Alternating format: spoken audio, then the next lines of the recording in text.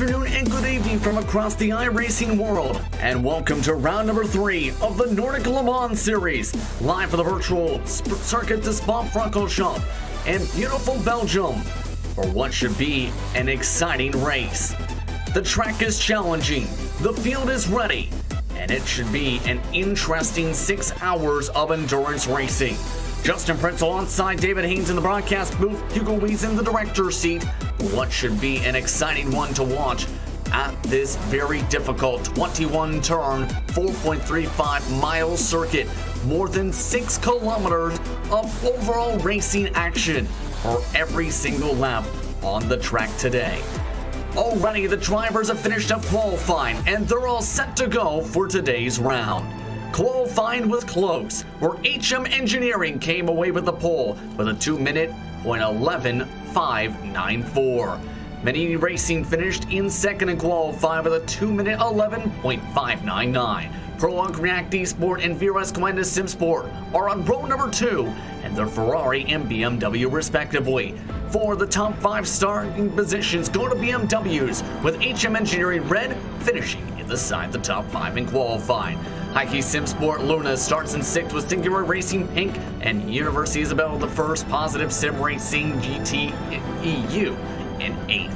Formula Racing's in 9th with Kinetic Racing in the 10th spot, with VG Esport Racing qualifying in 11th. Hyperion Racing's Onyx Black and X entries are 12th, 13th, while Laser Blue is in 14th. NSR Silver starts in 15th with Wrath Energy Racing, rounding out the 16 entries into today's round. Drivers getting all set to go for the introductory pace lap to get things underway. Let's bring my broadcast partner for today's round, David Haynes. David, this is always a very treacherous racetrack, and for these drivers, it's going to be interesting to see who can come out on top. Yeah, exactly. Endurance racing, we love it. Multiple drivers, lots of pit stops going to be required for fuel, and some of them tires as well. So there is not only a lot of talent required to drive quickly, a lot of thinking is going to be required, a lot of teamwork as well if you're going to come away with a good result after the many, many laps and many kilometers that all of these cars are going to travel. These drivers have a few more corners before they get underway. Coming into today, the points leaders are HM Engineering by just 4 total points. 120 earned on the season due to consistency, finishing second the past couple rounds. VRS Commanda SimSport and HM Engineering Red. University of Isabel the first. Positive Sim Racing round up the top 4. Singular Racing Pink is in 5th. Pace car already off the track. HM Engineering ready to bring them to the green flag to get round number 3 underway. Jordan Weeks behind the wheel in that red car on the right side of the track. Well, it's Tim Matsky on the left side in the green and white machine. They'll slowly give them a roll down towards the front straightaway, towards the starting line for today's round. Are you ready to go at pits? Home? Let's go racing. Jordan Weeks brings them down the front straightaway to the classic start and finish line. Green flag is waving. We're underway for the circuit to Spa-Francorchamps.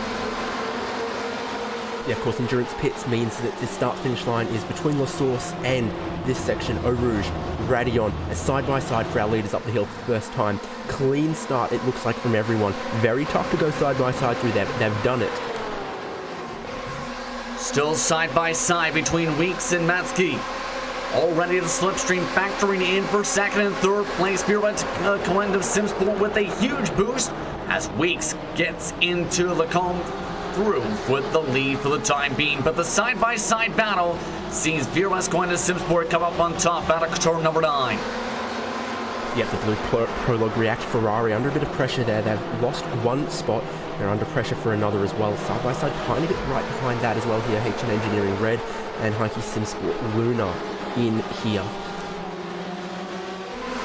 Already the gap between first and fourth, 1.3 seconds, as most of the field has gotten single file. The only side by side for the time being was for the last position. one thing to note, Formula Racing, looking to try and get things up to the top 9. That is Thor Qualman behind the wheel, looking to wheel that machine forward. Thor Qualman, one of the league organizers in that ESR sponsored machine, looking to try and get a good run today for his organization. Yeah, indeed. He's in ninth, he's just about in the middle of the pack there, so some decisions to be made about how he tries to move forward if that's what he's going to try to do. But like I said, Pro React Esport lost one position off the start, that Coanda car coming through. They're looking under pressure once again towards Blanchimont here. HM Engineering Red like to move forward, join their teammate, and using all of the track there is Daniel Pastor, and now he's going to have to defend through what's basically one of the slowest corners on the circuit. Near tight contact for Norbert Littner that time in the 5th position as they come across the finishing line for the first time today. An estimated 163 laps to go on this racetrack, and this is going to be one where you need to pace yourself essentially in this type of race and get the best of strategies. Last round, contact and incidents led to some interesting ones for some of the competitors. HM Engineering Red and HM Engineering overall had a strong round. While HM Engineering Red, they won 4th position already, side by side, up the Camel Straight. Will they be able to get the pass done the outside line? The answer is maybe. Able to stay side by side through the cone, but the preferred line still held on by Pro React Esport, opening up the door for 5th. Very, very tough run up the hill through Radeon for Prologue React. And that's what gave HM Engineering Red a great run, but in trying to attack, they've now made themselves vulnerable. Mikey Simsport Luna with Alfie Braddock driving, tries to take an opportunity there and does not manage to get the pass done, and it really helps that blue Ferrari get away just a little bit. That 6th place machine currently 17 in the point standings after 77 earned points.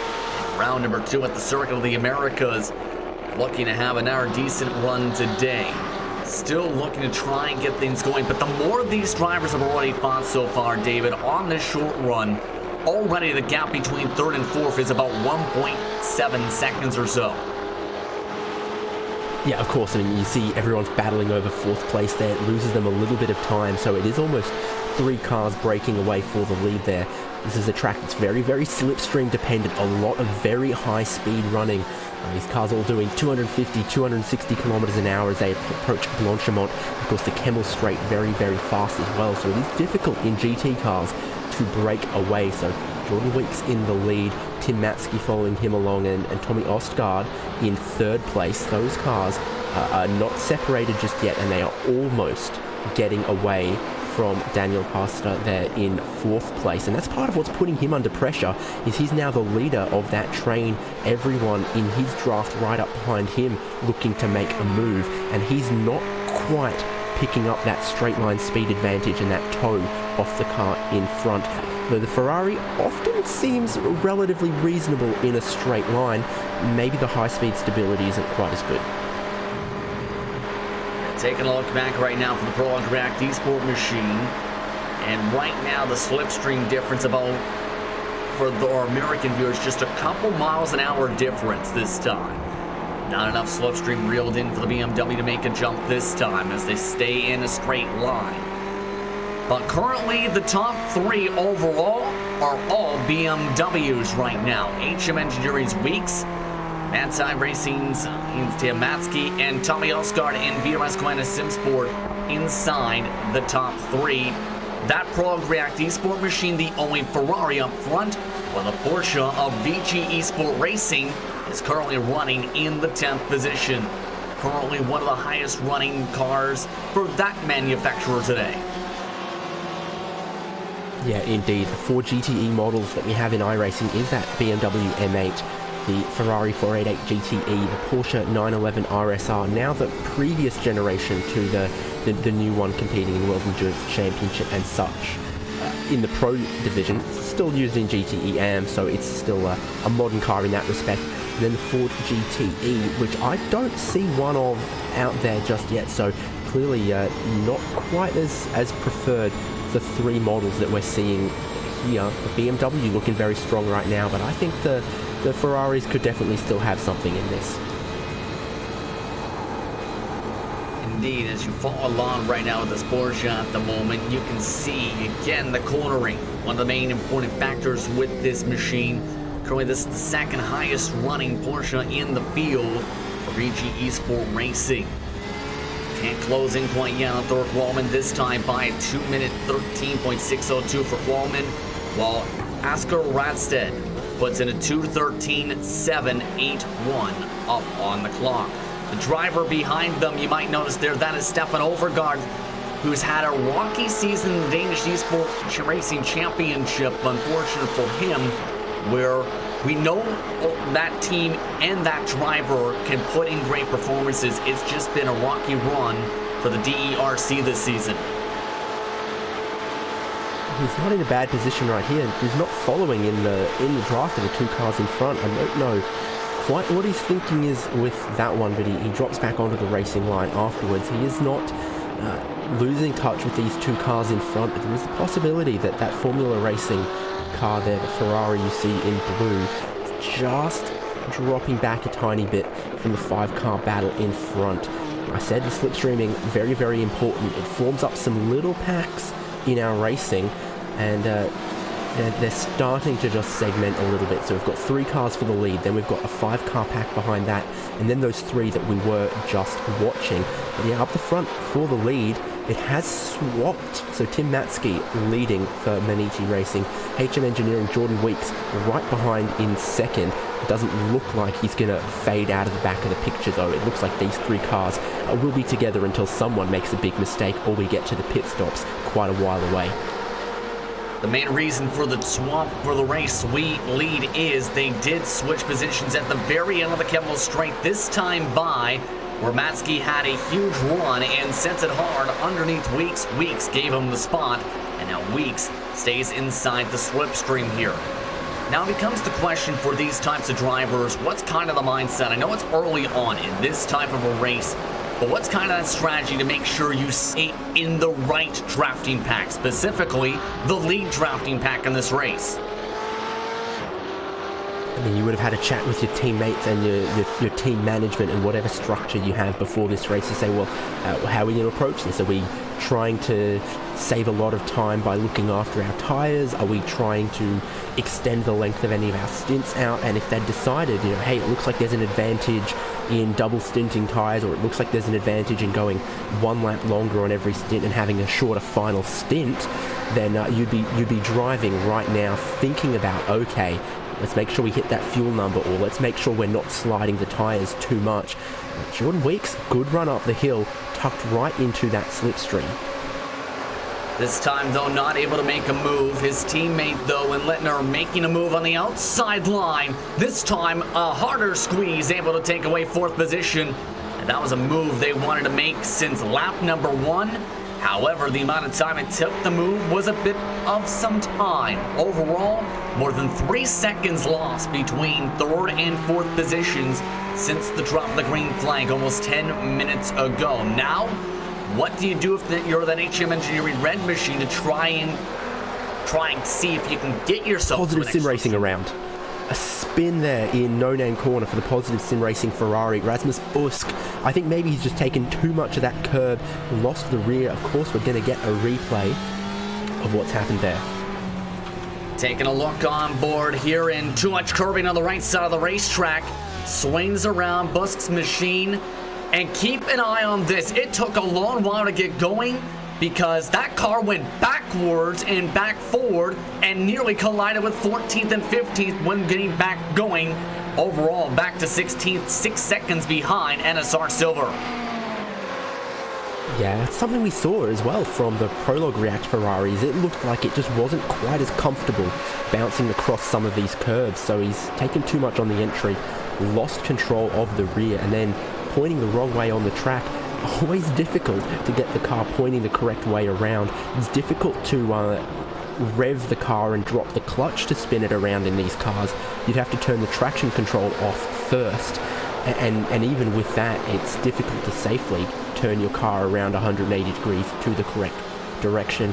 that has dropped Rasmus Busk and that positive sim racing car to the very, very back of the field and probably heated up their rear tyres more than you'd want. And it is a hot track today. Yeah, currently the track temperature at 94 degrees Fahrenheit at the moment. These drivers have an into sim time of 2:25 p.m. Down the straightaway, Matsky's still holding on for the time being, and it looks like Weeks is thinking about fuel saving at the moment because, again, with the type of slipstream, their lead car, you can potentially burn more fuel. These drivers electing to stay in the straight line and lift towards the end of the straightaways to just save some extra bit of fuel to prepare their pit strategies for later on in this race today. Yeah, 2 laps in a row there, you've seen Jordan Weeks just start rolling out of the throttle, back it out a little bit before the braking zone at the end of the Kemmel Straight there. So I think he's thinking that there's no point in leading right now. I can just follow Tim Matska. He's not getting away from me.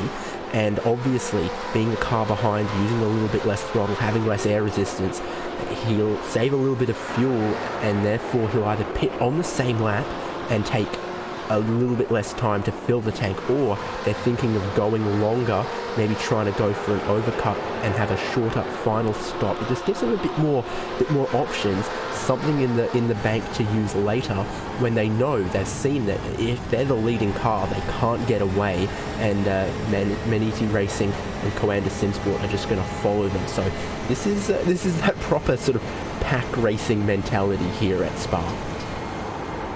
And talk about the effectiveness of the slipstream. The driver with the double toe at the moment, again, Tommy Osgaard. We know Tommy Osgaard's experience on the iRacing service at the professional level. He's the fastest car on the racetrack overall. 2-minute 12s at the moment, has the purple lap time at 2-minute 12.469 a couple laps ago. So he is just blistering fast when it comes to this draft. Again, just electing to ride comfortably in that third position, though, behind Matske. Yeah, exactly. He's got that Black Stripe Pro license. He's got the highest I rating of everyone out on track right now. But I think very sensibly, he's willing to just sit in third, look after his tyres, probably saving as much fuel as Jordan Weeks is, and he knows this is a 6-hour race. He's got a lot of strategy still to do. He's got a teammate, at least one, still to drive in the cars. You see Jordan Weeks there doing that fuel saving we were talking about.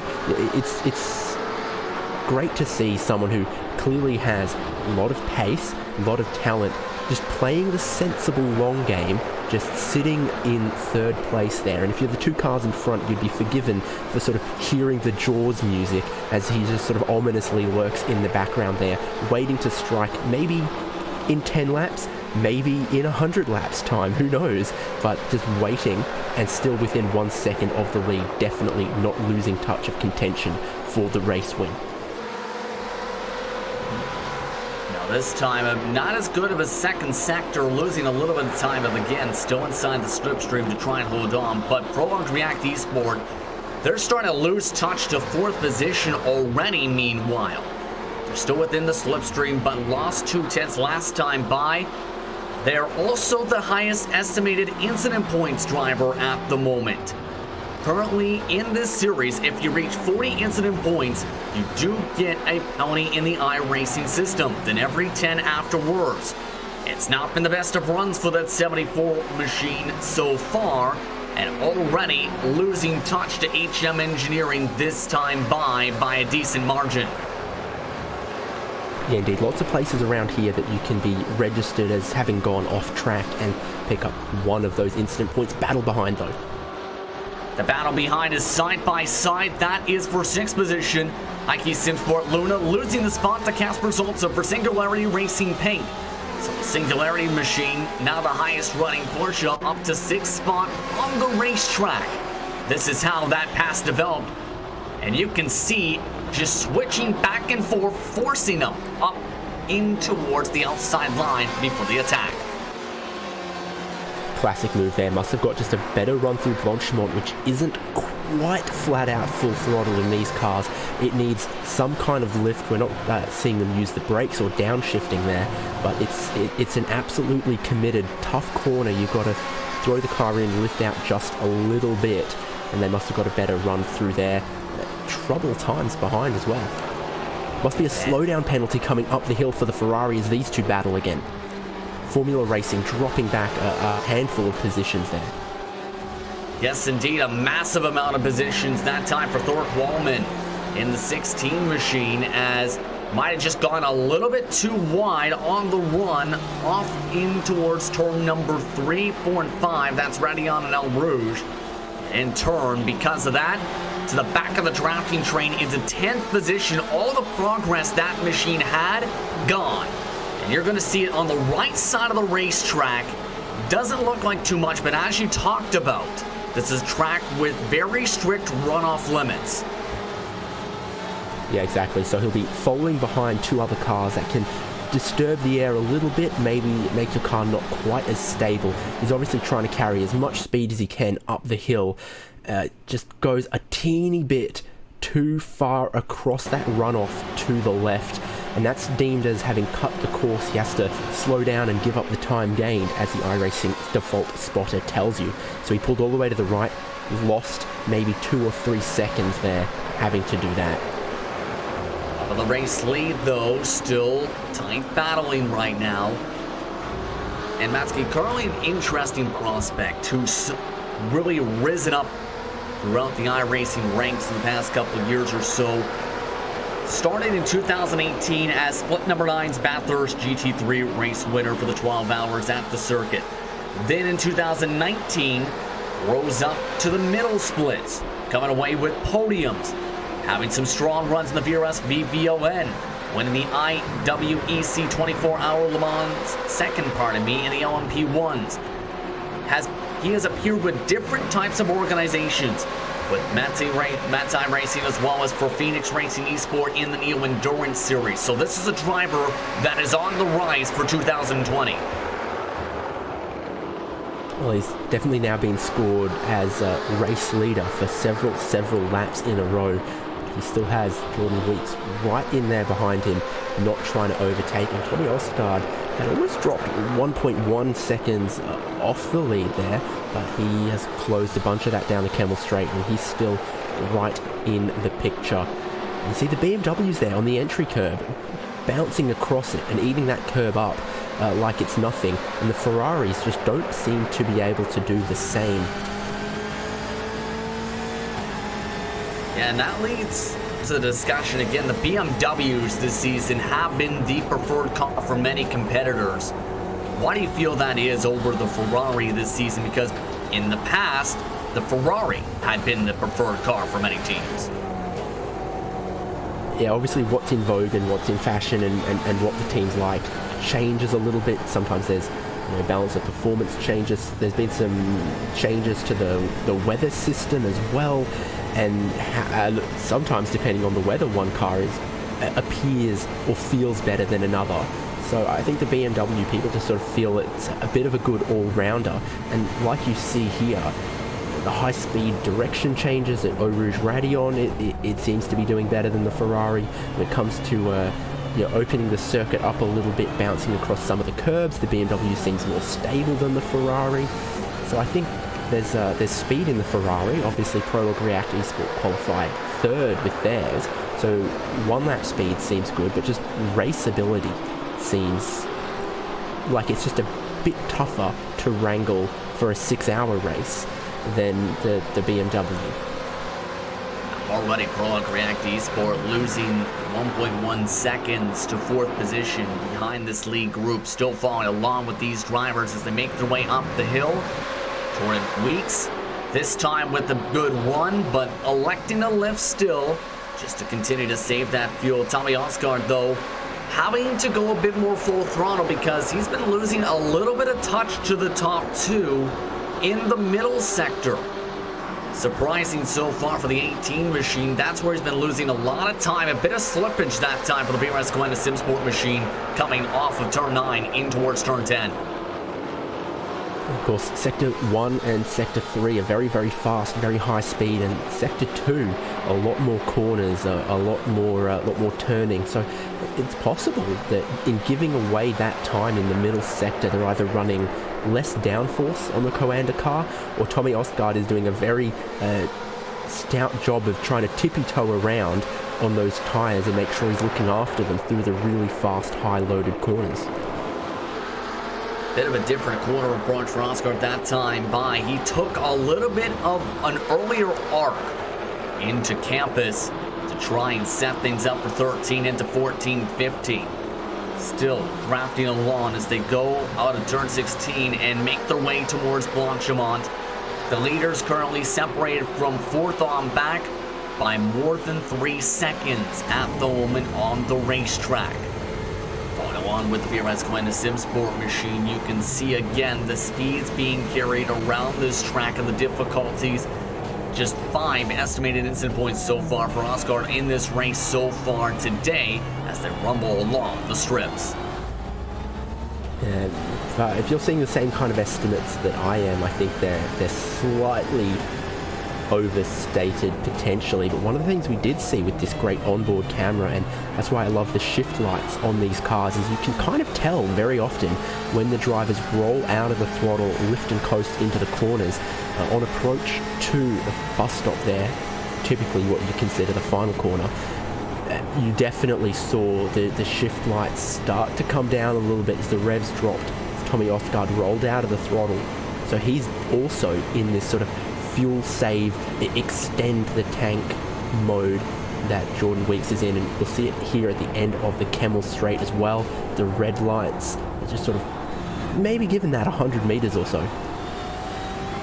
Yeah, that's the best way in part to really get the fuel saving together. Is it's essentially been described almost as a very difficult type of braking, and this time overrunning the corner is Osgaard trying to diamond it off into Bruxelles, but not a good run overall. Again, losing more time as Osgaard because of that run. Yeah, he doesn't need to be worried about it just yet, but he's definitely not as close to the rear bumper of the first HM engineering car like he was earlier on. Sure quite what is going on for the middle sector with a Coanda car. It ought to be very, very quick.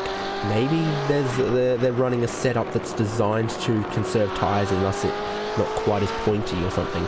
Hard to know. Indeed, but you can see right now the race leader might have just got a bit of luck as Weeks had a slight moment, it seems, where there was a technical issue and Weeks has been put behind the Coanda car because of it. Well, that is time to have some bad luck for Weeks, but at least it's early on is the best thing you can say. To third goes Weeks. Yeah, and this now puts Tommy Osgaard 1.5 seconds off the lead. He's almost lost that draft to Naniti Racing, so he's going to have to give up some of those thoughts of fuel conservation for a lap or so to make sure he bridges that gap to Tim Matska and doesn't let him get away. It's an interesting little development there for Jordan Weeks. Some potential connection issues and maybe some other dramas of some kind, because when he did reappear as it was, he had lost that position to Tommy Osgaard, so not a good lap at all for Jordan Weeks just there. And now that potentially brings up a panic moment too for both of these cars, because technically Matsuke is currently at the moment broken the toe, but now this is going to make it interesting to see what VRS Coanda Sim Sport setup might be down the straightaways. We talked about the potential of the downforce. Well, this is a time to try and flex those muscles now, because now they're outside the slipstream because of that issue. Yeah, absolutely. Osgaard's got to push it pretty hard for 1 or 2 laps here. And he used all the exit that he could at the no-name corner there. And this is maybe the most committed we'll see him for a little bit. 1.4 seconds he is behind Matska. So he's closed in about 1/10 so far in this sector. That's going to be absolutely critical, not just for him, but also if you're Jordan Weeks and you get stuck behind, or you're running behind Osgaard here and the lead gets away, that's not good either. So Matska, I'm sure, is also giving everything he can to try and drop these two guys to try and form his breakaway. Here's the crazy thing. Oscar, as soon as he got into open space this time by, gained 2/3 of a second through sector number 2 to close the gap a little bit. As meanwhile, we check back up in P number 8 and 9. This is where VG Esport Racing is trying to hold on in front of Kinetic Racing at the moment.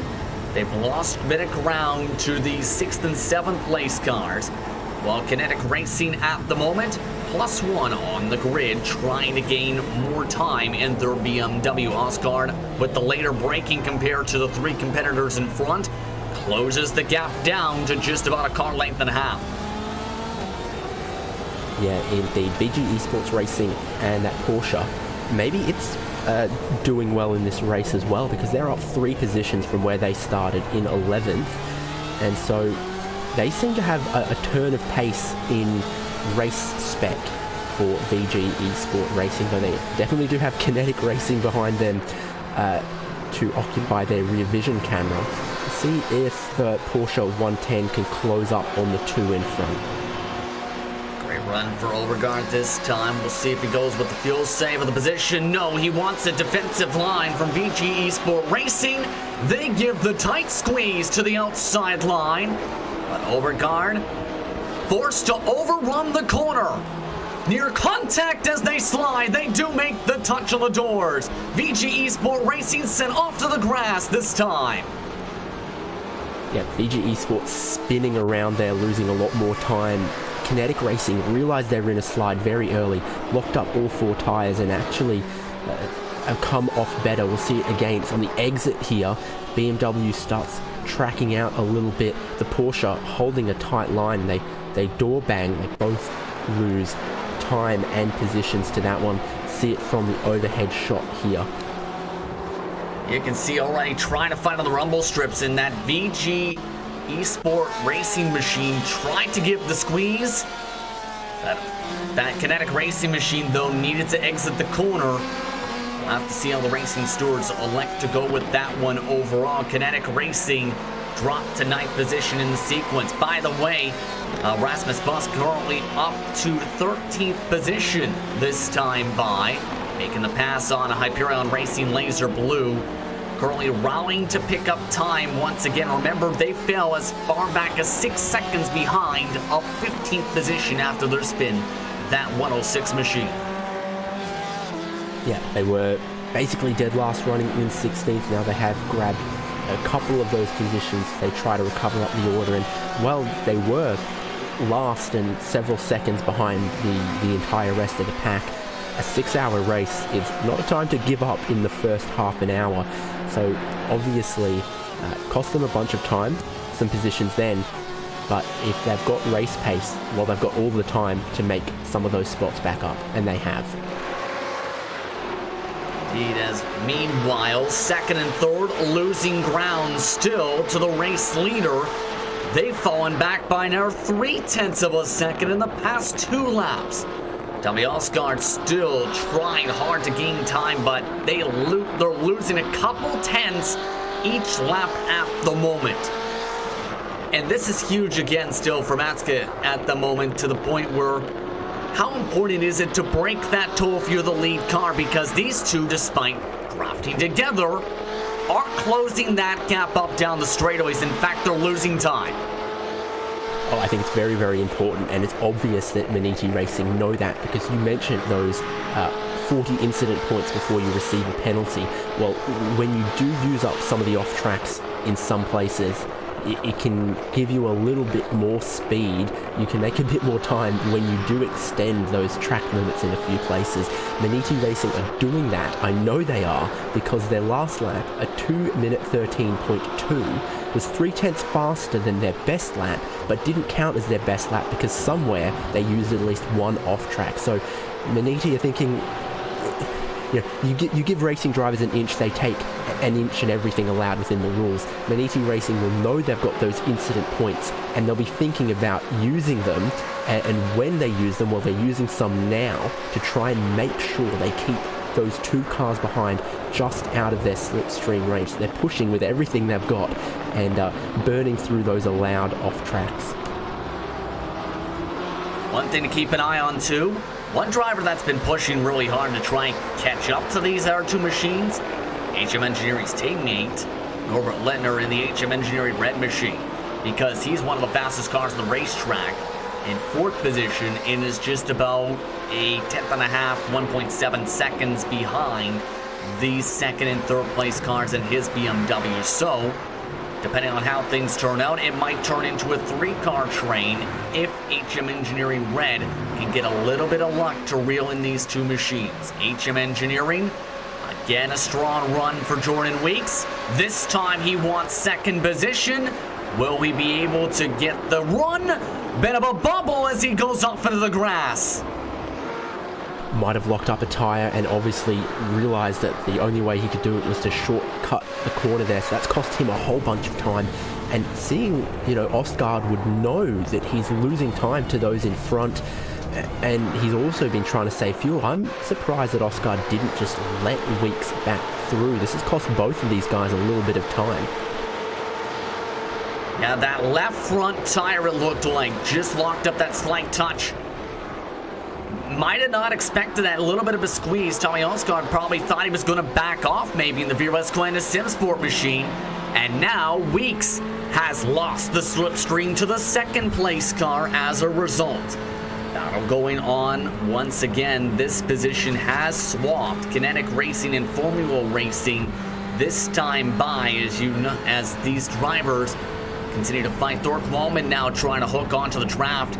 Kinetic Racing, remember, had that contact a few laps ago with the VG Esport racing machine. And now Overgaard is off into the tire barrier. His BMW with a hard hit.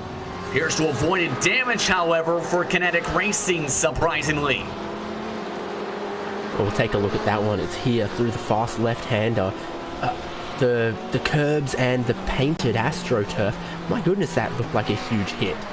And somehow Overgaard is continuing. He's lost a bit of time for that, but you see the car dropped off the curb at the apex. Might have still been bouncing a little bit when the outside tires hit the AstroTurf on the exit, and that sent him spinning around very, very quickly indeed. Then he hit the tire barrier, sent him for another rotation, and somehow he's kept the panels on that car when I have seen in some impacts the entire front get ripped off these BMW M8s.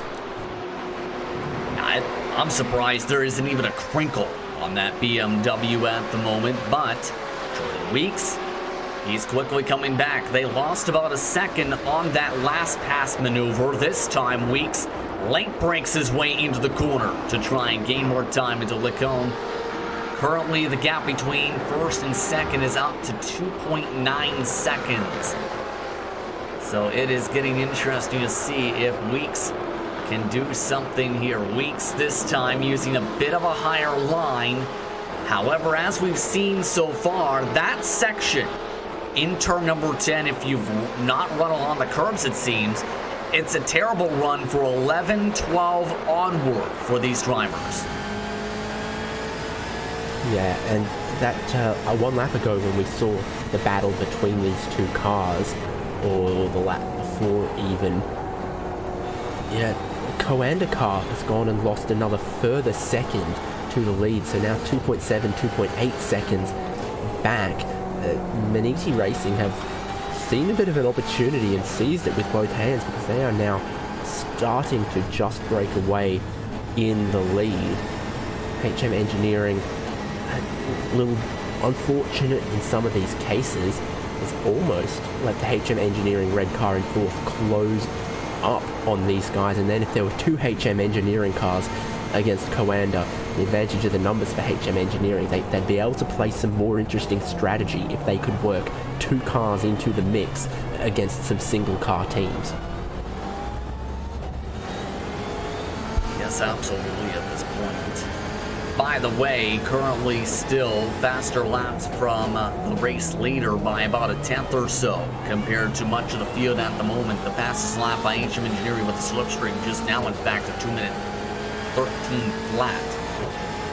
Still, these drivers needing a lot of time to hustle to gain a lot of time on the racetrack. This is one of the closest battles between these drivers on the track right now. Weeks still looking to keep inside the slipstream of the Spa-Francorchamps Sim Sport machine. 5 hours, 24 minutes up on the clock, an estimated 146 laps to go this upcoming time by Weeks. Still looking to hustle his race car. Again, his teammate, mind you, is essentially going to potentially get the chance to catch up to these drivers if he keeps on hustling or gets one more battle behind them. So keep an eye on the 14 machine of HM Engineering Red as well as this goes on the top part of your screen. Yeah, and they've definitely got more speed than the 5th place Prolog React car, at least at the moment. So they spread out just a little bit except for this battle over second. HM Engineering Red, you look at it there, just over 2 seconds behind. They only need to find about half a second and they just start picking up that slipstream, and then to find the remaining time is a lot easier. Indeed, you can see the difference now. It's 2 seconds between the two teammates at the moment. So we'll have to see how that develops again as this run continues. Now, the interesting thing with that Spa-Francorchamps Sim Sport machine up in the front, they had some strong success in the endurance racing on the iRacing service just earlier this month for the at Bathurst, where they came away with the victory in that race after at one point being a full lap down as an organization before mistakes by Max Verstappen and Team Redline allowed them to move into the lead after what was an exciting battle at one point between Max Verstappen and one of their drivers in Rogers. Yeah, that was a pretty brutal race for all involved. A lot of damage, a lot of accidents, a lot of attrition, because that is just a circuit where a lot of blind corners, barriers everywhere, and the traffic was incredibly difficult for the full 12 hours. So yeah, a lot of cars that were very strong got taken out in various different ways, and it was indeed Commander Simsport who came through there. Jordan Weeks just taking a little bit of a roll out of the throttle before the corner, but he is now right at the rear bumper of Tommy Osgaard, is still 2.7 seconds behind the leader, so not closing on, closed 1/10 on the previous lap, but it's he's not taking big chunks out of Maniti Racing at the moment. Yeah, only like about a 10th or so a lap, and this might be a situation where it's going to take lap after lap after lap, where you have to stay in focus and just keep in a rhythm. If you're Tommy Osgaard, you're thinking, please don't try and pass me again, because it seems to be working. But again, it's going to take at least another 20, 30, 40 minutes to set things up. And that's the difficulty in endurance racing at times, David, where you have to think that big picture. You can't just think of the carrot on the stick completely in that exact moment. Yeah, the one thing that these guys have as an advantage, though, over Maniti Racing is all of those laps they spent in the draft. When we get to the pit stops in about 20 minutes' time, they might be able to take a shorter stop and close that gap a little bit. So we'll see what happens when they get to the pit stops. So long as they stay holding station here relative to Maniti and don't lose any further time, they might be able to close 1 or 2 seconds in the pit lane without too much trouble. 12th and 13th, I think, have switched places. Yes, they did, because Rasmus Buska is still cutting his way through the field. It seems like the Hyperion racing machines are giving space to the University of Isabel, the first sim racing GT machine for positive sim racing. So that position did swap this time by. Currently the gap between 11th and 12th, though, is a huge margin of 7 seconds. Hyperion Racing, all their drivers grouped together at the moment in 11th, 13th, 14th on the pylon at the moment. Oh, and a change just now for second position. Weeks again wants the spot. This time, Tommy Osgaard gives it to them. So this was something Weeks wanted to do for a while here, David. And now Weeks does it, thinking he's got the faster car. interesting. So the move completed cleanly that time. We get the replay of it. He's in the slipstream. Osgaard stays to the right. He's going to try and defend it. Look at Weeks going all the way up the side there, trying to pick up the side draft. Then breaks very deep. And at that point, he's got it. So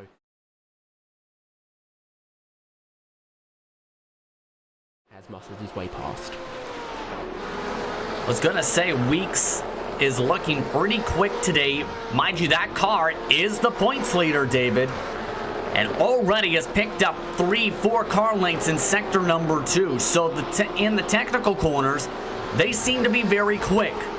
It's just going to come down to the straight line speed here to see if they can close the gap now for the race lead now that they've changed positions.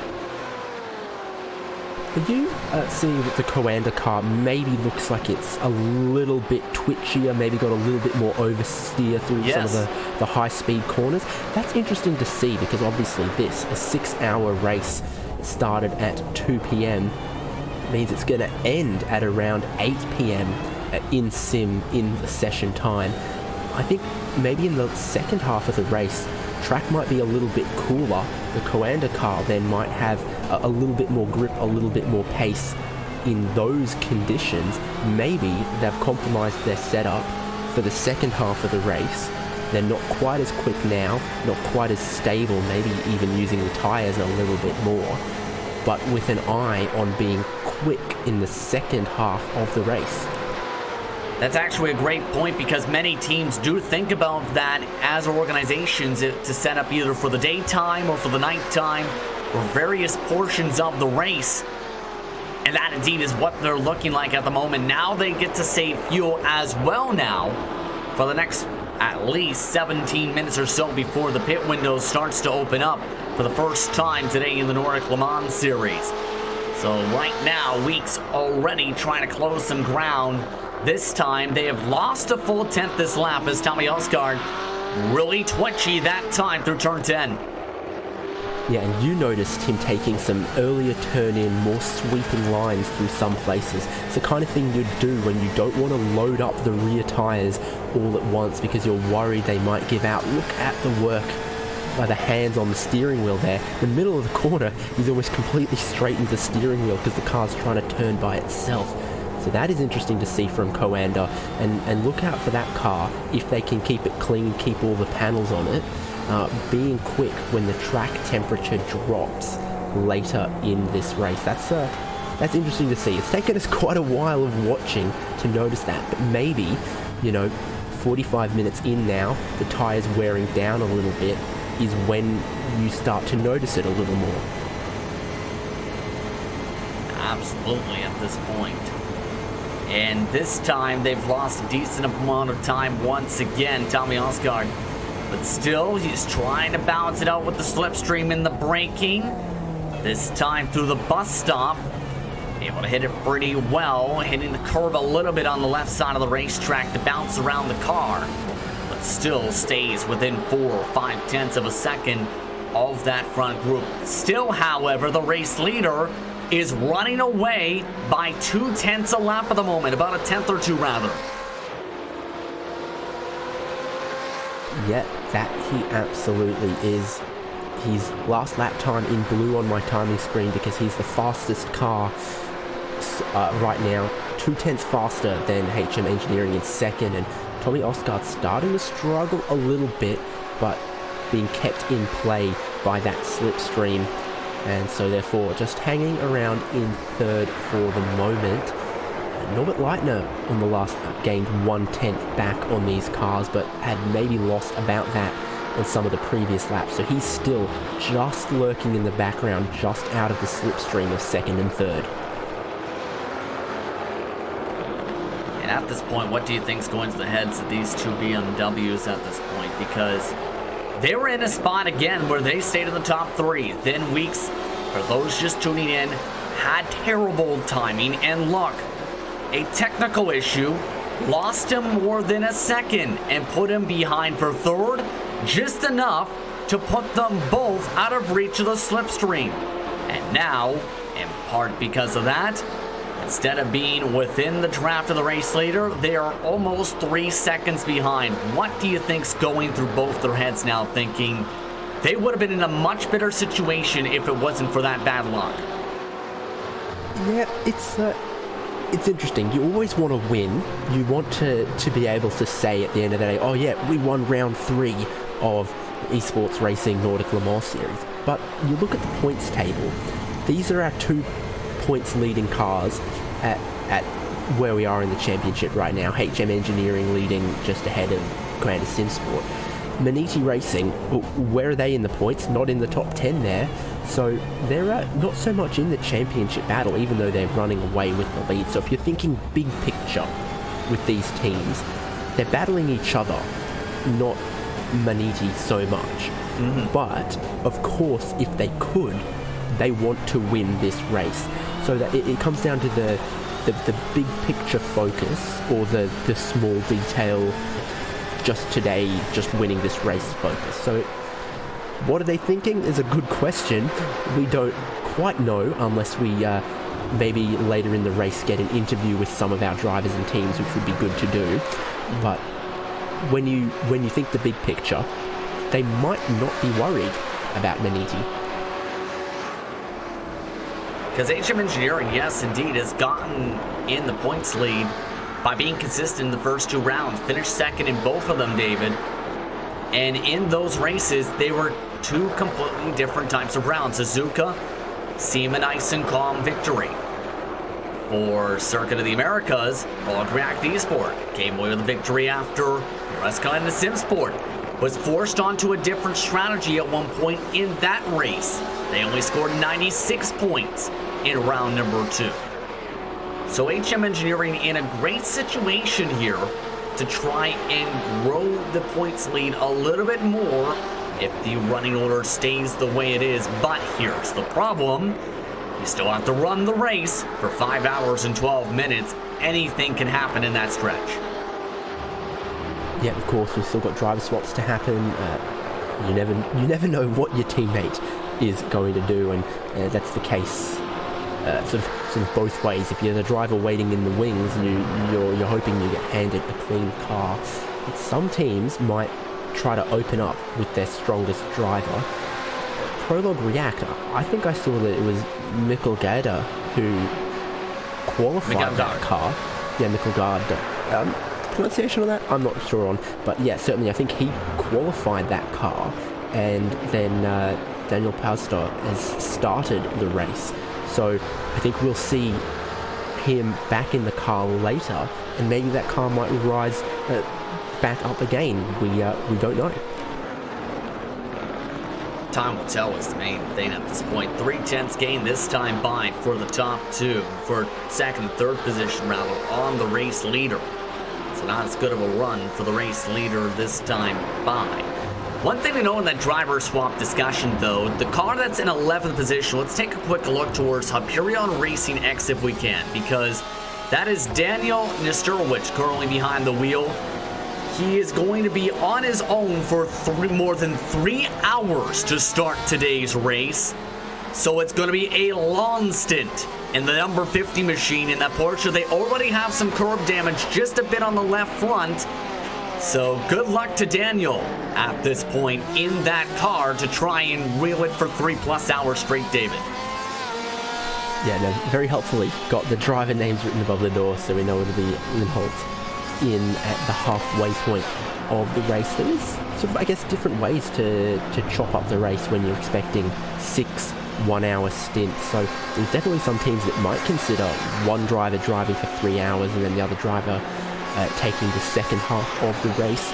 Some teams might go 2 hours driver A, 2 hours driver B, and then put driver A back in for the final 2 hours. That'd definitely be one way to do it. If you thought one of your drivers was the strongest, you'd have them start, and have someone else drive in the middle, and then have them to finish the race. Again, Hyperion Racing X in a different type of box, as mentioned, though, with at least 3 hours expected here for Stewards for the race. As you look inside the cockpit, that black and red helmeted driver focused on trying to hit his marks, currently 11 seconds behind a VG Esport Racing for the 10th spot. Currently about 1.6 seconds or so back is the Positive Sim Racing machine, Rasmus Busk, once again, who's looking to recover some time, running the 2:15s, leaders running 2:13s. But all of a sudden, second and third, they're hustling because they just gained another 0.2 this time by. So all of a sudden, the lead grouping is starting to catch back up to the overall race leader with the slipstream. Yeah, that's indeed the case. Jordan Weeks has had the hammer down. He's trying to close that gap. Tommy Osgaard, of course, coming along with him. So now 2.2 seconds when it was a little bit more than that earlier. Maybe Tim Matska has worn the tyres off a little bit. Maybe he's being more careful with the track limits right now, knowing that his next pit stop might be in the next 10 minutes. It might be four laps away. So definitely getting towards the end of this stint, because you normally think of the GTE cars as doing just a little bit more than 1 hour. But here around Spa, I think you spend a little bit more time at wide open throttle than you do at some other circuits. So on a per hour basis, you'd be chewing through the fuel just a little bit quicker. Absolutely at this point, and yeah, that's going to be an absolute thought process for these teams and adjustments right now to try and get the best possible strategy. Right now, the fall off in this race, 1.1 seconds over the span of the past 53 minutes since the drop of the green flag. And a lot of these drivers have essentially spaced themselves out. It's taken an interesting turn. Normally you usually see kind of small groupings of drivers on this type of racetrack. Today, though, these drivers are spread out a bit. 11th and 12th, though, have closed on in. Hyperion Racing X, reeled in quickly by Positive Sim Racing. And Positive Sim Racing looking to regain all their positions since their incident in the first 10-15 minutes of this race. Here's the question, though, Hyperion Racing X, will they give them the position easily, because their teammates have so far? I mean, Hyperion Racing obviously know that this Positive Sim Racing car a bit faster than them, but had that spin early, so I don't think it benefits them too much to defend too hard. And in the end here, he does open up the inside towards Blanchimont. Rasmus Busk gets the racing line, takes the full width of the corner through there, and is now in his recovery back up into 11th. Our graphic updates and you can see it. He's got another 13 seconds he has to close before he gets to the next car on what's being a rather challenging recovery drive. They're getting further away and harder to pick off now. And that car seems to have some good solo pace for today to be able to reel in these drivers without any sort of draft. But the thing is, again, using a lot of fuel, using a lot of grip, and using a lot of tires to try and close this up. Again, about 12 seconds, as you mentioned, to try and close up, and that's difficult to do this entire run. They are only a few minutes away from the pit window, mind you, in about 5 minutes or so. Yeah, and it's interesting to see our 16-car field. As yet, no one has taken pit entry yet. And of course, we're using the full endurance pits, so it is a very, very long trundle down pit lane. If you're taking full service and you drive the full length of the pit lane, it'll almost put you a whole lap down at the speeds we're doing here. Of course, everyone has to do it. If you could cut out a pit stop with such a long pit lane, it would be a very, very big bonus. But with these cars in a 6-hour race, I don't see anyone being able to do 1 hour, 10-minute stints like that have to do, or 1 hour, 12-minute stints. Regardless, it would be an almost impossible task. But that is one of the things to think about, because this pit lane here, with the endurance layout of Spa, the longest pit lane on iRacing by length and by time. It's almost 2 pit lanes combined, isn't it? Well, it is. That's what it is. It's 2 pit lanes combined. Yeah, in the middle portion of that, mind you, specifically in Les Sources, is very difficult and tight too. There have been drivers who have hit the concrete barrier that's along that pit lane before by carrying too much speed in that particular section, because it's essentially a hairpin within a pit lane. Yeah, yep, exactly. You know, sometimes you've got corners on the entry to a pit lane before the pit lane speed limiter starts, but there's no other track with a corner that you have to take with the pit lane speed limiter on like that. So second and third, it's still close together. Fourth place was the fastest car on the last lap, and closed about 2/10 on that orange, purple and white Coanda car. But 8th and 9th starting to battle again, and it's Formula Racing and Kinetic Racing, who we've seen get a little bit close before. And Kinetic Racing, what an interesting race they've had, where they've made contact with VG Esport Racing, they've made contact with a barrier, and yet they're still going, closing down Formula Racing for 8th place. That's the 54 again of Kinetic Racing we're referring to there in Overgard. That's been having a good race, still full, or having a lot of race, I should rather say, as we go back over to the 9th position. Last time by at 2:14.3. Just keeping within reach of Thor Qualman at this point in this run. And again, they did take, mind you, that tumble into the barriers, and somehow the oversized load stickers and then some stay on that race car, and this time they nearly overrun the corner into the sand trap. Every time we take a look at Stefan Overgaard trying to catch Thor Qualman, we see an issue for him, so maybe we won't talk about him. We'll talk about the fact that our leader is on pit lane, and maybe a little bit earlier than you would think, but there's some other cars following him in as well. They did lead every single lap, essentially, for the most part in clean air. There was also only clean air for HM Engineering Red, so the strategy and the slipstream coming into factor for some of these teams. Like Simsport Luna, Formula Racing, VG Esport Racing, all in this time by as well. And all of them not making it to the 1 hour mark on fuel. Yeah, it's interesting you say that, because I noticed that too. We were before the top of the hour when they entered the pit lane, but that's not what actually matters. It matters when they leave pit lane. Now they spend about a minute trundling towards their pit stop at the classic pits here. If they spend a minute taking pit service, it will be past the top of the hour when they leave pit lane. So yeah, they are just basically hitting the top of the hour because of how long the pit stop takes. Doesn't matter when they enter the pit lane, it matters when they leave. And that's going to just get them inside the window that you just referred to. Half the field heading that time by. HM Engineering, Veerwest Commander Simsport, Prolog React Esports, Singular Racing Pink, Kinetic Racing, Positive Sim Racing, Hyperion Racing Blue, all stayed on the track. Race leader off and away, off the pit lane. And said Racing not taking tires this time. HM Engineering Red is up on the jacks, however, for Norbert Lettner's machine. Well, everybody else stays inside the boxes to finish up their service. Yeah, indeed. So it takes about 35 seconds to fill the fuel tank, and then once the fueling is done, the teams can take tires if they decide to. That takes about another 25, 26, 27 seconds or so. So you see the stop time there.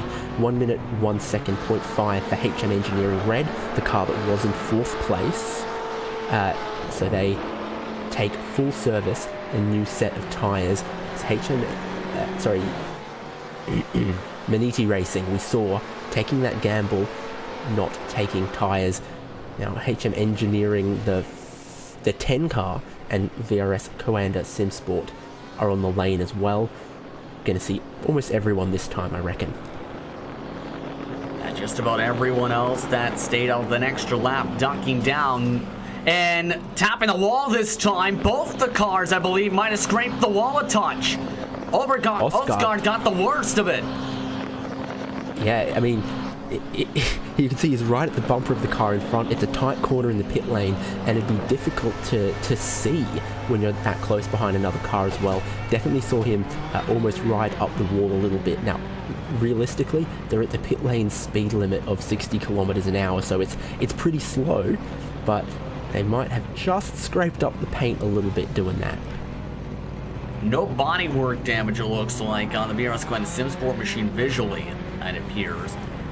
There was one other driver that tried the double stint in Formula Racing on that pit window for the other drivers. Everyone else has ducked down, including NSR Silver, the last place car on the cycle overall. Keep an eye on HM Engineering's Jacks. They're reaching the 34-second window right about now. Will they take tires? Yes, they will. They want some fresh rubber. VOS Coanda SimSport also in the same boat, taking an extended pit stop as well. Critically, Justin, when you're taking the tyres, you can also get just a little bit of damage repair done. If you were out there running to the end of your stint, knowing you had just a little bit of damage on the car that needed some attention, then in taking tyres, okay, you get new tyres, but also there's an opportunity to get just a little bit of repairs done as well if you need that. Like, for example, if you scrape the pit wall, or if you're Kinetic Racing, who had that bump off the tyre barriers. So I think definitely seeing a tyre change from those teams. So all pit service completed now. The only two teams that did double stint their tyres, Maniti Racing, your leader in the BMW, and Formula Racing in that Ferrari that was Torque Volman, now being driven by Matthias Burke. And that's one of the few driver swaps we've seen. Almost everyone else, the same driver staying in, especially within our top 5. Going to be interesting to see how much that advantage holds up. It's now more than 28 seconds for the race lead because of the double stint. For Manti Racing, if they can get this to stick, there is the chance that it could be huge. But here's the risk when it comes to double stinting compared to fresh tires. The fall off, as talked about 1.1 seconds. That is a decent amount of fall off, mind you, over the course of an hour. Extrapolate that now into another stint on those tires, and in turn, these HM Engineering machines, along with VRS Coanda SimSport, might have an interesting situation on their hands if they can close up the gap over that time in the next 30 minutes or so. By the way, HM Engineering Red, they were able to jump in front of VRS Coanda SimSport as that went on. Yeah, that is true. So I don't know quite what has happened for Coanda. Maybe the undercut from HM Engineering Red, putting the new tyres on one lap earlier. If they, we know they only really needed about 1 second to get within the draft, and then their pit stop was 1 second quicker, probably because they didn't run the tank entirely dry, coming in one lap earlier than the teams that really tried to stretch the tank. So those two things combined, maybe 1 second undercut on the new tyres and 1 second shorter fuel fill, puts HM Engineering Red up into third. And here what we've just seen, Formula Racing, who double stinted their tyres, are already losing one spot to Prologue React Esport, who did take a new set of tyres. Critically, both of them Ferraris, so that shows you sort of the advantage of a new set of tyres. Meanwhile, VOS Coanda SimSport took a look at third position, but didn't elect to send it hard on the inside line. Not enough of a run to make the move to get the position back on Norbert Littner. Still taking a peek. Looks like Oscar wants that position, sees a possible mistake to exploit. Still waiting for the right passing opportunity. Might be a pass coming up and launch him on if he keeps this up. Yeah, and this is great for Jordan Weeks, who's a points leader. He's his biggest competition here in the Coanda car, being held up by his teammates at least a little bit, and at least for the moment. You know, you'd say HM Engineering Red are acting in their own best interests, but it's also benefiting their teammates. Yes, That's absolutely right now. This has been Norbert Lindner that's not been as quick right now. To keep up with his teammate was one of the faster cars in the solo draft. This time by, though, Tommy Oscar trying to get the slipstream as they're approaching their way through Blanchimont. Currently a few mile-an-hour difference, picking up a lot of pace, but Tommy Oscar electing to save fuel instead of sending it hard this lap by, heading towards the bus stop. Electing to stay in the slipstream, actually lifted midway through Blanchimont. Yeah, it's interesting. I mean, we saw about a 50-50 split in the field of which lap the drivers pitted on. So obviously, the cars that got a lot of slipstream were able to save some fuel. Did go that one lap longer the first time around, including the Toyota SimSport car.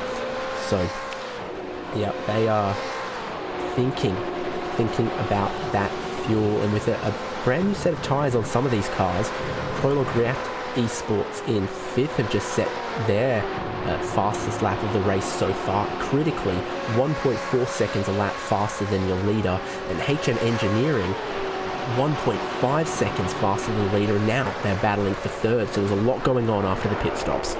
Here comes Virwesco and SimSport. Off into the grass they go, and contact with HM Engineering Red. Both those drivers keep on going, and still, somehow, no bodywork damage. Okay then. Yeah, these BMWs are looking like they are built very, very strong at the moment. So that was an interesting battle there. Again, the car that tries to go around the outside of the first section and pushes a bit wide in the second section. I think it was very, very sporting of Ostgaard to... It was obvious once HM Engineering Red were off the track that he rolled out of the throttle, let them grab that spot back, because he didn't want to grab the position by rejoining and bumping his opponent off the circuit. Yeah, that lost them a decent bit of time now. 4 seconds to Jordan Weeks for second position. And now Tommy's probably going to be really buzzing after that mistake. Going wide through the comb, into the grass, into the sand trap. Making contact with that gray and red machine up in front this time. Tommy Oscar will see if he elects to still save. No. He actually has to lift a touch through Blanchimont's turn 18. We'll see if he tries to send it on the outside. Can't get enough of momentum, though, to force it a side-by-side off through the bus stop. And critically, after all of this, Coanda are now 4 seconds behind the leading HM Engineering car that you can see is already well and truly through the source. So this is very, very much helping Jordan Weeks and the number 10 car. These guys are battling like they are. And again, the number 10 car with Jordan Weeks is 1.3 seconds or more faster than Maniti Racing. So we'll see very shortly if double stinking the tyres is really going to work in these temperatures. Tommy Oscar this time again outside, not enough line or speed to send it on the brakes, but tries to send it hard to the inside of turn 9, nearly making contact. He is really getting impatient and waiting for that run to the Kevel straight each time. He really wants this spot. Now has lost 5 seconds to Jordan Weeks in this fight. Yep, and the Prologue React Ferrari is only 8 seconds behind, and he's closing a second a lap as these guys keep back 2 seconds on the last lap as these guys keep battling. So Ostgaard needs to get this move done. Norbert Leitner is just doing a fantastic job defending, even if he doesn't quite seem to have the speed of Jordan Weeks, his teammate.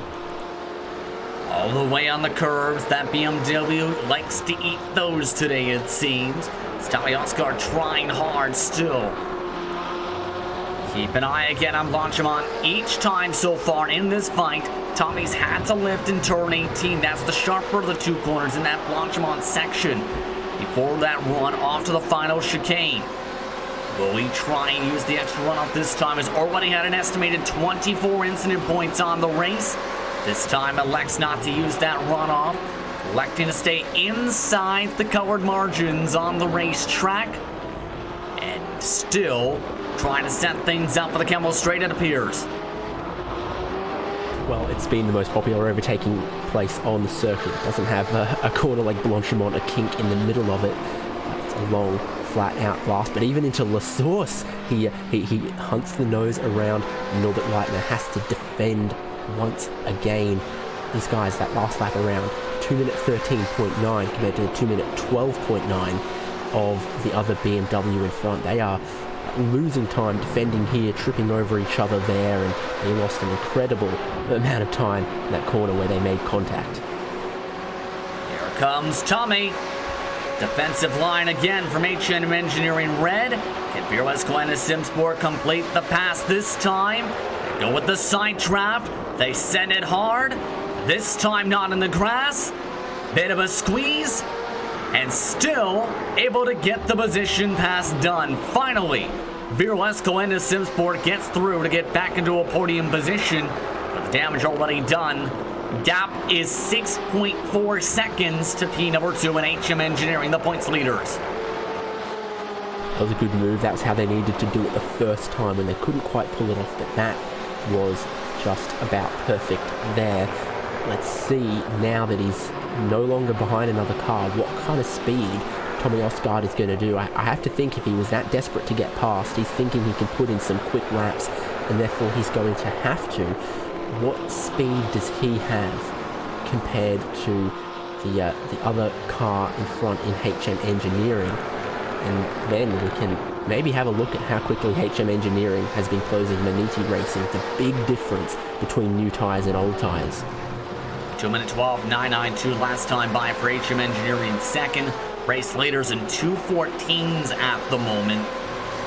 The gap has closed up by about 7-8 seconds between first and second since the pit window has opened.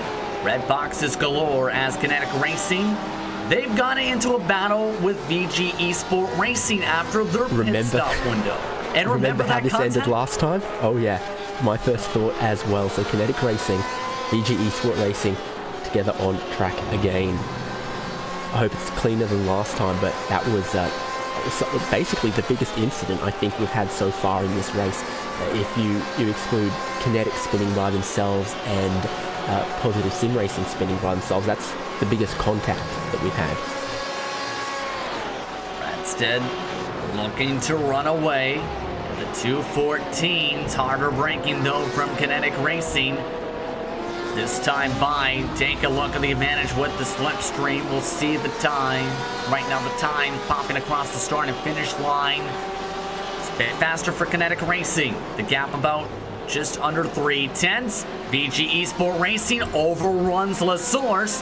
Still not able to make the move as Overgaard though as he tries to set things up for the Camel Straight again. Yeah, looks a tiny bit towards the inside of Eau Rouge, but I don't think he's going to Mark Webber it this time. So now the run, the exit of the corner here is absolutely critical. He's right behind the Porsche. What's the straight line speed like for the two cars? VG Esport aren't going to defend. Asker Radstead takes the normal racing line. Kinetic Racing have their nose in front. They have the inside line. You'd have to think then that they have the position won so long as they make the corner, and they do. Good clean pass this time. And Kinetic Racing will try and run away quickly. And try and keep on to this 9th position. Again, the hustle needed though to get up to 8th position. They lost a decent portion of time after the pit stop window. 2 minutes and 4 seconds in the pit boxes. 11 seconds to be number 8 on the racetrack. The gap between the race leader and second place, by the way, now 20 seconds for Jordan Weeks to close up on the track at the moment. Again, 20.4 seconds in closing quickly. Yeah, this is going to be a really interesting one. You see those last 3 laps, it's been metronomic from HM Engineering. 1.4 seconds, 1.4 seconds, 1.35 seconds that they've closed Maniti Racing. We're doing laps that are just a little bit longer than 2 minutes. We're doing 1 hour stints, so we're seeing 26 or 27, maybe 28 laps to a stint. It's 27 seconds or so to change a set of tyres. So if it's 27 laps to a stint and 27 seconds to change a set of tyres, then keeping an old set of tyres, if you lose more than a second per lap doing that, then overall you'd say it's not worth it. And at the moment, Maniti Racing are losing definitely more than a second a lap on those old tyres. HM Engineering, the rate they're going to catch Maniti Racing. And that's the gamble sometimes you have to take to try and gain the most amount of time, and I don't think they were expecting this amount of drop-off, potentially maybe here, because it's now over 2 seconds of drop-off. On the first stint of tires, it only got to 1.1. I mean, you have to say, Maniti Racing didn't have to take the gamble. They were the leaders by a couple of seconds. If they had taken a set of tyres, you imagine they would have still been 2 or 3 seconds ahead of HM Engineering with the same age tyres as them.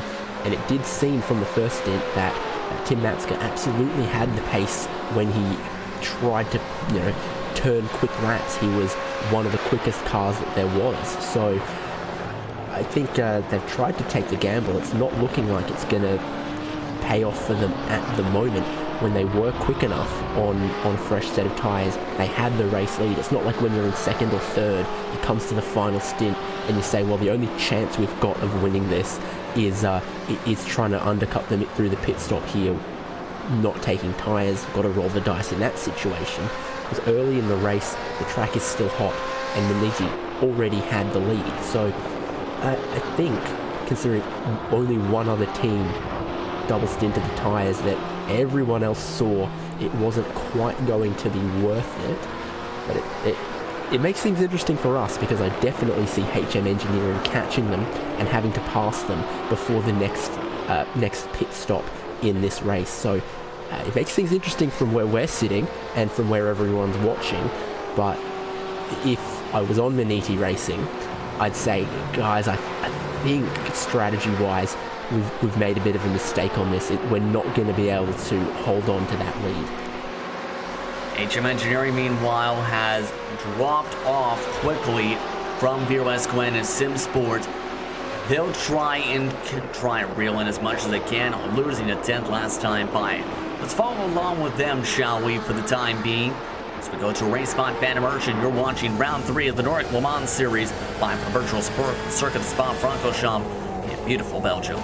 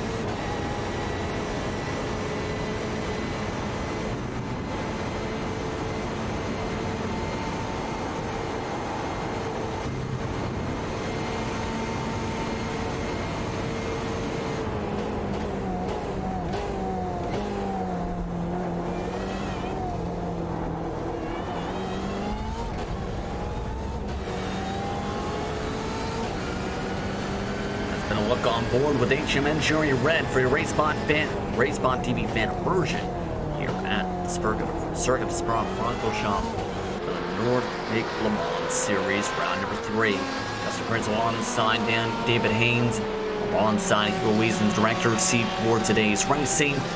Battles starting to heat up a little bit on the racetrack. Two teammates now working together. Daniel Sowell, along with Victor Matos in the Hyperion Racing Laser Blue machine. Two different makes of cars here, but they are teammates in terms of organizational work here, David. Yeah, I mean, Hyperion is obviously, you can run whatever you feel like kind of team, because we've got the Ferrari and the Porsche. And the Porsche definitely catching the Ferrari very, very rapidly on the last lap. And right there, this lap through Blanchimont, the Porsche looking just a little bit better. So this, well, we'll see how easy this pass is made, because he has a look, but he's not given the spot. So are these guys going to fight for it, or is the Porsche going to get let through? At the moment, it looks like it might be a bit of a battle.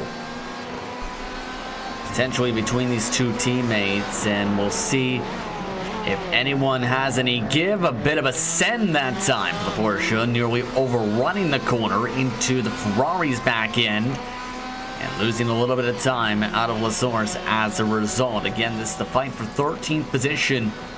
Currently, this is a minute and 43 seconds back of the race lead. And if it wasn't for the double stint, there was the risk of potential lap traffic coming into play instead.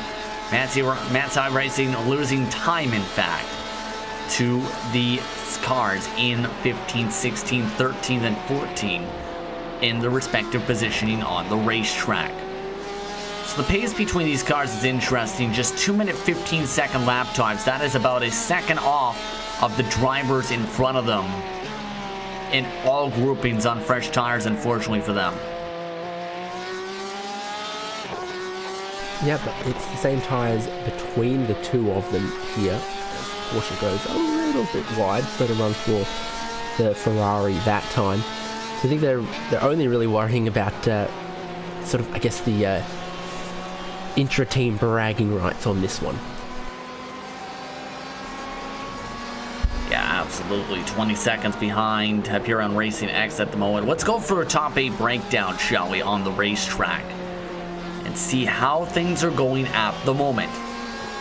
Manatee Racing currently in first place, then HM Engineering's in second, VRS Quanta Simsport in third, HM Engineering Red is in fourth, the Prolong React Esport in the 5th position. Singularity Racing Pinks in 6th, with IQ Simsport Luna in 7th.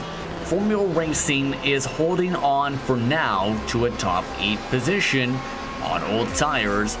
That potentially could change in the next little while or so, though, as Kinetic Racing has reeled them in a little bit, but they're still about a full second or so back. Here's the biggest movers of the race so far, and so far, if you've been up at the front, you've most likely stayed there in this event.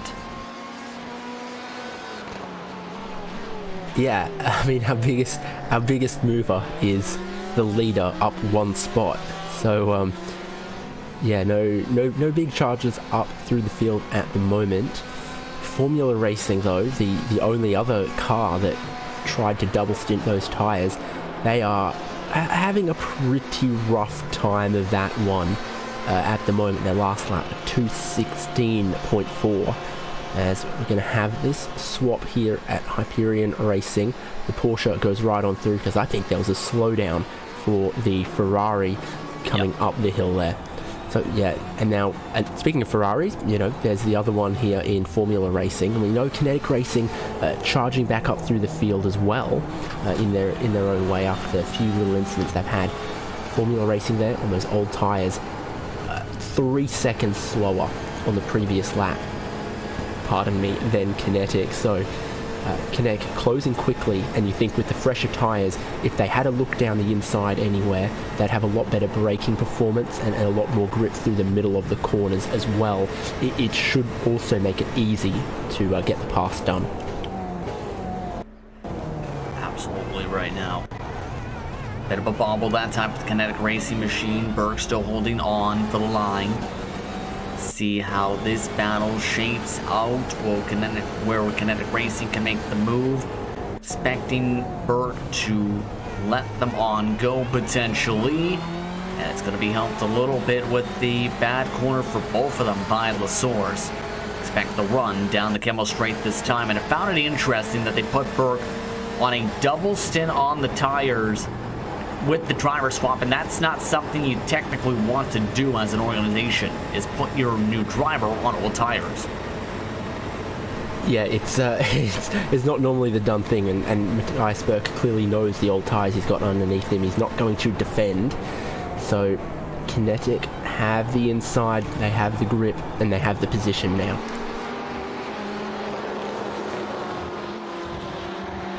Indeed, that moves them up to 8th position on the racetrack.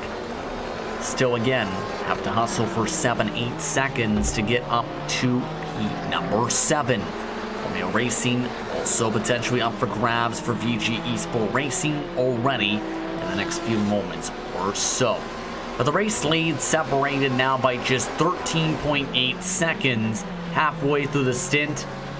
And the tire fall off is starting to equalize a little bit, David, because now it's only about 0.8 of a second or so in terms of differences in lap times between the race leaders and HM Engineering on the racetrack. Yeah, Maniti Racing have burnt through about half of the fuel tank now, so maybe the car being a bit lighter starting to help a bit. They've sort of stabilized a bit closer around doing more 2 minute 14 flats. And HM Engineering, their times have come up from the 2:12s into below 2 minute 13. So that one is still going to be very, very close. But one of the other battles I noticed when we did the top 8 rundown is how Prologue React are doing very, very well in this stint. And they're starting to close HM Engineering red for 4th. So Prologue React coming back into it a bit. Indeed. 4 hours, 28 minutes, and 40 seconds up on the clock. As you look at the time differential, remember that was 1.3 seconds at one point, a lap being gained. Formula Racing, though, already in potential to lose 9th position already, as VG Esport Racing inside the slipstream for the spot. Yeah, indeed. So those old tyres definitely not working on the Ferrari. VG Esport Racing in the slipstream, still a long way back on the Camel Straight at the moment, but they are closing very, very quickly. They have a look towards the inside, but they are just not quite close enough this time. Quicker through the middle of the corner, more confident with the power on the exit of the corner. So they just need to close maybe one more car length and they'll be in position to try and go down the inside somewhere. We haven't really seen any moves towards the inside of Blanchimont or anywhere else, but this is definitely a candidate for being able to do that when you have that much tyre advantage underneath you. Have to keep it on at this run as they go through Poulan this time. Pass by some of the trees. VG Esport Racing might do it before Blanchimont.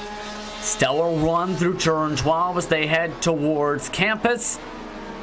Quick right-hander, then the left-hander. This time, though, forced to back off for the single-file line as they go through Staveloft this time. Again checked up this time, though, by the driver on older tires.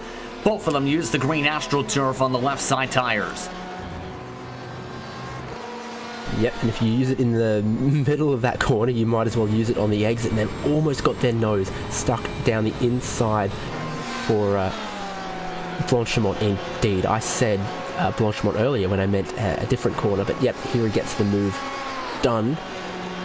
Great job, and again, just realizing is Matthias Berg when it's not quite worth fighting. Puts up a defense until it seems a foregone conclusion, and then it's not worth risking contact or damaging the car, and you're just trying to hold on till that next pit stop.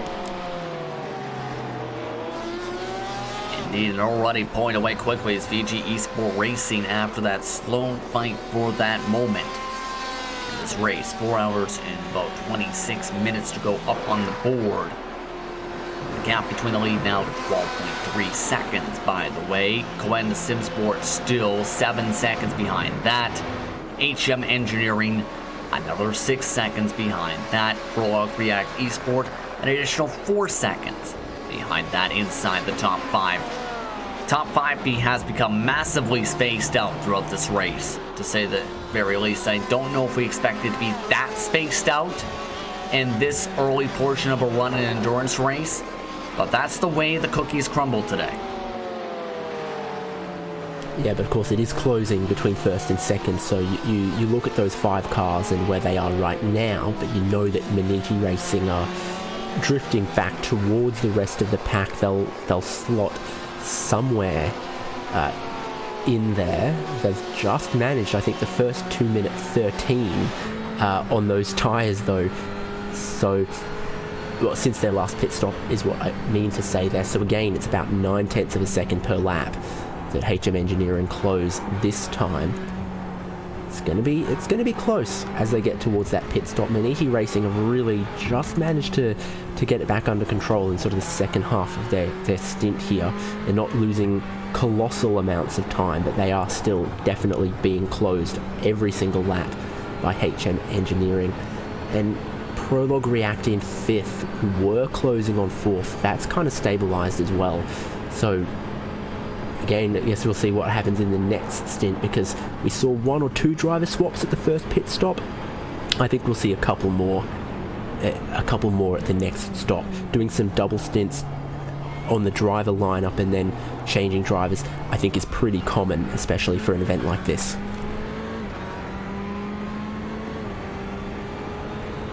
Indeed. Keep an eye on some of the drivers, mind you, too, though, with some of the off-track limits, though, because a few drivers, in terms of estimated total points, have already gone in around the 40 or so mark. And again, that can definitely factor in for the strategy if you exceed the track limits a little bit too much in today's race. Again, a 2:13 flat last time by for HM Engineering. And already the leader getting close to the slipstream of lap traffic, we should know, because NSR Silver is just up the road from the race leader. You're taking a look at that leader now in their machine, but it's been a rough run for Northside Racing. They lost the drafting quickly to start the race. Rasmus Nielsen behind the wheel at the moment. It's not been a pretty one for that machine. Yeah, they qualified in 15th. They're now running 16th because the Wraith Energy Racing car that's just up the road from them, also in a Ferrari, has managed to overtake them. So while they're functionally running last for the NSR Silver car, they've made their one scheduled pit stop. They haven't made any glaring or huge mistakes, and the next car for position is only 5 seconds up the road from them. So while they are about to go a lap down in a little bit, they're not out of it. They haven't binned the car, and they're still running. Yeah, they've still kept on running all the laps that they can at the moment, running the 2:14s at the moment in terms of pace on their tires. Currently 2 minutes 12 seconds overall behind the race lead, so just a couple seconds away from being the first driver 1 lap down on the track. How does that help the race leader, though? Despite the older tires, they're still quicker or at even pace to the NSR Silver team, but that gives them the potential of slipstream for the next few minutes. Yeah, I mean, to have a car that's a little bit slower on pace but has the fresher tyres on, it's possible that car might sit in front of them for a couple laps, give them a slipstream without holding them up. We'll see. That'll happen maybe in a couple of laps, but I think 10th and 11th place. Positive Sim Racing, we've seen them trying to get some of their positions back. Now they're right up behind Formula Racing, who we know are on those older tyres dropping back a little bit. So that's a pass that I think 10th and 11th is going to happen very shortly. 10th and 11th, in fact, swapping right this moment. And they just indeed swapped the positions. Burke letting him go this time by Roy Colby behind the wheel of that car now for Positive Sim Racing. Able to cleanly make that move about 5 seconds away from the next pass. You can see just made it up on the inside. And fresher tires prevail once again. That strategy call not working out at all for Formula Racing. They've lost net positions this run.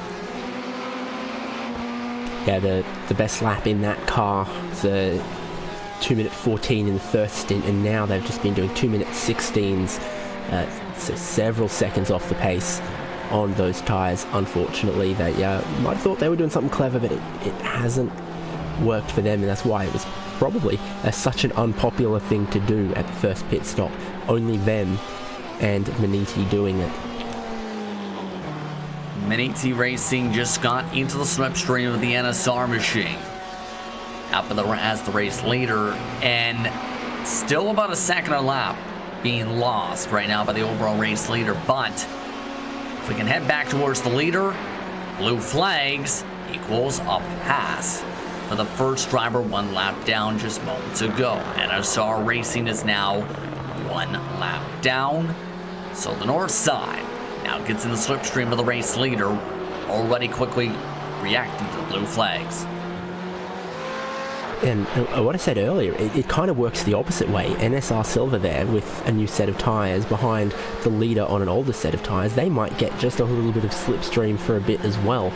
Probably not enough to help them catch the next car that they're battling, now 7 seconds up the road from them. But obviously the best thing to get out of the way. And Formula Racing have called time on that set of tyres. They are on pit lane after only 18 laps. So Matthias Burke, after losing quite a few positions, losing a handful of time, has decided no more, and he is the first car to be on pit lane for the second time. Still following well with the NSR machine up on the screen, but again, Formula Racing is in the pit lane at the moment. In the 16 machine, they were an estimated 43 incident points, should note, and when you do reach 40 on the iRacing service, you do have to serve a penalty. Formula Racing now stopped in their box. It's going to be curious to see how much time they do. If they elect to take service, no, they elect to just jump out of the race car entirely. Well, I'm seeing them on the lane right now with service. Oh, and they're out of the car completely. So Formula Racing has backed out, it appears, unfortunately for them. Well, that is unfortunate as Burke electing to call a time and ducks out of the seat. That moves them to 16th position on the racetrack. So looks like their day may be done, unfortunately, at the moment. Meanwhile, Pro React Esports are about 3.6 seconds behind for P number 4. They lost a bit of time last time by, but Daniel Pastor currently still having a respectable run today in this race. Yeah, indeed, they lost a little bit of time in the first stint. The car didn't look quite so stable across some of the curbs, but it's been strong in this second stint. They're closing a little bit here and there on HM Engineering Red, and they closed a lot more time when there was that battle between HM Engineering Red and Coanda. So we'll see if they just keep chipping away at it. I think we were looking at Maniti, HM Engineering, and Coanda as the battle for the lead. I think 4th and 5th, these cars are going to keep battling, trading lap times and looking at what the other car is doing on strategy, because definitely Prologue closing just a little bit, and there's still driver swaps to happen, there's still a lot more pit stops to happen, there's still 4 hours 15 minutes or so of racing to happen. So these two will definitely be keeping an eye on what the other car is doing. Officially out of the race, Formula Racing, Thor Qualman also done for the race. So that means 15 drivers remain running on the circuit. NSR Silver now up to 15th as a result. That puts them to their starting position. It was a -7 overall in the race for Formula Racing as a result. still following along with Pro and React Esport. Again, you have to wonder how, again, they're going to do as this race goes on. They do have Miguel Gard as their second driver, and Gard having a stellar season in the DERC this campaign. Curious to see if Miguel Gard can help close this gap with Pastor currently still holding firm in the top 5. Yeah, and I'll double check it in a second, but I think, like I said, he might have been their qualifying driver.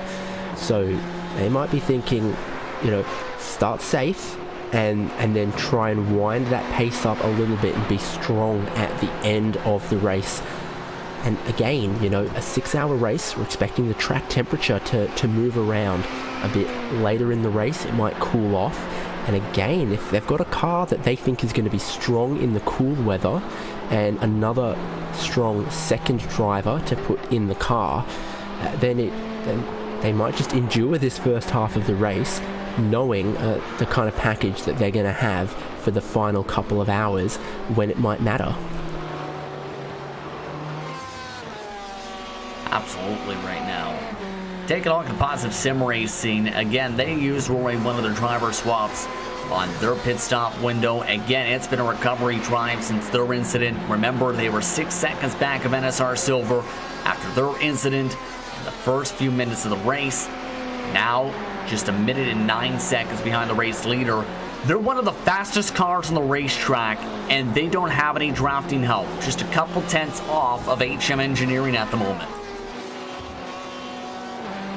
Yeah, the speed's definitely good for the Positive Sim Racing car. Again, as you said, in the 2-minute 13s, as only about the top half of the field are. They're quicker on the previous lap than the car in front by, more than a second. So they're closing VG Esport Racing in front as they continue to try and work their way back up the field. In 10th right now, looking at 9th. It's only 2.3 seconds at the moment. Give it a couple of laps, they might make a move. Definitely they'll catch before the next pit stops. Indeed here. Still 2 seconds up to VG Esport Racing. 2.3 to be precise on the racetrack. Gap to leader for those keeping track is down, by the way, to 6.7 seconds. With about 13 minutes or so until the pit window opens back up. So the stint's going to be tight and interesting the next few minutes or so. There's the chance, based on if you think about the amount of time it takes per lap, the amount of time compared to the clock in the pit stop window, that HM Engineering is going to be right on top of Tim Matzke, right at the pit stop window, if I'm looking at the estimates right here. If not, making the pass just prior to the pit stops. You're looking at that HM Engineering machine right now. Gap is 6.2 seconds, and with pit stops taking place in about 12 minutes, and it being 2 minutes a lap plus minutes a lap, it's going to be close to take this lead back if they can, or try and get the lead rather. Yeah, and you can see that HM Engineering and Maniti Racing have started hitting just a little bit of traffic. Not too bad, and of course everyone has been rather courteous. But still, once you're involved in the traffic a little bit, I think having fresher tyres helps there, because it's easier to get past them. You lose less time if you have to go down the inside on someone, for example. So you can see that in the last 3 or 4 laps, the momentum has swung back towards HM Engineering again, and I have to think some of that is to do with the traffic. Yeah, that time they had to get by NSR Silver. You've seen in that discussion, that's the car in the backdrop at the moment, as they both enter Lacombe this time. Gap is now 5.4, making 5.5 seconds on the track. Approaching 4 hours, 11 minutes and 27 seconds. David, a calm race overall from start to finish, outside a couple of major incidents here and there. But outside of that, it's been focused on one thing for these drivers: drive, and more driving to gain as many positions in as much time as you can. Positive Sim Racing, for example, gaining 1/10 last time by on P9.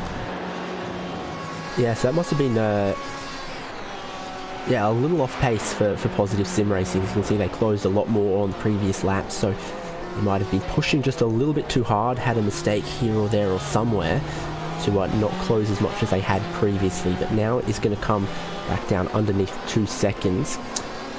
And with 10 minutes to the top of the hour, knowing that some cars pitted last time about 2 minutes before the top of the hour, we might be 8 minutes away from pit stops. If we're 8 minutes away from pit stops, then I think we're 4 laps away. So that's something to keep in mind. And as you said, relatively calm race, and a lot of that comes down to, at the moment, only one retirement in Formula racing, and that retirement doesn't even seem like it was a mechanical problem or a crash. I think they tried a strategy, it didn't work, and their drivers have other commitments and have decided to just call time on it because it wasn't tracking how they'd hoped.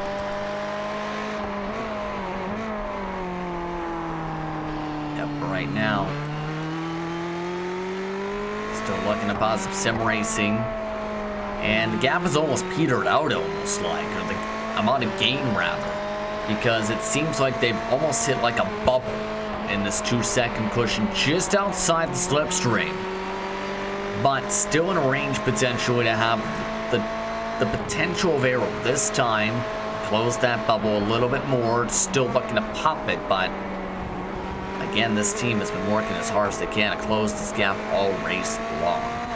Under 4 seconds now is the race lead, by the way. They have had a second car fall a lap down in Dennis Meisner in the 313 machine. So HM Engineering is in the same straightaway. Just like how Positive Sim Racing is in the same straightaway for their position down. Yeah, I mean, you can, look at the timing and know how far ahead another driver is, but it matters a lot more when you can look down the Kemmel Straight, for example, and see that car that you're trying to chase.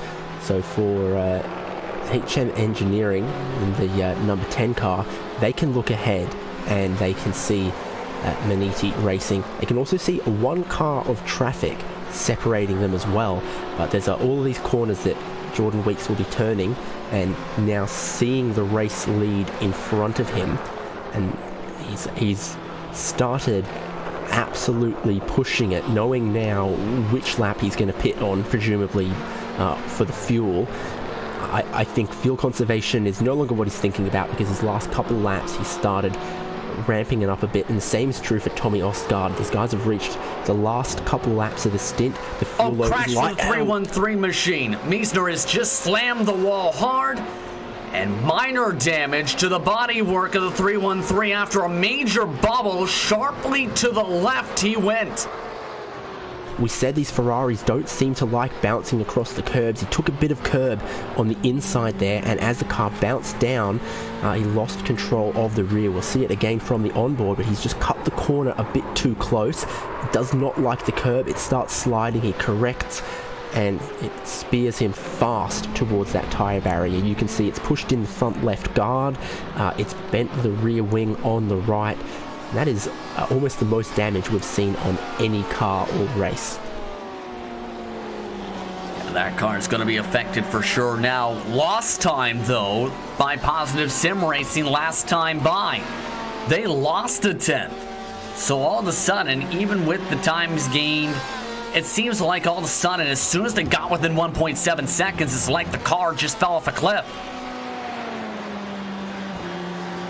Yeah, well, fell off a cliff, a bit more dramatic than saying it's sort of plateaued a bit, but both of them are sort of geography-related ways to think about the relative performance here. And of course, they are only 1 or 2 laps away from their pit stop. They might have started closing and then realized, hang on, we need to extend this fuel just a tiny little bit. Now, surely the best way to do that would be to keep pushing, get in the slipstream, and then use the slipstream for a couple of laps, but who knows. They definitely have done a good job so far on this lap. You see that it's now 1.3 seconds. They will be within the slipstream this time down the Kemmel Straight, as long as they get a good run up the hill. Yeah, we'll have to see if they can get that good run. Good run alongside the curbs, that time avoiding the runoff area, and into the slipstream they are now in that Ferrari. By the way, first and second, also seeing the same type of window with slipstream in the same amount of width and timing on the racetrack. 1.3 seconds gained last time by for Weeks, and he is hustling in quick. 4 hours, 5 minutes, and 22 and under seconds on the clock. And it's taken that long for Weeks to catch back up to Manatee Racing up the front of the field to try and fight for this race lead. Pit stops expected in the next lap or two. Yeah, take a look at that. Lap 50, 1.337 seconds difference. Not bad. That is a good time racing up closer. And you see he gets such a good run through La Source as well. This could be the lap that Jordan Weeks gets to make the move. The gap, 0.2 of a second. The tyres are almost an hour fresher for HM Engineering. Well, he put up a fight, Matsky. No, he doesn't put up the defensive line. Side by side as HM Engineering takes the race lead in round number 3 of the Nordic Le Mans Series. It's taken that long for Weeks to find his way up to the front. And with an estimated 110 laps to go, he looks to try and pull the gap now. Manatee Racing pitted 1 lap earlier last time. And they both completely filled the cars, so we might see HM Engineering also be able to go a lap longer on fuel this time, maybe even one more. Both of them have been running almost this whole stint without any draft, without any traffic, so the fuel consumption ought to be pretty similar between the two of them. HM Engineering probably have 1 to 2 laps more fuel on board as well as the fresher tyres, as well as the lead right now. It's been rather critical for them. You remember Manatee had a 2 or 3 second lead before the pit stops. Now they're 2 or so seconds behind with still some laps to go in this stint. So you have to say overall this stint has been very good for HM Engineering. It's gone picture perfect. They broke away from Vieresco into Sim Sports. And now they lead by 1.3 seconds. Positive Sim Racing in the fight still for B number 9. They've closed the gap a little bit more. 3/10 gain last time by, but they're still struggling to get themselves into passing range at this moment. Inside that slipstream still of that Porsche at the moment. It is the end of towards that pit window. Do you wait until after the pit stops to make a move, or do you make this move now before you duck down into the lane? I think you can make the move now. You make the move now, so they are very close indeed. But with the tyres worn down a little bit at the end of the stint here for Ray, we've seen already the Ferraris have to be careful over the curbs, so he does have to be careful how he tries to battle here. One pit stop this time by HM Engineering. Red did duck down in the 14 machine. So one driver has taken a pit stop before the 4-hour to go mark. The rest of the drivers making their way down the front straightaway. No one else joining Norbert Littner at the moment in that pit lane at the moment. As the battle still takes place on the screen, one more does join. VG Esport Racing electing to duck down this time by. And a minute on that pit limiter before he'll reach his stall around the corner in the pit lane here. VG Esport Racing. So 26 laps is what we've seen some of these teams do. HM Engineering Red and VG Esport Racing both doing 26 laps to their stint. HM Engineering's a 10 car will be reaching 26 laps on the stint at the end of the lap that they've just started, or the lap they're on right now. Maniti Racing have now committed to doing a 27 lap stint, so they've stretched the fuel out a bit longer this time than last time, but 27, probably about the limit you can do without a big tow. We'll see Maniti Racing. I mean a big slipstream, not, the toe on your foot. Absolutely at the moment. As you see the drivers move forward, a little bit of a burp forward by BGE Sport Racing. They elect to go with the driver swap. Daniel Sondergaard jumps into the machine. More drivers join them this time. HM Engineering in the pits. Maniti Racing in this time. VRS Commanda SimSport in this time.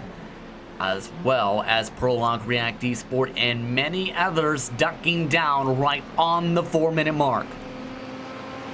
So it's 26 laps for HM Engineering, 27 for Maniti Racing, and 26 for Coanda. Again, this corner in the pit lane, almost catching some of these guys out.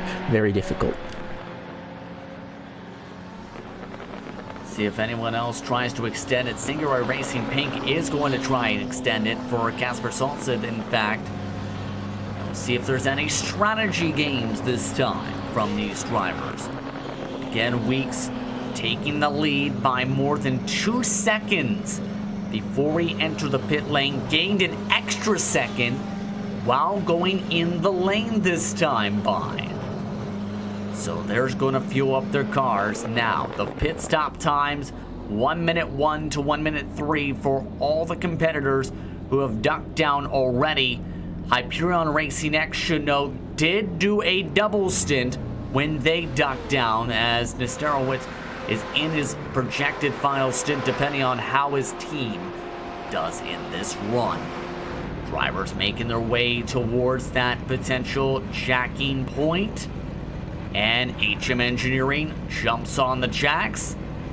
All the other teams following suit, it appears, so far. Yep, Coand goes up on the jacks, and then we'll expect Prologue React, who we saw take a driver change. A few driver changes here. So HM Engineering, Jordan Weeks stays in the car, but Maniti Racing, Matska out, David Loschka in. Prologue React Esports, Mikkel Garda into the car there. And Coanda, no driver change there, but the HM Engineering number 10 car that led the race into the pit lane is the first off the lane of those cars, and will shortly regain the lead of the race. As you pointed out, tyres from almost everyone. Long stop from Coanda. Really long stop from Coanda. They've gone and lost a position here to Prologue React. It's been 20 seconds longer than a normal stop on the lane here. That's more time than even if they got a pit lane speeding penalty on the way in. Now an extra 30 seconds. Is there damage to the car we didn't know about? Are they needing to take some repairs? They did lose a bit of time to HM Engineering in the second stint. They did take a trip across the grass. There was a door bang. Is there repairs to this car they need to take? Otherwise, is this a retirement for Coanda? This is a very, very long stop now. A curious situation now for VRS Commanda SimSport. 1 minute and 59 seconds. They were at an estimated 52 incident points on the race. So there is that potential as well in that scenario. My goodness, what a time for that. Fearless Coanda SimSport again having to deal with adversity in a second straight round. They're in 11th position now on the racetrack.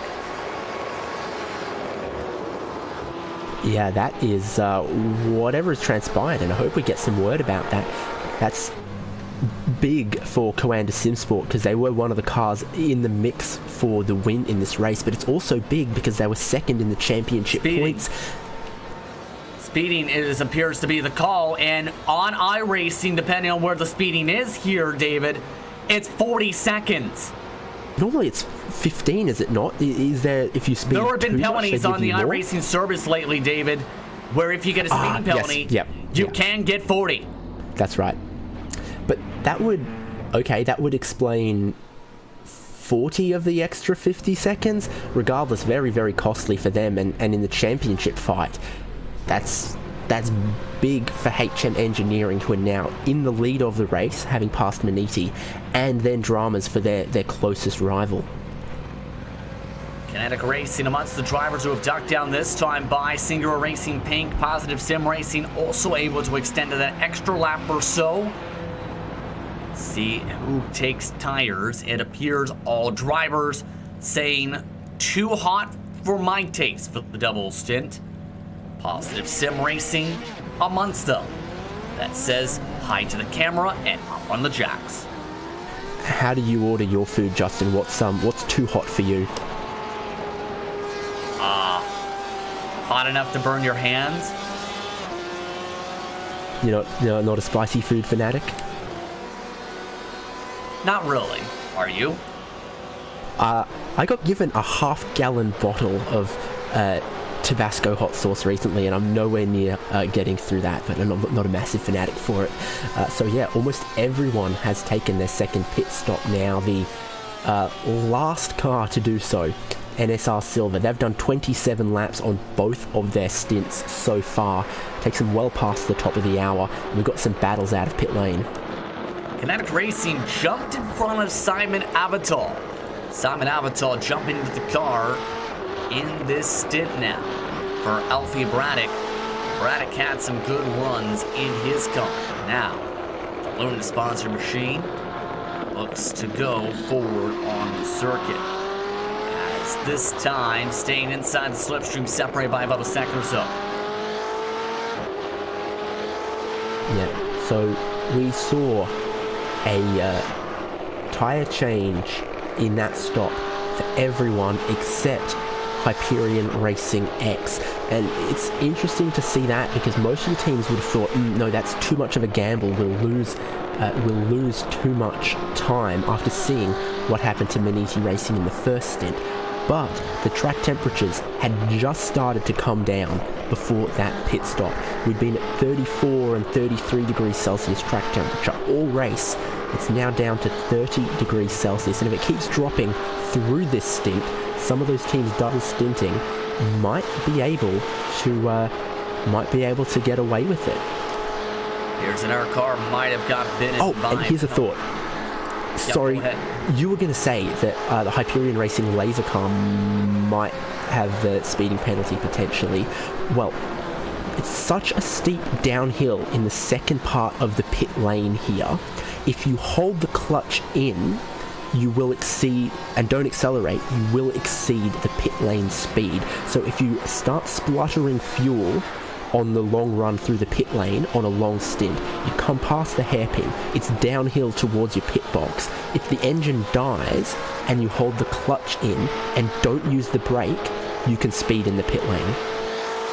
They did hit 38 miles an hour on that run. The pit limiter set to 37 in that discussion point here, David. So they actually jumped out of the race car, and they're sitting in the pit box now in 15th position, so it appears they have elected to stay in the stall for the time being. So some bad luck for some teams during that run. In the end, though, HM Engineering, the kings of the strategy and the kings of the race now. 2 seconds plus gain now since the pit boxes a couple seconds ago and a couple laps ago, while 7th still holding on barely to 8th to 6th positions draft. So, hearing of dramas for the Hyperion Racing Laser Blue car, they've now been in their pit box for 3.5 minutes, and some kind of issue there. What we don't get on iRacing is some of the things that can happen occasionally in real life. For example, sometimes in some series you come into the pit lane, you have to turn the car off before refueling, and then after the fueling is done, the car just won't fire up. Sometimes you have a wheel nut that just refuses to go on. Sometimes problems happen in real world pit stops. And unfortunately, an issue here for Hyperion Racing Laser Blue. They can't get in the car. Exactly. They're trying to see who can get in that car and get it out of the pit box, because some of their drivers having an issue doing that. That's why the camera's going back and forth. You see there, or you see them. That's them trying to get into the car, and this is a rare one. This is huge bad luck for Hyperion Racing Laser Blue because they've already lost at least a lap or two trying to figure out what's going on here at 4 minutes and 3 seconds now in the box. And VRS Coanda Simsport has had to come down again in the pit lane. What on earth going on for Coanda? And Tommy's parking it. He's parked it. It's way before any of the pit stalls for this race, so there is high drama for Tommy Ostgaard and VRS Coanda Simsport. Not only a long pit stop last time, now they bring it onto the lane for a third time. Park the car. Has he got a problem with his steering wheel or something? He's not even parked in his own pit box there. He's just pulled off the racetrack, and you see some movement in the cockpit. He might have a problem with his wheel or his pedals, and that's the kind of thing that might have caused him to speed in the pit lane, for example. Now he's pulled off the track. Maybe he's chasing a problem like that. He's not even in his pit box. He is at a standstill. This is taking a weird turn, this race. He had been battling with positive sim racing just moments ago.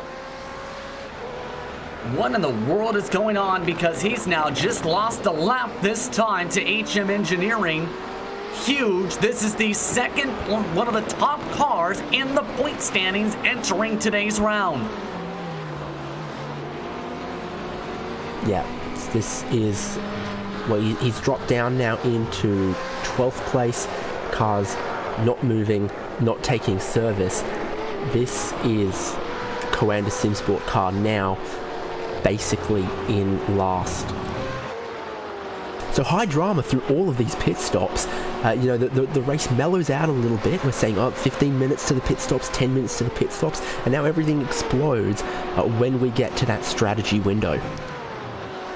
Should note that Joni Takinen, the second driver for VRS Coanda Simsport, has left the paddock for the time being for Tommy Ostgaard. And Tommy has indeed towed his race machine and parked it. A DNF for VRS Coanda Simsport. They finish at the moment in 14th. That depends on if Hyperion Racing Laser Blue can get their car out of the pit box to gain some more points that way. So the battle is now for 6th position instead between Kinetic Racing and Haiku Simsport Luna. What a turn of events in the past 10 minutes. Penalties for a couple of drivers, some bad luck for others, and a DNF for VRS Coanda Simsport. They were at an estimated 55 incident points via JRT timing prior to VRS parking it.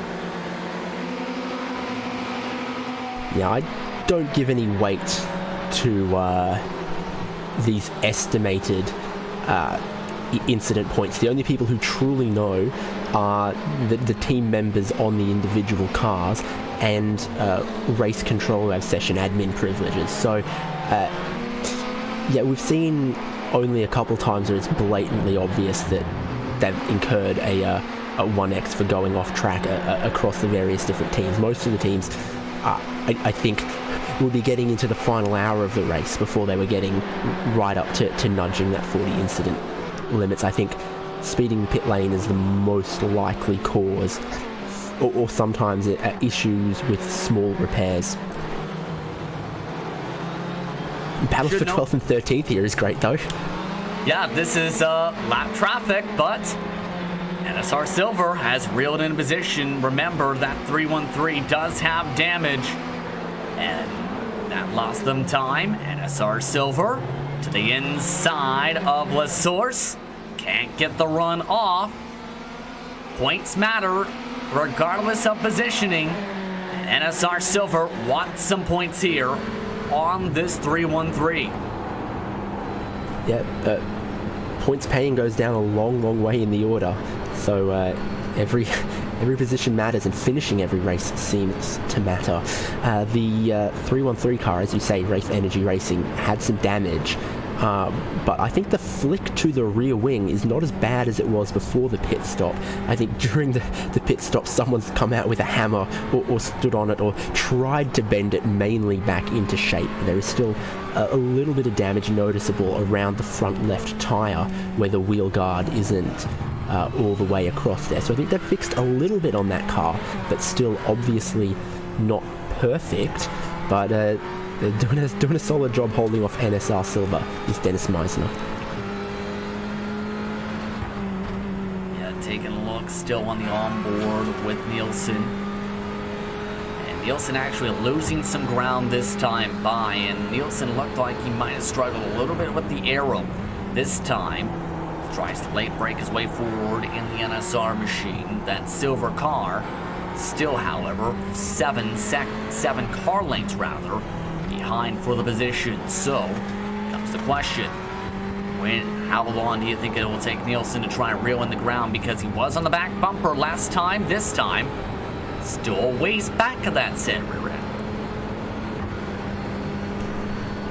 Yeah, a lot of sort of variation for these drivers between their good lap times and their off laps. So in that way, the gap between sort of tends to yo-yo, and one has a good clean lap, they close up, and then they'll drop back a bit, and then again he has a good run to the bus stop here, gets a good exit, and suddenly it's close again. So the gap expands and contracts a lot quicker than we've been seeing with the front couple.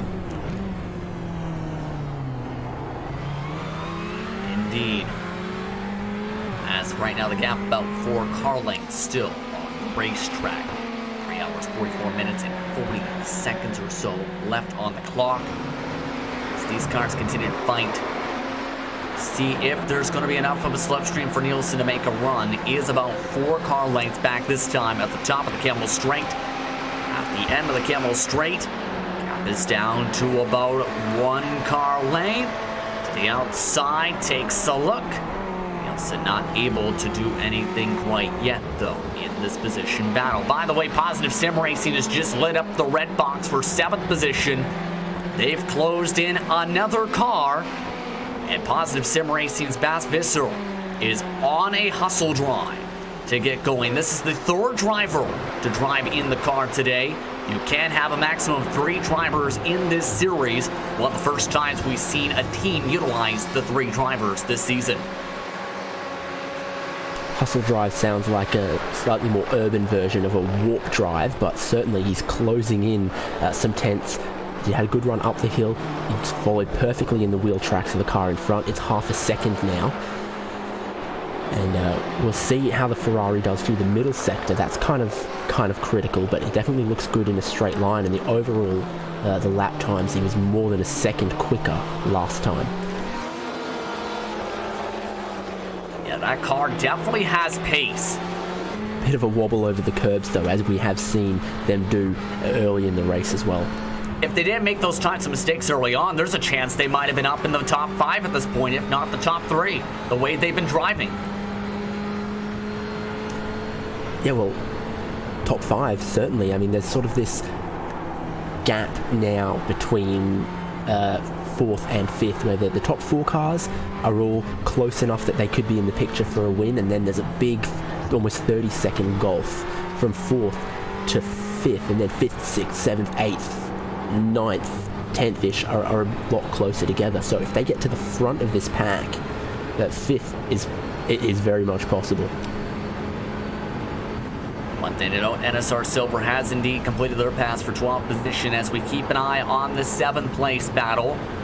Bas Visser, much better run this time off of turn 18 into the final chicane, the dive, and the spot.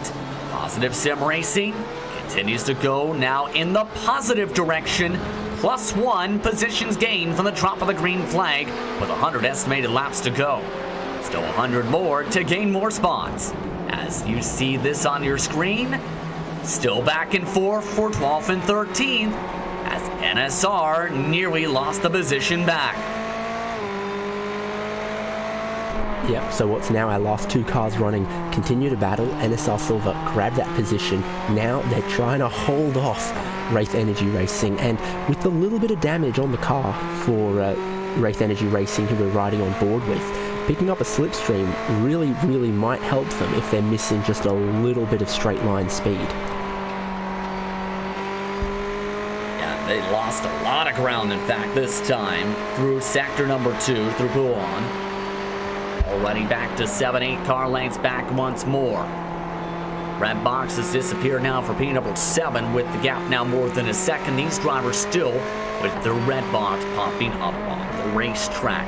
See if Nielsen can pull away and break the toe this time by. Looks to have a good car to be able to gain more time, and does. Much faster straight line speed at the moment off the corner exit. Yeah, indeed, Blanchimont, very difficult if your car is, well, it seems to be difficult at the high-speed corners and the bumpy curbs for these cars anytime, but with a little bit of damage, I'm sure it's not any easier. So that was kind of a good opportunity for Wraith Energy Racing to either have a good run or lose a little bit of time, and I think they did reasonably well. They still stay within that crucial red box within that 1 second.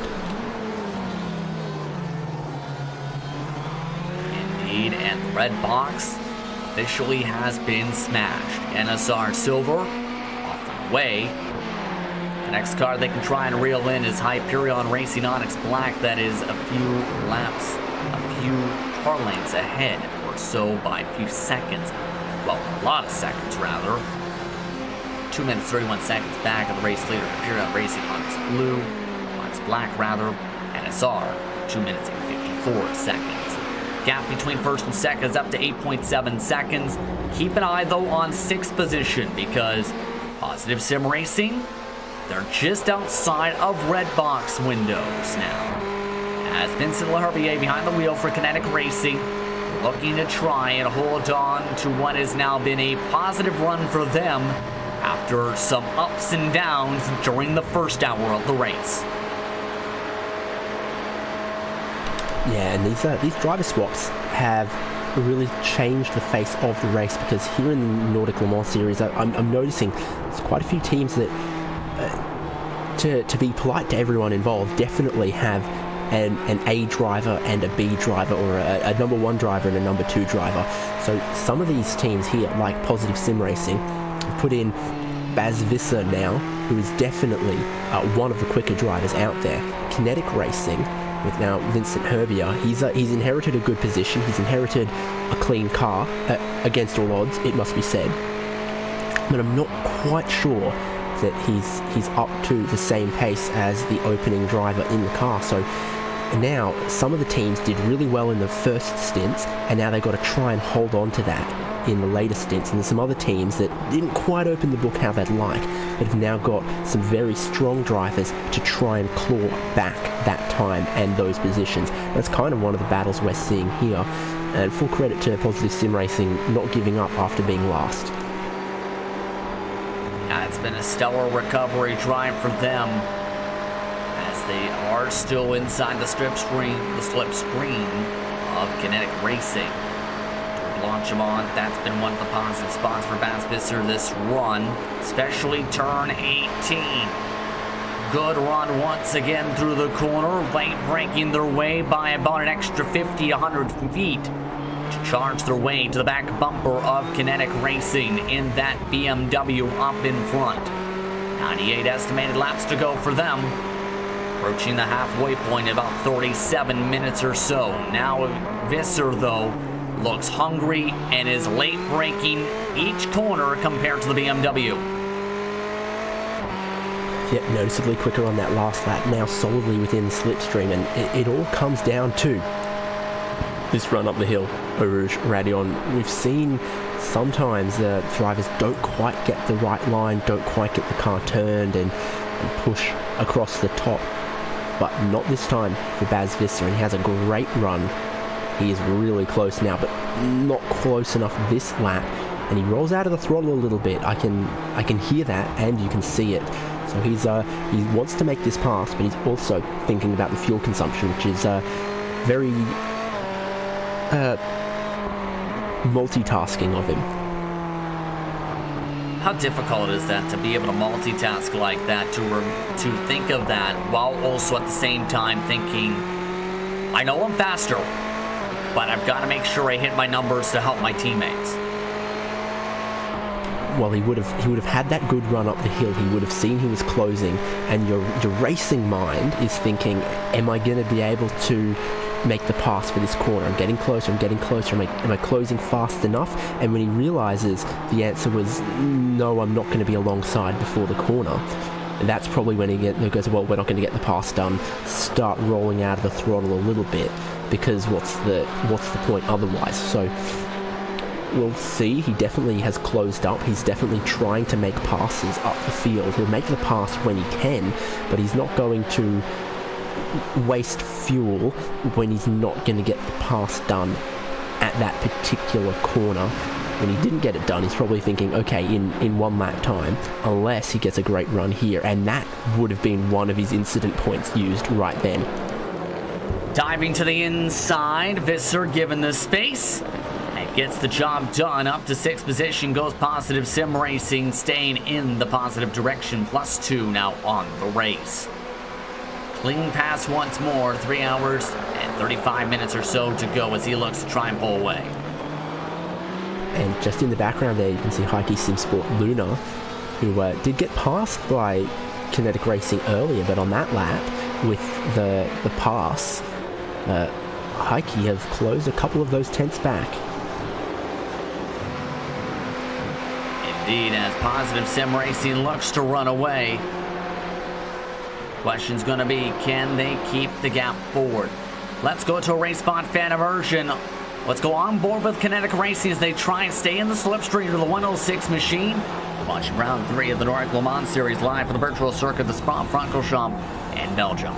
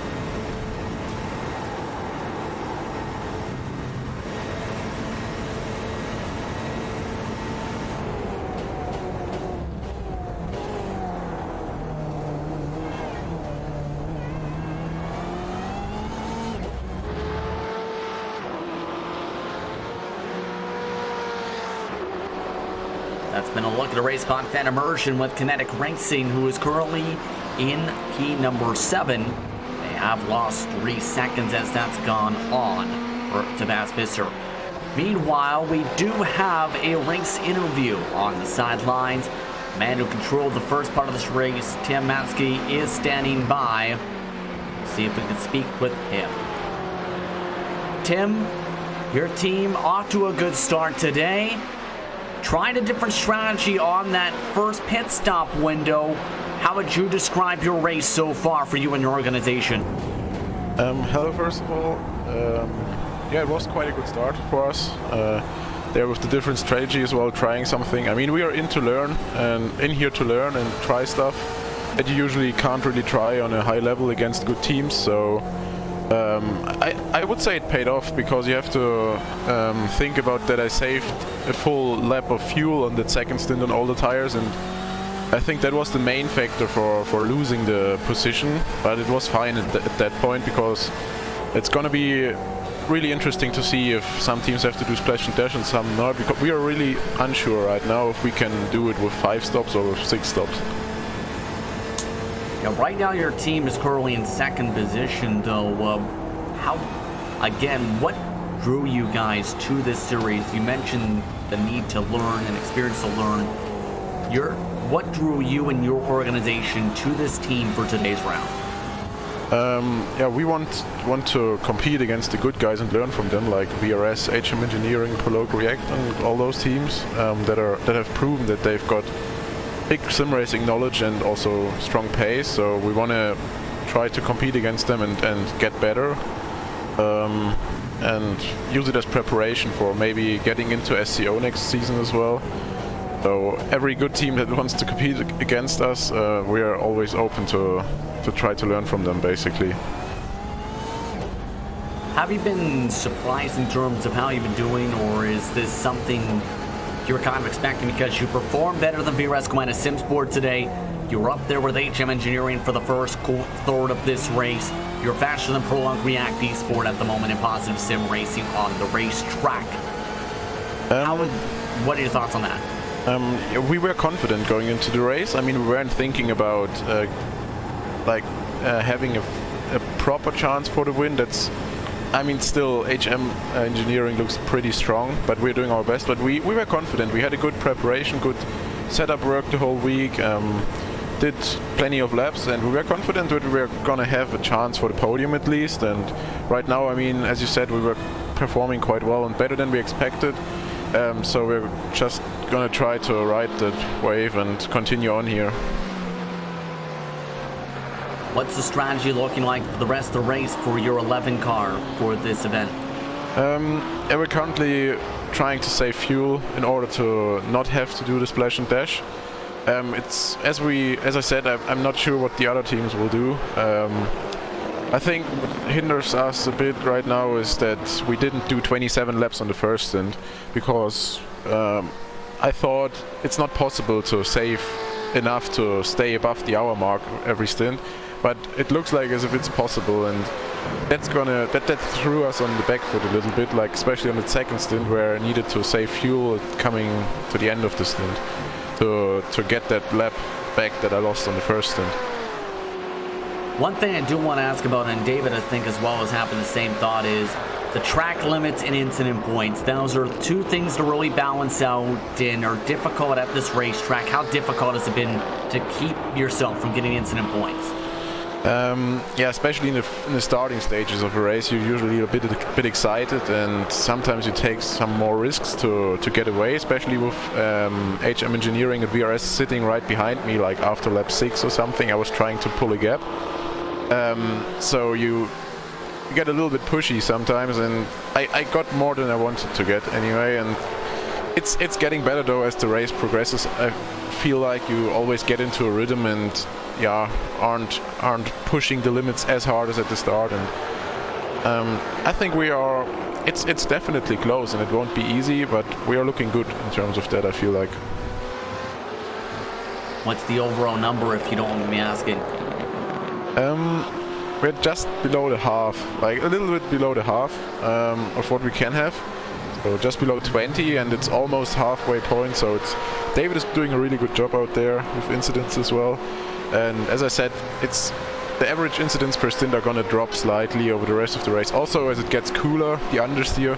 What surprised us on this server is the amount of understeer we've got. We never felt that in practice, and we still haven't got behind what it is. It might be some wind, but especially for me, it felt like it's understeer everywhere. So it can't really be wind. It has to be something else. So that definitely changed how the car was feeling, and didn't really help. But others had the same issues, I feel like, because when I compare their pace to practice, they dropped a little bit as well. One of the main things to want to ask before we let you get going here is, you as a driver, you've been essentially one of the rising stars in the iRacing service, it seems, in the past couple years or so, getting more and more and more bigger wins in the mid to higher splits, and now getting to the point where you're showing success on the highest levels of iRacing, some of the bigger leagues now starting today. What's kind of been your development and path like to build yourself to being such a good driver for today's race, for example? Thank you, first of all. I think the main thing is to never give up, and also I've co-founded the team like Manatee Racing, and it's been running for just over 2 years now. And it's always nice to have guys around you that want to learn together, and have guys that push you in practice, and you can experience the limits together and try to get there. So if like one guy has a bad race and the other can motivate him again and that stuff. So it's very helpful to have guys around you and never give up. Always go out and practice. Get yourself good practice routines as well, in order to get that muscle memory ready for every race. Yeah, it's been a long journey so far, but I'm not there to stop now, so we're gonna try to push even further, and at some point, gonna try to get to the absolute top, I guess, but it's gonna be hard, and it's not a given that it's gonna happen. We're gonna try our best, and also myself, so still quite young, I guess, so there's still something on the board, I feel like, in the future. Indeed. Before I let you go, is there anything else you feel the viewers should know, or anything you'd like to add before we let you get back to you and your team?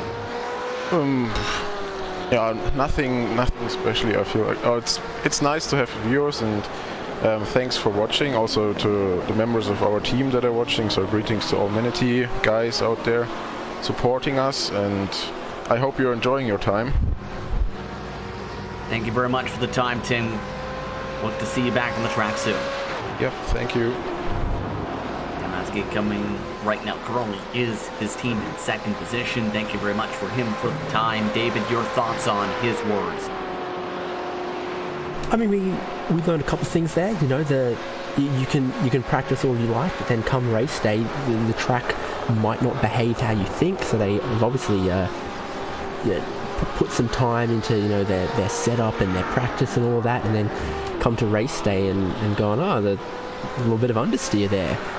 So that's a bit of an insight. And then of course the fuel numbers. Like, I think it was very early in the race, I said, you know, these cars ought to be able to do, you know, an hour, but Spa is a thirsty track. And I guess we've learnt that as well, that a few of these teams just, you know, have to put in some of that work to be fuel efficient while they're, you know, putting in their lap times as well, and they were worried about that. So yeah, interesting from that perspective. Track temperatures is dropping, but the air temperature is staying about the same. Sometimes at the cooler air temperatures, the cars are thirstier, so maybe some of these teams might have even more troubles with that later on in the race. Indeed, but look at the times though for the second place car. Unfortunately, losing 7/10 last time by the speed, falling off a little bit, but they're still in a good spot to finish in a podium in their first round competed in this season. And they said to themselves they had confidence today and learning today, and they have been stronger than some of the best teams in iRacing today. A heck of a performance for this green, black, and white machine. here at Circuit Spa-Francorchamps today. The driver behind them, by the way, is David Toth for HM Engineering. That is trying to slowly claw them in, but it is going to take a long time to do so. Prolog React Esport is also a few seconds behind HM Engineering in fourth position. Yeah, it's one of those interesting ones. They've been just trading lap times, I think, third and fourth. They look kind of close on the timing screen, but Prolog React just don't seem to quite be able to find as much performance as they might like to close that gap. You can see it there, 2/10, just underneath 2/10, and then just about 2/10 again. So 3 laps, in the correct direction of them getting towards the podium, but just tantalizingly can't close that gap maybe as quick as they'd like. Yeah, you can see the difference between HM Engineering and Prolog React Esport. Mikkel Garn again, 15th in the DERC standings entering today's race in the Nordic Le Mans Series. And an impressive driver, mind you, from the Scandinavia region. Your thoughts on Mikkel Garn and the way he has been driving, in your opinion, as a driver, from what you've seen from your experiences? I mean, obviously, he's doing a good job. He's quick out there. The team as a whole looks like they're 12th in the points standings. No points from round 1, but the winners last time. So they're on some good momentum in that respect, I suppose. So they might have just in the first stints fallen a bit too far back to be considered for the win in this race. But you're looking at the times, they're doing very well right now in the meat of the race, when it can matter to just be consistently putting in the good times. So definitely, with a win last round, a chance of a podium today, and then 3 more rounds after that. Solid opportunity to pick up a lot of good points and see themselves move up from 12th in the standings, especially considering some of the teams ahead of them, struggling a bit today. There's the various Hyperion racing cars which are just ahead of them in the points standings and aren't going to pick up as many points as Prolog React today. There's that Coanda car that is a retirement now. So, they're looking at top 3 in this race, and they're looking at top 3 in the championship as well. Indeed here. Gap is 2.1 seconds. Now between 3rd and 4th positions. They're a long ways away in front of Singular Racing Pink, by the way, on the racetrack. Singular Racing ways away down the track, running over about 25 plus seconds behind these two drivers. Taking a look at them, and you can see the differences in pace. That Porsche, highest running of that manufacturer, but 4/10 off last time by. Yeah, doing reasonably well though, because I thought they might, fall back towards Positive Sim Racing, but they're being able to basically match the pace for Positive Sim Racing, who are then another 20 seconds behind. So this is good for Singularity Racing Pink. They don't have to push too hard. They can just be consistent. They don't have to wear down their tyres massively or anything. And also, we've heard some of the teams are more than halfway through their allowed incident points before the halfway point of the race. So they can also give just a little bit more leeway to some of those track limits. Yeah, absolutely here. What do you think's going through some of these drivers' minds now, with them being a lot of them spread apart now by 10, 15 plus seconds for some of these positions, and the fuel window coming up in 14 minutes? That's exactly what I was going to say. 14 minutes away from the top of the hour. Everyone wants to hit that top of the hour so that they don't have to make an extra pit stop, so they don't have to make a splash and dash, because there is no track more punishing than the endurance layout of Spa with the endurance pits to have to take a splash and dash. Imagine you have to spend a whole minute trundling down pit lane on that speed limiter to take 3 seconds of fuel. I mean, you know that's... you don't want to do that. You got to make sure that you hit that top of the hour so that you don't need to make an extra pit stop. So undoubtedly that'll be the focus of a lot of the drivers right now. Every time they come across the line, they'll check how much fuel is left in the tank. They might see what their consumption was on that lap. Some of these GTE cars, I forget which ones, do have a readout in the dash for litres consumed per last lap. There isn't a Ford GT out here, but I remember that certainly has a dash readout of litres per 100 kilometres. So you can say, oh, we need to hit 49 or 48 on that.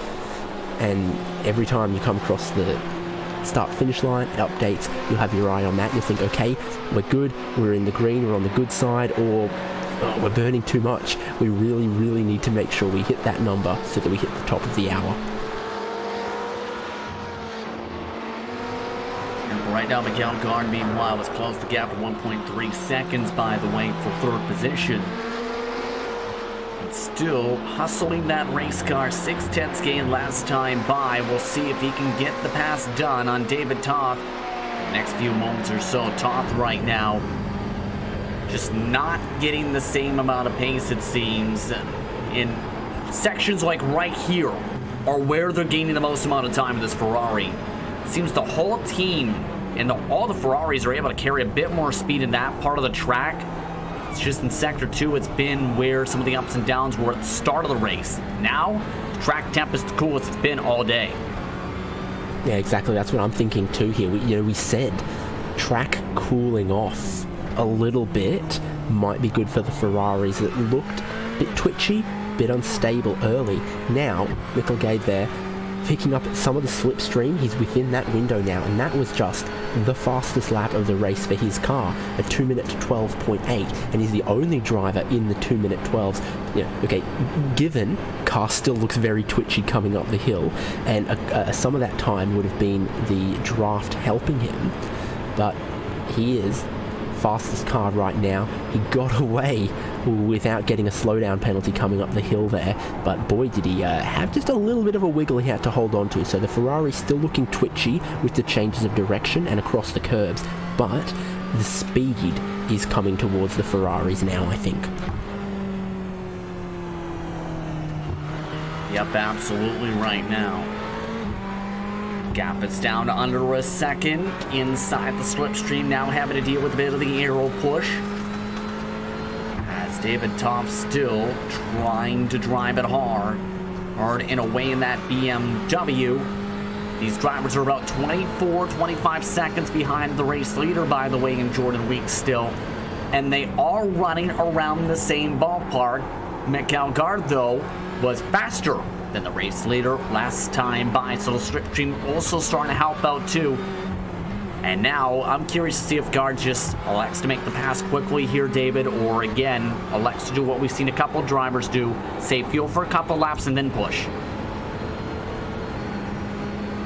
Yeah, and I think it's HM Engineering Red that have got to worry about their fuel the most, actually.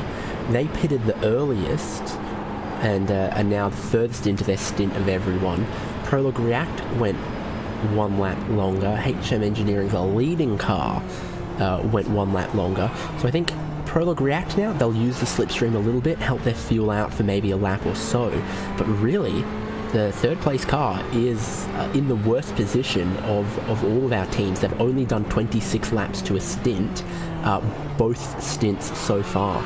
So they are probably also going to be the first car we expect to see on the pit lane again.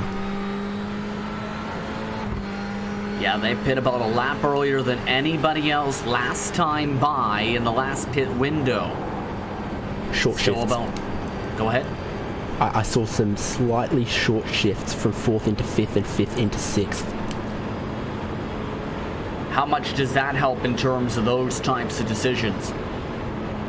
I don't know how much that's going to help his fuel, but look how close he gets. Big lift off from HM Engineering Red, but they don't concede the position. I said David Toth needs to really worry about his fuel consumption. He's had no draft all race. They've only hit 26 laps on all of their stints so far, and you saw then how much of a lift David Toth took, as much as he could without giving away the position. So let's watch how defensive he has to drive from now if he's got a very aggressive fuel number to hit, but he refuses to give up the position and take the slipstream of the Ferrari. Elgard still looking to try and stay in the slipstream. Gained 6/10 last time by. On the rumble strips once again. Blanchimont is the best section so far for that Prologue React Esport machine compared to the HM Engineering Red car. How much speed they've been able to carry. They're heading towards that section now this time. And quickly trying to close in. They are also losing ground, mind you, to Manatee Racing's David Lotchke at the moment. Tom still running along the inside line. Clips the grass a touch, in fact, Tom does. Clips the inside curb a slight bit. Already allowing the inside line for the dive. Mikael Gard up to the top 3. That's a good move, but it was a big roll out of the throttle from David Toth. I think he's got some serious worries about his fuel consumption. And now look at this here, Prologue Reactor weaving around just a little bit there as well. They're up into a podium position, and in the end, I think the move was a little easy. David Toth, I wonder how worried he must be about fuel. We are seeing some huge lifts right now. See if he can keep up right now. David Toth still looking to maybe save. Get that fuel number back inside a realistic picture here. And you can see just... That's like 2 football fields early. You know, there's rolling out of the throttle a little bit, but that was, you know, like... What can he do to get back on the fuel cycle now? Because he's way over the edge here. Get out and push. Give it a 200-meter roll out of the throttle into every corner. Make sure he maybe sacrifices the exit out of the corners to keep the speed up right in the middle. And then here is a great place, you know, lift out of the throttle, rolling down the hill towards the braking zone. Use a bit of gravity if he has to. Bit of a downhill incline this time. Toth still trying to follow Mikael Gard, meanwhile able to hug those curbs. They're still keeping within the range though. That's the bright side for Toth. The downside, losing net time to the race leaders. Right now still by about a couple tenths each and every lap because HM Engineering in Clean Air is running 2:13 flats. A 2:12.758 they have just done, so Jordan Weeks must be happy with the fuel, or regardless, he is pressing on. Manatee Racing, David Lotchke, you know, probably also concerned about the fuel, like we heard from his teammate Matska. Also doesn't quite seem to exactly have the pace of Matska as well. So he's doing a good job holding that car in second place. He's losing grip on the lead. And then this battle third and fourth. David Toth, I think this is what he needed to have done a little bit earlier, is let Prologue through and then use them as a windbreak. Yeah, they haven't been around any cars really outside Viresco and Simsport and a couple others since the drop of the green flag. And once again, they go through Radion El Rouge with some anger this time. Keep an eye on where they left. Remember, 2 football fields back last time. This time, already lifting by at least a decent margin. They're both doing it as well. They're both giving it a big lift. We saw when he was in the slipstream, Mikael Gard was going for a little bit of lift in some places where he could, some slightly short shifts, definitely not revving the engine out all the way most of the time. And just visually, it looked like HM Engineering Red, David Toth, gave it a significant lift and coast, but I think part of that was masked by how much lift and coast Prologue React were doing as well. So suddenly, with the slightly slim field we've got, with how spread out they all are, everyone really struggling to hit 1 hour on the fuel, which they absolutely have to do because no one can afford to have to do a splash and dash on the endurance pits. Yeah, that is something a lot of these teams thought about. And here's the thought process too. HM Engineering Red's counterpart in Jordan Weeks and HM Engineering, mind you, they've got no draft right now. And right now, they have been trying to put in blistering times to grow the gap as much as possible. Are they in a situation where they might have to put a splash and go if they keep up their pace? Because they were able to stretch it a couple times. Now, they've got nobody to help. Yeah, I think they've done 126 lap stint and 127 lap stint. They did get a lot closer to the top of the hour on the most recent pit stops. So they might just be okay, but everyone looks like they're aiming for 27. We are now just within 3 minutes to the top of the hour. Very plausible we could see any of these cars in this lap if they can't go longer. Oh, look at that, trying to break the toe, Prologue React. Interesting. They must realise either that they want to build a gap before they get to the pit stop so they don't get, so they can hold on to that position, or they realise how much HM Engineering Red need to save fuel, and by breaking the slipstream, they can make them have to lift out earlier and drop away. There's games being played here. There is some games being played. It's interesting. Absolutely. By the way, Hyperion Racing Onyx Black has pulled in the tow truck because, well, they destroyed the front of the race car. They're inside the pit lane for the past minute and 30 seconds because of a bobble coming out of El Rouge, and they smashed the front end of their car hard into the tire barrier. The hardest hit we've seen all race today. This was the now in 13th position. They had gained some positions by double stinting their last pit stop. Well, Nielsen right there with that curb hit went hello to the tires. I think our camera operator, not Hugo Lewis, who does an awesome job, but the Spa camera operator must have been a bit asleep there because he didn't see that one. Ferraris and bouncing off curbs name a more iconic duo, and that is Fast and Nasty. Is that Heike that came through right afterwards and had to take a bit of a swerve to avoid that parked car. Pit stop for VG Esport Racing. They have elected to come in at 3 minutes and 1 second. Taking there to look, meanwhile, at the 46 machine. Couldn't get the overcorrection back to the left side.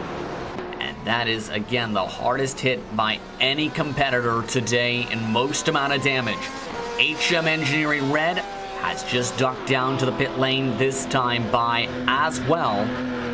So they are at the 1 hour mark, even just about for them to roll in, along with VG Esport Racing, rather. So it is 27 laps to this stint for HM Engineering Red, but it feels like they only just made it. They definitely had to work for it right at the end. They were worried. Thankfully for them, once they turn the corner figuratively and literally in the pit lane, it's downhill from there to their pit stop, to their pit stall and their crew, where they're waiting to put some fuel in that. They're doing, they are just doing 60 k's an hour in the pit lane. I was worried for a second there. They might be spluttering their way to the pit box, but their teammates in the leading car also going to do at least 27. Same too for everyone else. Prologue React Esports did some longer stints earlier. Carry on. VG Esport Racing. I'm the pit reporter now. It seems like it, by the way. Fuel only for that Porsche. Track temperature down to 26.7 degrees Celsius. It was 30 an hour ago. So if it keeps dropping like that, it might be 24 or 22 degrees by the end of this stint. I think we're reaching the point where the teams are thinking about double stinting those tyres. Absolutely here. This is going to be interesting to see how well this works out here for VG Esport Racing. 33 seconds of the box. Hyperion Racing X, mind you, they did pretty well. Their double stint, HM Engineering Red off and away. They double stint. The double stint is on, it seems, for much of the paddock. HM Engineering's Jordan Weeks, though. He's been in the car from the drop of the green flag. He gets into the pit boxes now, this time by after point, a 20-second advantage on the field. Yep, so pit lane, a busy place at the top of the hour. You can probably set your watch to it. Someone's hit the tyre barrier in the pit lane, and it was our leading car, but everyone has scraped that wall. Everyone who's everyone. It's like the second wall of champions, that wall inside the pit lane here. No bodywork damage, it looks like, on that red and black machine for HM Engineering. And it looks like, based on what we've seen so far from everyone who's dunked down, the double stint appears to be on with the cooler track temp at the moment. So we'll see if HM Engineering Jordan Weeks selects to do so, or if they go with the driver swap. Yes, they go with the driver swap. It is Maxim Ramstajian, pardon me on that one, coming in. So that might take that out of the equation, but HM Engineering's cushion might be big enough to where they can risk it. Or where they can have the tires, rather, and still be in a good position to reel in whoever double stints. Yeah, they certainly did a good job, and Jordan Weeks across his triple stints here to build out a great lead, and a lot of it happening in that third stint. So they have the comfort to take a set of tyres at this point in the race if they want to. Obviously, a lot of other teams now have decided it's time to double stint those tyres, but not HM Engineering. A new set of tyres goes on for Maxim Ramstein. There's no tyres for Manatee Racing, so they are going to come out in the lead of the race. Maybe they'll have about 10 seconds or so of buffer there, so pardon me. We'll see what David Loschke can do. It's Maxim Ramstein. His pit stop and his service is done, and it's only maybe 5 seconds that Manatee Racing will inherit the lead by. Prologue React, no tyres for them, and they come out also just behind this, crucially within draft range of HM Engineering. So if the draft is worth enough to offset the old tyres for Mikkelgarda, he's in a great spot right now if he can use that to lose less time on that second stint. Definitely keep an eye on the times at this point now, with a majority of the field double stinting. Manatee Racing, as mentioned, Prologue React Esport, HM Engineering Red, all gaining time via that strategy. VG Esport Racing also pulling off that strategy. Meanwhile, a lengthy stop for Hyperion Racing X, who were the drivers trying to double stint on their last stint. It appears there may have been a penalty for there. Singularity Racing Pink, longest stretching drivers on the track. 94 car off and into the lane. Martin Trilund able to make it inside the stalls and stops at 37 on the cone. His car, though, is burping to 38 miles an hour, should note. It seems right at the start of this line, back and forth on the pit limiter. Yeah, a lot of these guys do this. There's room to play with it.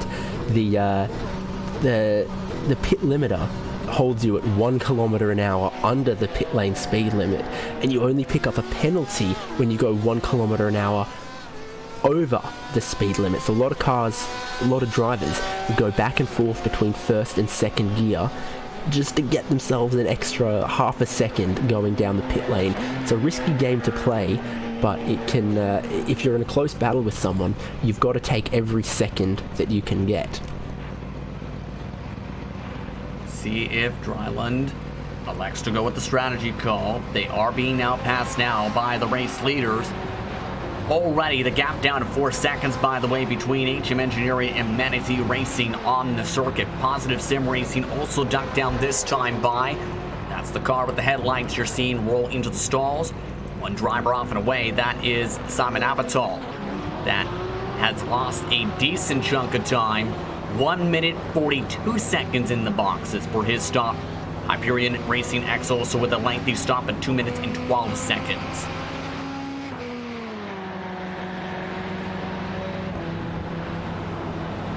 Singularity Racing Pink still inside the pit box, though with Positive Sim Racing. We'll see what their strategy call entails as jacks are up for Singularity Racing Pink on the racetrack. Visser approaching that same window now. And Visser elects to double stint. He's off and away. This is a big move for Positive Sim Racing that might help them regain a bit more time in their attempt at recovering from their first stint spin. And yeah, we'll see how it goes for a lot of these cars that have double stinted tyres. It's a real proper split in the field now between who has taken tyres and who hasn't. That has jumped Positive Sim Racing past Singularity Racing Pink though.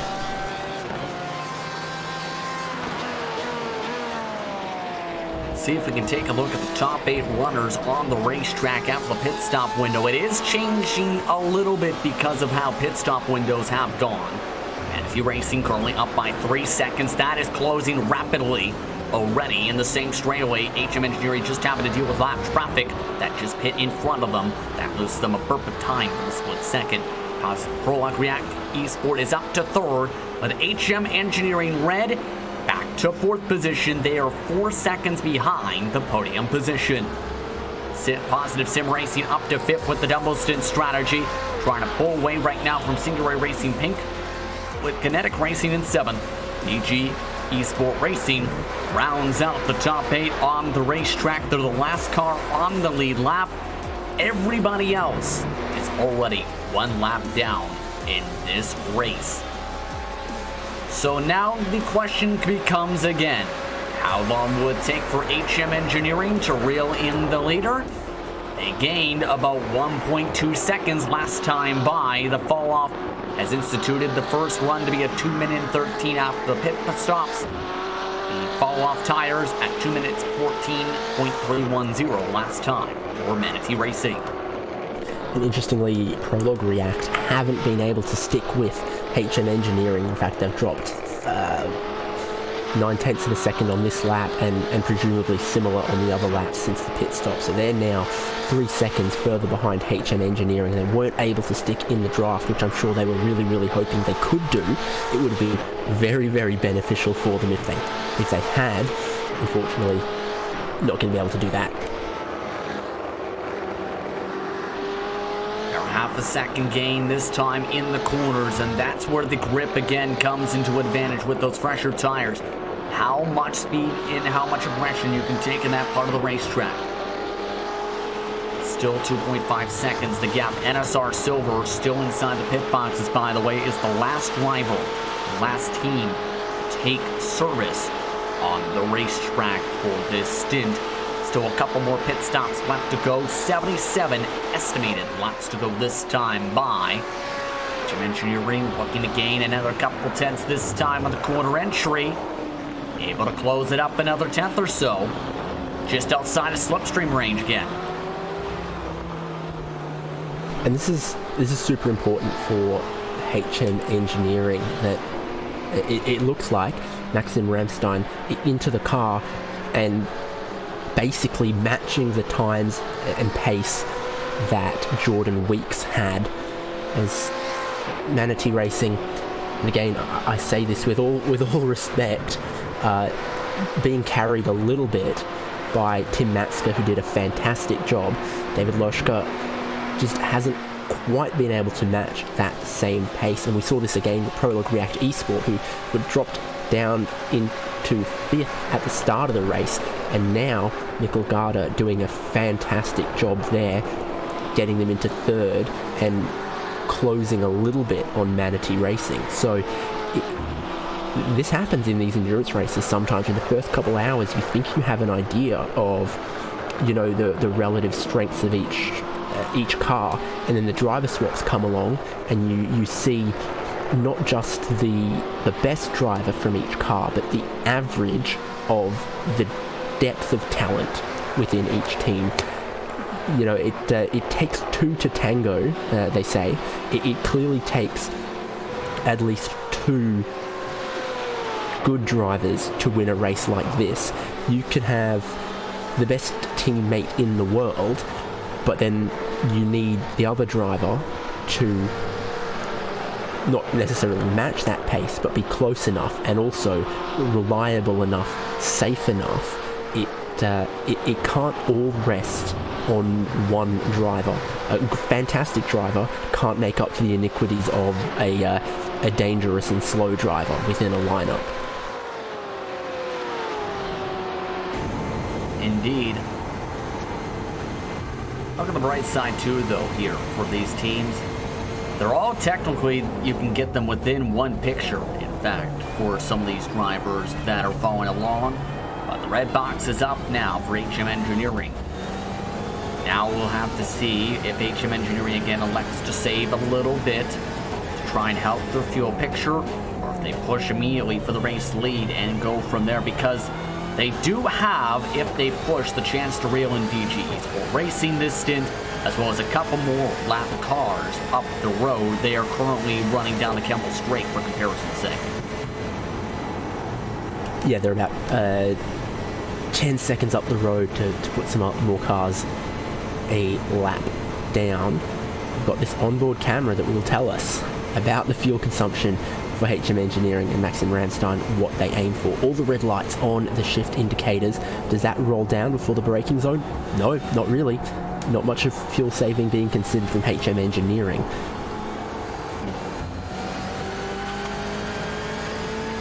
HM Engineering now within a couple car lengths, looking for the race lead, wheeling their way on the bottom side of the circuit.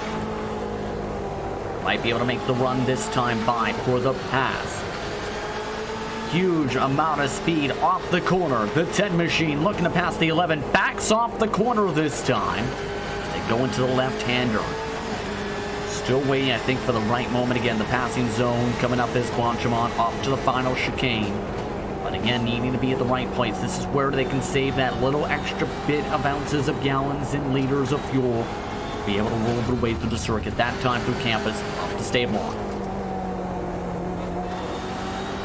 Yeah, indeed. This is very, very interesting to watch. Battle for our lead of the race. Manatee Racing don't want to give it up, but they are on older tyres than HM Engineering, who've been the strongest team so far in this race.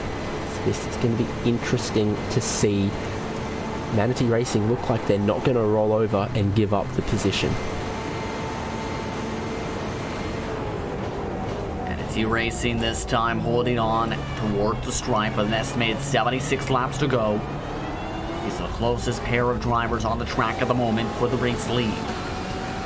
Engineering again still electing to draft behind.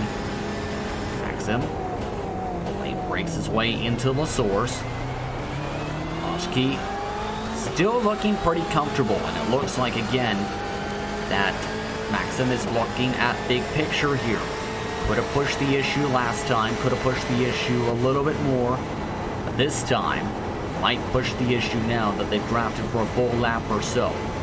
Oshki separated by 4 car lengths, 3 car lengths, down to 2. No defensive line. HM Engineering takes a peek. And yes, that's what they're doing. They're fuel saving here, even with the driver on older tires here. Interesting though, if HM Engineering ride along behind for too long, Prolog React Esports will catch this lead battle. Their Ferrari definitely quicker than Manatee Racing at the moment. HM Engineering, you're thinking, oh yeah, okay, well that's the lead of the race right in front of us, we can see it and we're saving a bunch of fuel right now. But they can't do this forever. They do need to make this move eventually. Prolog were 4/10 quicker than the leader on the last lap, and they keep coming just a little bit closer every lap. Yeah, again, lifting a little bit early that time, HM Engineering. This is the perfect window to get themselves into a optimal strategy window so far. Still lined up along. The driver still about 9 seconds away from lap traffic.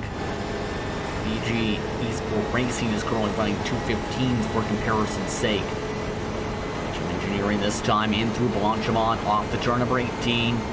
This is where the speed comes in, having a lift once again though. Are these BMWs in that section?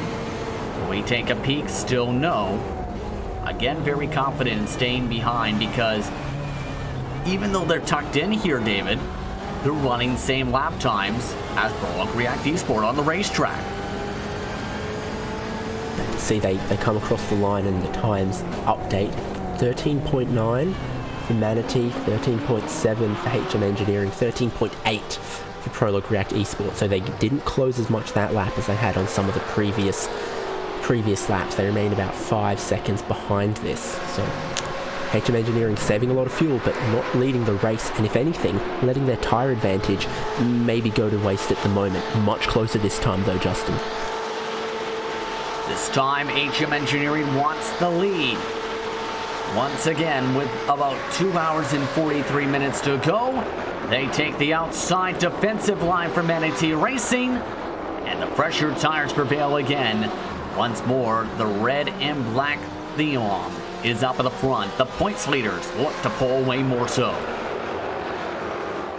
Great move, and of course more tyres just gives him more confidence through the corners. Better on the brakes as well. So Maxim Ramstein takes the lead of the race, not for the first time for HM Engineering, but for his first time as a driver, as he jumped in that car at the most recent pit stop and came out in second place.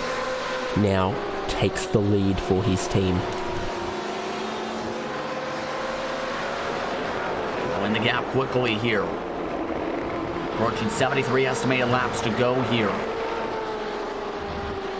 Again, these drivers spreading themselves up pretty decently. P5 also may heat up, by the way, pretty soon. That's around 2 seconds. See, we're racing pink on the fresher tires. Already closing in about a second or so last time by. They were the 6th place cars. That is about a minute and 3 seconds behind these drivers. 2 hours and 42 minutes to go here, David. What are some of the things to keep in mind on for the second half of this race now? Well, there's still plenty of cars that are relatively close together. We saw... So, Positive Sim Racing are in 5th right now on their old tyres, being closed down by Singularity Racing Pink. Martin Derland, I can't remember if this is his first stint or not, but he did set that car's personal best lap time just a couple of laps ago. So he's got a new set of tyres. He's flying along and closing in on Positive Sim Racing. Let's go to Race Spot Fan Immersion, in fact, with this 94 machine as they look to reel in the top 5. You're watching Race Spot TV, the North Le Mans series from the virtual circuit, the Spa-Francorchamps.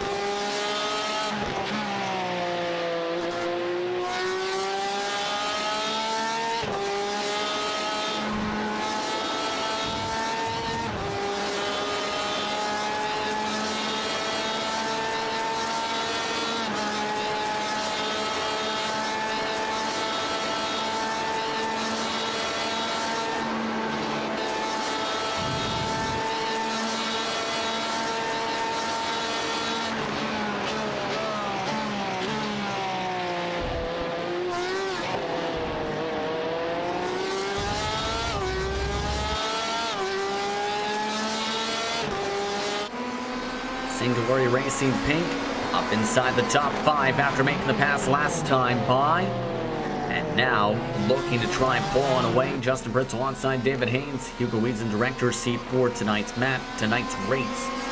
As so far, it has turned even more calmer.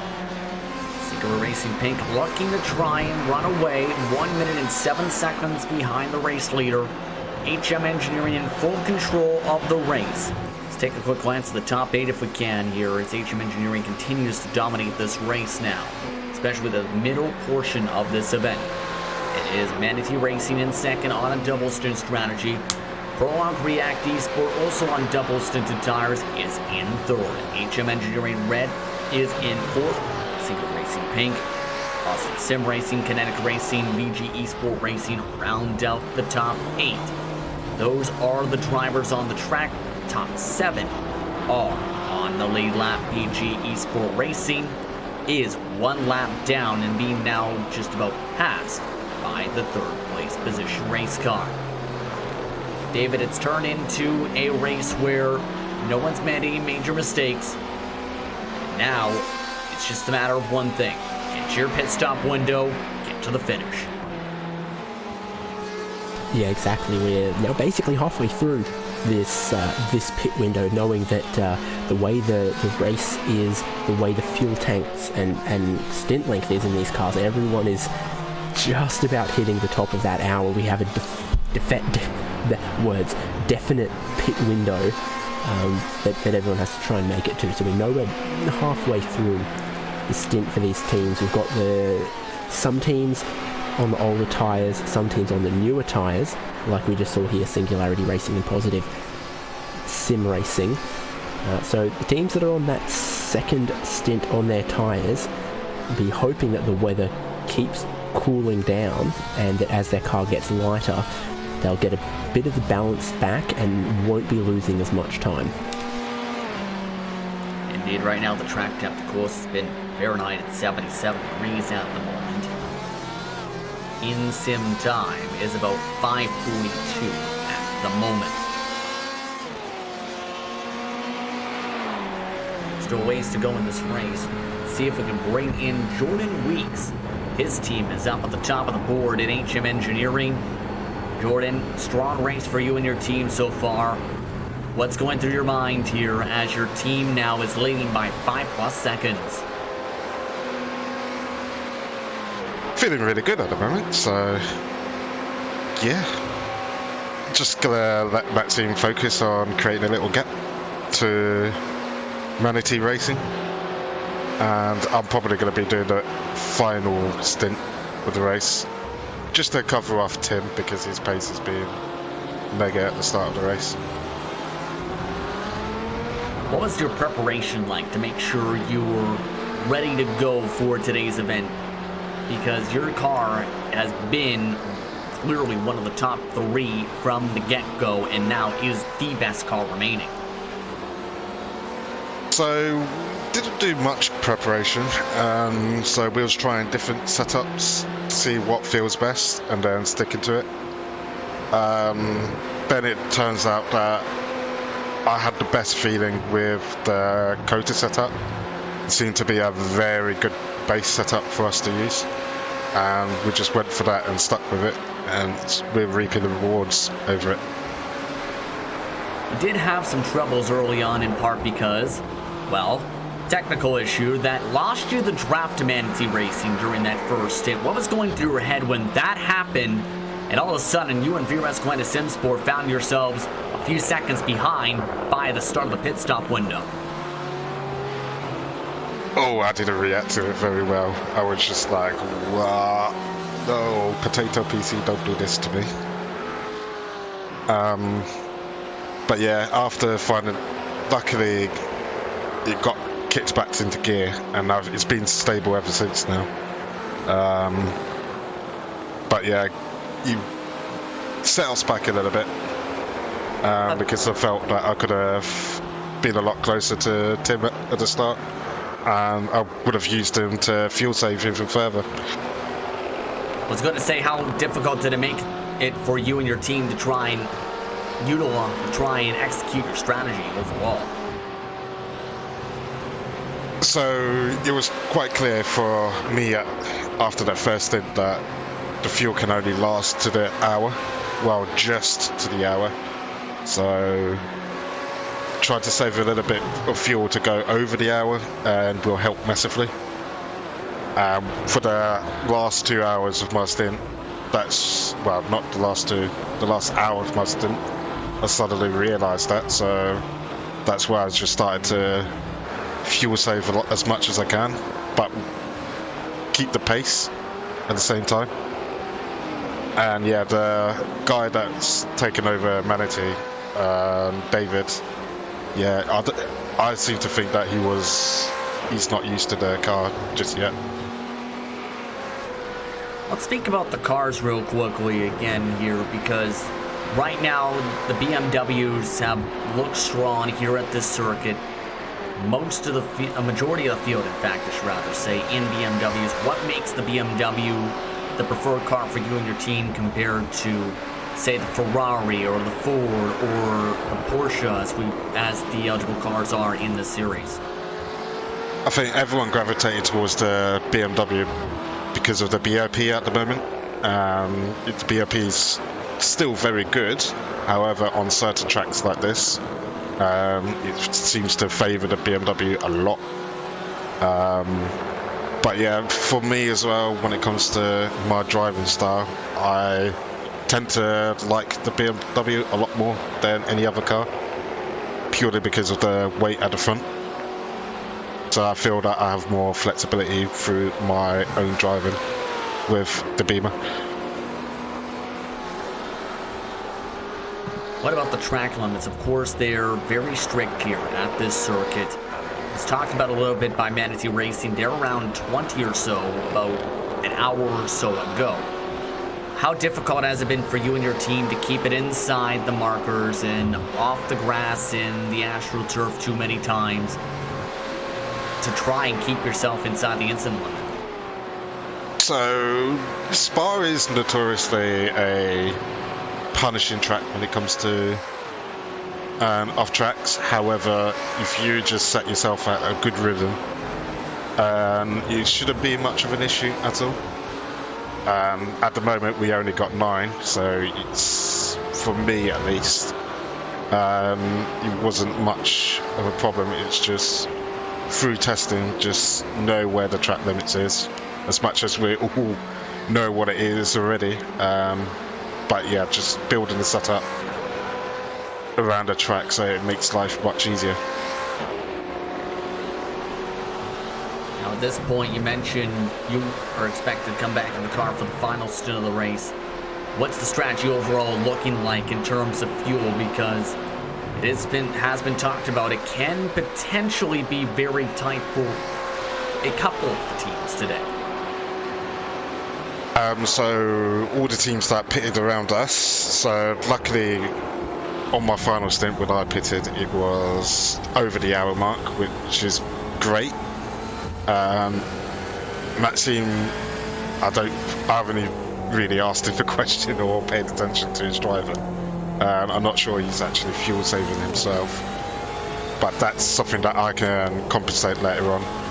As long as he builds up a good enough gap, it should be a lot easier for me to fuel save and manage the gap to the team behind.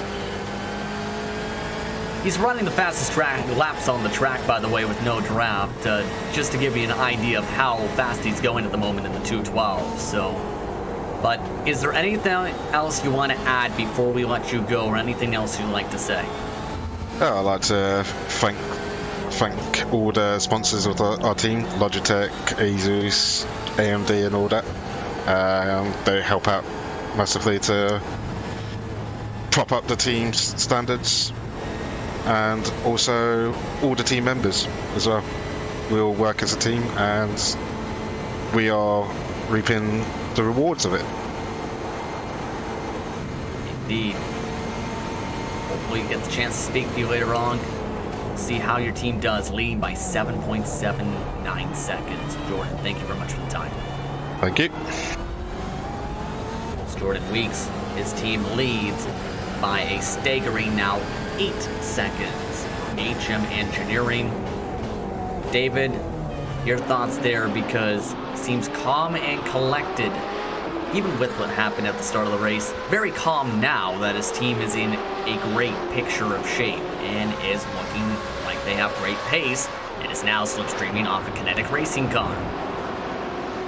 Yeah, I mean, obviously, good pace from his teammate, got the car back in the lead, extending the gap out, and I don't know what else you'd really need to be worried about in his shoes, so he's going to very easily get let by. Kinetic, no dramas there as well, so yeah, he seems to think his teammate's going to put the car in a position where he can bring it home for the win. And this, occasionally the telepathic link between myself and Hugo works, and I was about to say, you know, really inside our top three, the battle is Manatee Racing and Prologue React, who found a serious turn of pace in the last couple of laps. You see 4/10, and then 6/10 they've closed. So while the gap is 2.5 seconds, we know the slipstream is effective from about 1.5 seconds. So give it 2 more laps at this rate, and Prologue are going to be in the draft, saving the fuel and making more speed. They do have to pass by a lap car once again, though, an NSR Silver that's just up the road.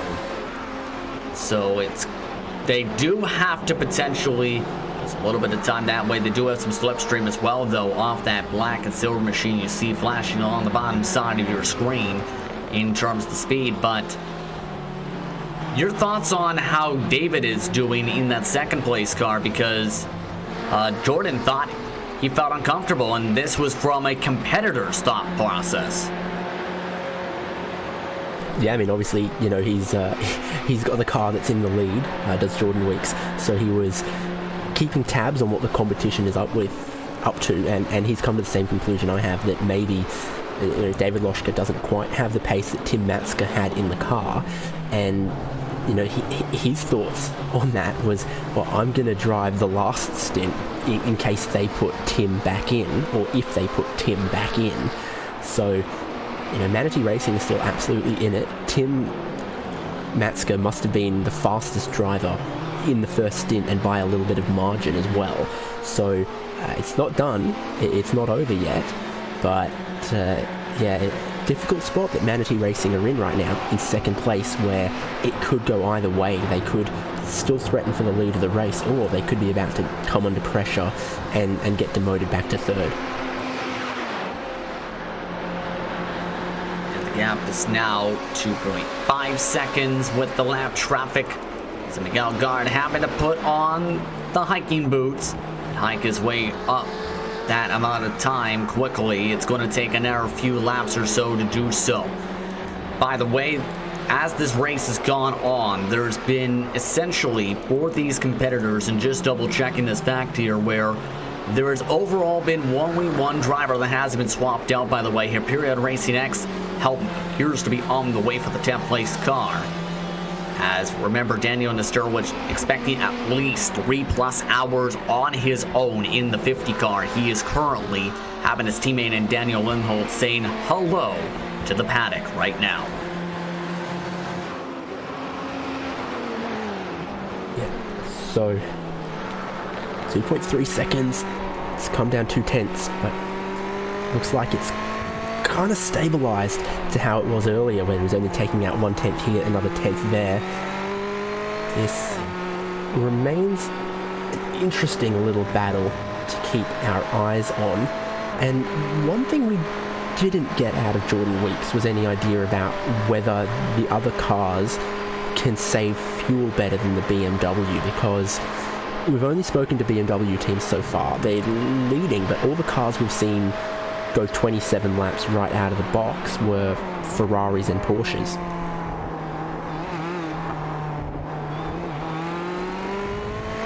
And as you look at the times for the Ferrari you're following along with on the bottom side of the ticker, that's definitely going to be a question I have to ask when you get the chance to speak with the Narrow team here in the next few moments or so later on in this event. Prologue React Esport this time had a 3/10 quicker time on lap number 96, or pardon me, 97 for their race today. Now starting on lap 98, up the hill they go. Once again, the pace coming into play from the Ferrari, and the Ferrari again, there's a reason drivers liked it for so long, for a few years on this iRacing service before the BOP shuffled on in. The raw pace just is so helpful when it comes to trying closing gaps like this. Yeah, and some of the other series they race in, because they're relatively prolific, Prologue React Esport, just maybe they've worked out some good setup stuff with the Ferrari. Maybe their drivers just prefer driving it and they've practiced it a lot, but they certainly compete a lot of special events in the Ferrari, some other leagues, some of them are broadcast by Race Spot in the Ferrari as well. So I think that surely also has to factor into their decision is, well, we don't have to work out the setup and practice and get comfortable with a different car if we've already got all of the information on the Ferrari. Underneath 2 seconds now. They've done great through the middle sector. It's been a really good middle sector. Keep an eye still on if they can close this even more so. Straight line speed up to 2 seconds to 1.9. This is where they get really good strong speed, it seems, today, these Ferraris. In turn 18, just after Blanchimont, right here, is where they've been able to carry some extra bit of pace than some of the BMWs. Another half a tenth gain with that extra bit of speed. And off into the final chicane they go, and there goes all the speed all of a sudden with a little bit of a shuffle to the steering wheel. Yeah, using first gear through the bus stop when all the BMW teams use second gear. There's differences in the ratios and the spread of the gears between some of the different cars, but it's interesting to see that the Ferraris seem to use first gear in a lot of places where the first gear might be a bit too short for the BMWs. Not identical gearing between the different cars. Yeah, and you're seeing that example put on display, but still 1.8 seconds now. Again, down the Camel Straight, this car seems to thrive in a pure straight line for Prologue React Esport, because that's where they seem to be gaming all the time. In the other sections, they're just equalizing, if not losing, about half a tenth a second in sectors 2 and 3 at the moment. Yep. So 1.6 seconds now. Was a great run down the Camel Straight, and I didn't see any hint of fuel saving braking there. And I don't know if that was enough for the AstroTurf that he might have used up one of the incident points, but definitely looks like he's pushing for a couple of laps here, not saving fuel, trying to get just that extra couple tenths of a second he needs to be within the draft range of the car in front. Remember, these are valuable points on the line. This was the team that came away with the max points, all 120 points with a victory at the Circuit of the Americas. This has the chance to potentially put them in the championship fight again if they can get a good finish right here, right now, after what happened at Suzuka. This is the type of run they needed to get themselves back in the conversation and bump themselves ahead of a few teams like Kinetic, like Porsche Team Mama, who didn't enter today. Above all, the Hyperion cars. So there's a chance to they try and get close to where Singularity Racing Pink is in the point standings if they can get a second place finish. And that's what they're within range of here on this run. Yeah, exactly. There is an opportunity for them to get some great points here. So that is very, very important for them. It's going to be maybe just getting that good slipstream down the Camel Straight this time. Let's see. Run through Eau Rouge and Radeon, absolutely critical. You've got to get the line exactly perfect. You get exactly the right amount of throttle that the car turns, but doesn't over-rotate. And he had just a little clip of some of the curb there, but thankfully the car looked like it kept pointing straight. Good run here, and it is getting much closer for second place. And I'm glad that this is a battle that's going to shape up before we get to the next round of pit stops in a couple of laps' time. They got guard really good when it comes to the entry of turn 7 to start sector 2 in the cone. That's where he gains the most amount of time, even more so than when in a straight line, but he's inside the slipstream now. Gelgard now needs to try and push. This is inside the window. Chance to still save, though, at the edge of the BMW's rear diffuser. Currently the gap, once again, about a full second. Keep an eye on Miguel Gard again, keeping it stronger on the brakes.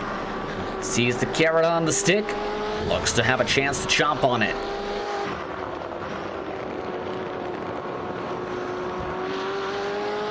This is one of two position battles on the track here, David, now, too, because Manatee Racing Pro Grant Esports second and third.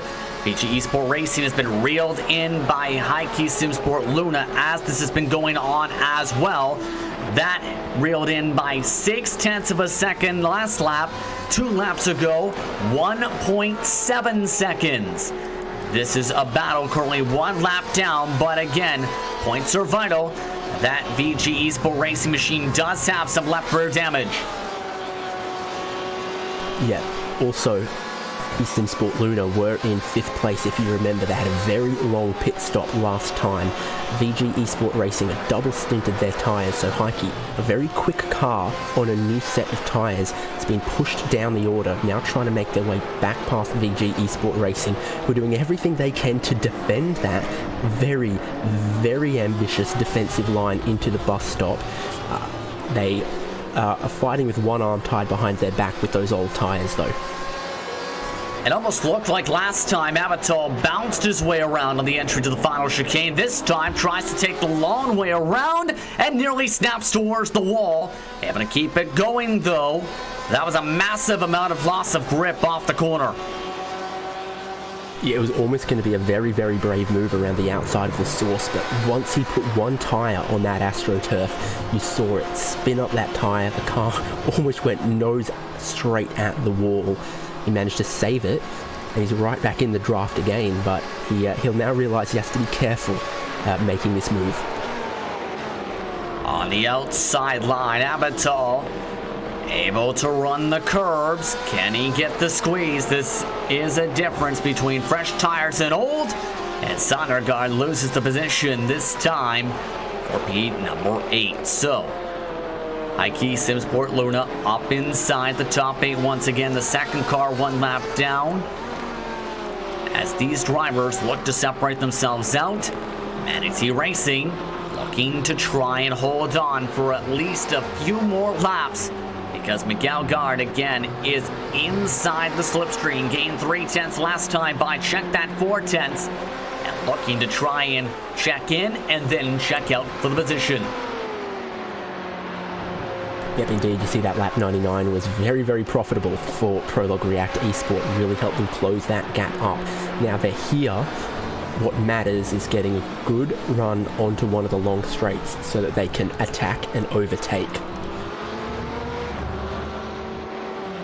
Bit of a bobble once again for Miguel Gard, separated by 5 car lengths. David Losky earlier braking this time as they go through the rubber on the circuit, and I believe that is actually up the road, Kinetic Racing as well, so lap traffic might be a factor in this battle as well. Just about a 1/4 complex up the track. Manatee Racing still in a comfortable spot for this time by. Estimated 59 laps to go this time by around the circuit. Losky sees Gard look to the inside. Too far back, though, to send it in for the dive. Just peeking the nose, telling him he's there. Yeah, and when we were looking at HM Engineering earlier, Kinetic Racing let them through, jumping all the way off the racing line and jumping on the brakes. So they obviously, Vincent Herbier is very well aware of the battles going on around him, and at least earlier in this stint was very charitable in making sure he didn't interfere with them. So see if he does the same again, and if you're Manatee Racing, you're very much hoping for that. If you're Prolog React Esport, you're thinking this could be an opportunity, something to distract my opponent, and he did get almost close enough earlier on this lap, but just not quite. towards the next potential passing zone. Mikael Gard looking to fall still, taking a bit of a deeper arc on the apex.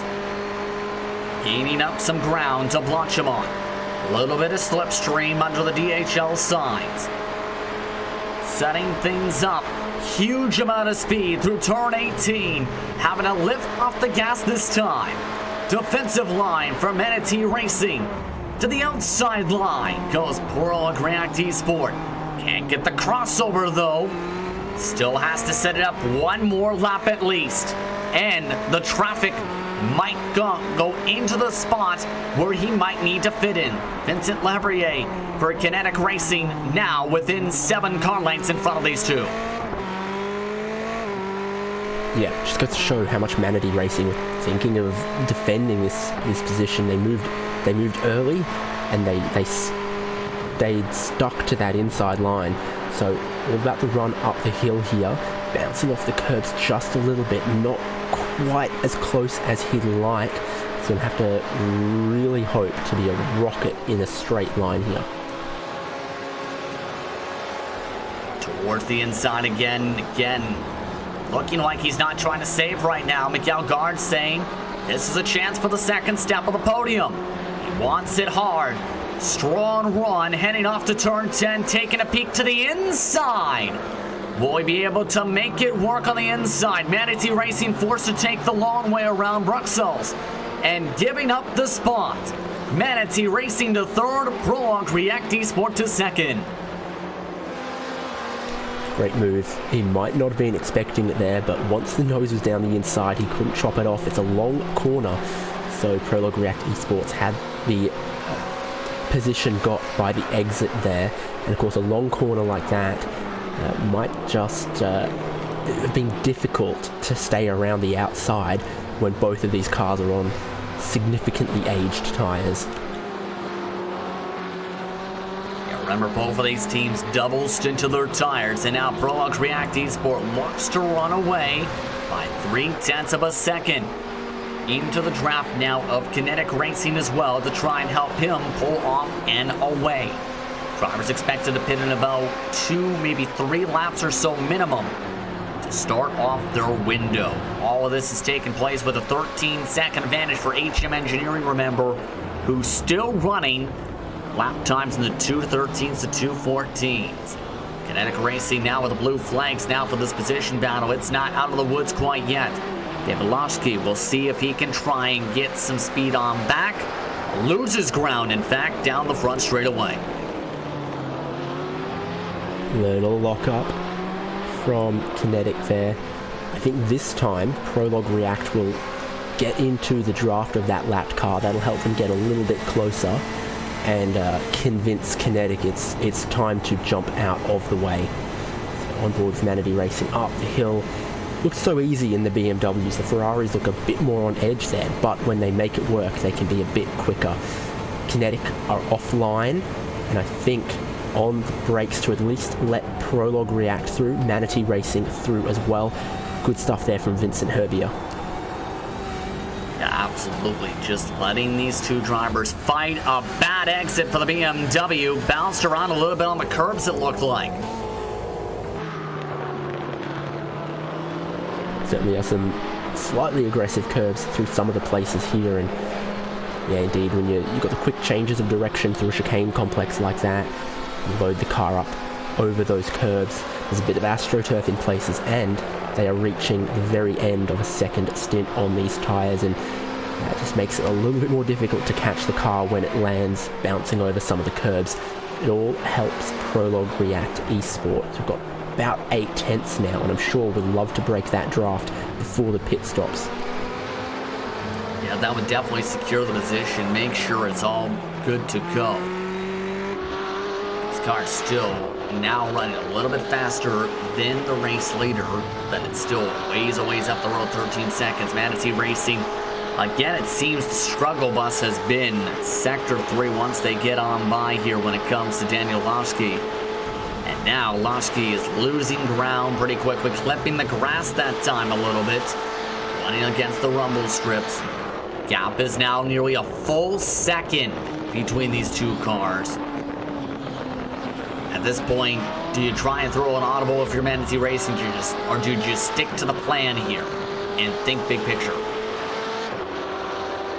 I think once you're here in third place, you're looking at how much fuel is left in the tank, how many laps more you think you can go. If you were right on the knife edge of being able to make that 27 laps, then you didn't want to give up that position, but now you pick up the slipstream off the Ferrari. It just helps you a little bit to not have to worry and to be able to make 27 laps. Saving some fuel, Manatee Racing here. But the defensive line and trying to break the slipstream is Miguel Gard. Going defensive line a little bit. Braking zones about even. Loschke still trying hard to keep up, but just outside that range now. And this is going to potentially sizzle away that position battle. The driver's expected to duck down here this time or next time by now for this next upcoming window. Again, it has been a strong day overall, though, for these teams, you have to say. Yeah, so our top three right now, if they pitted at the end of this lap, it would have been a 25-lap stint, so probably they'd be aiming for two more after this. The car that I think we'll see in first is your fourth place HM Engineering red car and David Toff. So they've not been quite so strong on extending those stints. We might even see them at the end of this lap, but they'd probably be aiming for the end of the next one. So I think the 14 car is the first car we'll expect to see, and then after that we'll see who of the top three here, and especially this second and third place battle, goes just a little bit longer.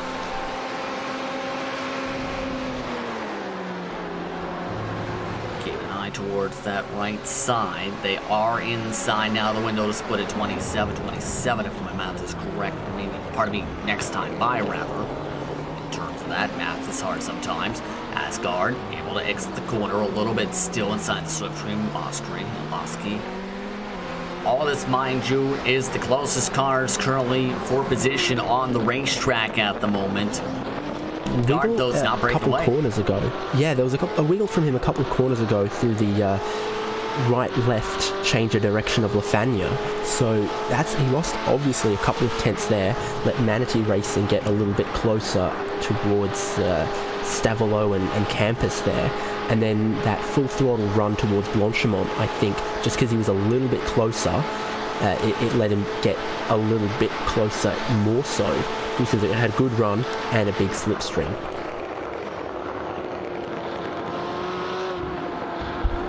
Yes, right now. Coming towards 2 hours even to go on the clock. In a situation where these drivers now get ready for that potential window to open and drivers to jump through it. Fastest lap on the track last time by was Singular Racing Pink, by the way. That's how much the strategy differentials are. As right now, that is one of the two drivers who are on fresh tires inside the top five. The rest of the drivers double stinted their strategies here. Curious to see if anyone... With the exception of our leader, of course. Yes, of course. I was referring with the leader as well as Singular Racing Pink, who are both on fresh tires. The middle three are on double stint. So, speaking of our leader, Maxim Ramstein approaches the pit entry. If he pits this time, it will have been 26 laps to the stint. Remember, Jordan Weeks told us that he hadn't told Maxime to worry about the fuel. I don't know if that changed after he spoke with us. Comes by the pit entry now, and he stays on track. So this is going to be 26 laps for HM Engineering. A little bit further back, HM Engineering Red, though, definitely going to have to come in this time, I would expect. Well, I put it this way. Prologue React in the lane. Prologue React Esport, they might have pushed a little bit hard, too hard maybe, to go now a lap earlier than a lot of their competitors here.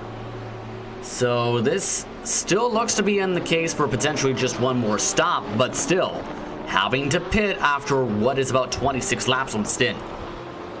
And this has surprised me greatly. David Toth in the number 14 car stays out This is going to be a 28-lap stint, which I don't think we've seen anyone do yet so far. So if he spent this whole stint with a feather on the right pedal, then he can do this. But otherwise, I'm almost looking for this car to splutter in the final sector coming towards the pit lane, unless he's got some magic. Frog React Esports, Mikael Guard into the pit lane this time. As talked about, Fiji Esport Racing also ducking down this time by joining them, so they aren't alone in the pit boxes at the very least. It looks like a driver swap is coming. Daniel Pastor is coming back into the race car with under 2 hours to go up on the clock, so a driver swap for Prologue React Esport. And that, of course, would go hand in hand with a tyre change as well. Daniel Pastor, they're just giving the wheel a wiggle, making sure it's he's installed correctly. Okay, so 30 seconds now into the service, and shortly the car will presumably go up on the jacks, and indeed it does.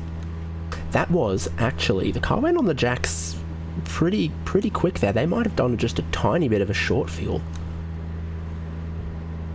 Yeah, that might be interesting there to try and maybe gain that tiny bit of time, but that's going to be interesting to see if that's going to be enough laps of fuel inside the tank. As Brevin... Yes, indeed. Pardon me? Yes, indeed. Leader's in. And that was just a subtly short fill from Prologue React. They might have still had 80% of a lap of fuel left in the tank, because we've seen full service stops that were 1 minute, 1.5 seconds. They've done it in 59.9 seconds, so they might have still had half a lap of fuel left in that car when they came in a lap earlier than most others might. So HM Engineering, the leader. Manatee Racing in second come in. HM Engineering red in functionally fourth in the lane as well. Now, Manatee Racing double stinted last stop, so they're going to have to take tyres this stop. But HM Engineering, their strategy is wide open. They could double stint here if they wanted to, or I think they've got enough in their pocket to take a set of tyres now, because everyone behind them has to as well. See what they elect to do here, as they are inside the box now for Fuel Kinetic Racing and Heike Simsport Luna also joining the rest of the top three drivers into the lane. Matty says hello with their green and white machine. And angled for a speedy exit. He's thinking ahead. And they're going to make a driver swap. This is going to bring Tim in, so this might catch HM Engineering off guard here. Remember, they were thinking of putting in Jordan Weeks if Tim jumped back into the race car. HM Engineering are taking a new set of tyres for Maxim Remstein. It's going to be a new set of tyres for Manatee Racing, who are going to be, probably 15 seconds behind. So this is a huge stint, a very important stint for Manatee Racing, because if they can close down a half a second per lap on the leader, they can bring themselves back into contention for the win. And also their own battle for second place with Prologue React Esports as well. It definitely helps Manatee Racing with that. Right now, Prologue React Esport making their way down the front straightaway. Tim Matsky coming off and away out of the pit lane. HM Engineering already rolling. Tim Matsky just behind Prologue React Esport by a couple seconds on their run out of the pit lane. Sanguinary Racing Pink and Positive Sim Racing have yet to pit. They're separated by 11 seconds. The gap between these two drivers, 3 seconds. Good pit stop service with the driver swap. 1 minute and 1 second. Prologue React Esport, by the way, here, David, took a 1 minute even pit stop on their service with that fuel strategy. Yeah, so exciting once again for our top three positions in this race. The slightly early stop from Prologue React Esports has let them build just a little bit of an undercut on Manatee Racing. Manatee Racing installed their number one driver, and critically, he's closer than I thought, only 13 seconds away from the lead right now, and he is going to push like hell this stint, you can imagine. Going to have to get back into contention, then have to push when Jordan Weeks is expected to come back in the car now with this decision. Singularity Racing, Pink, Positive Sim Racing have ducked down this time by, so this will cycle HM Engineering, Prologue, React Esport, and Manatee Racing all up the board. Track is very cool now, 23 degrees Celsius. All of our leading cars have just put on a new set of tyres. I think the first flying lap we're going to see out of Manatee Racing and maybe HM Engineering are going to be some personal best times. Keep an eye on the top right corner of your screen. Tommy Osgard with the top fastest time was a 2:12.470 with the help of draft. That was in the first hour of this event. The outlaps, a 2:12.310 for Prologue React Esport. That's the fastest on the track. The other drivers that have just pit have to come around in their time. They already were in the 2 minutes and 20 seconds and 2 minute 19 bracket. That's how quick those cars have come off the pit boxes.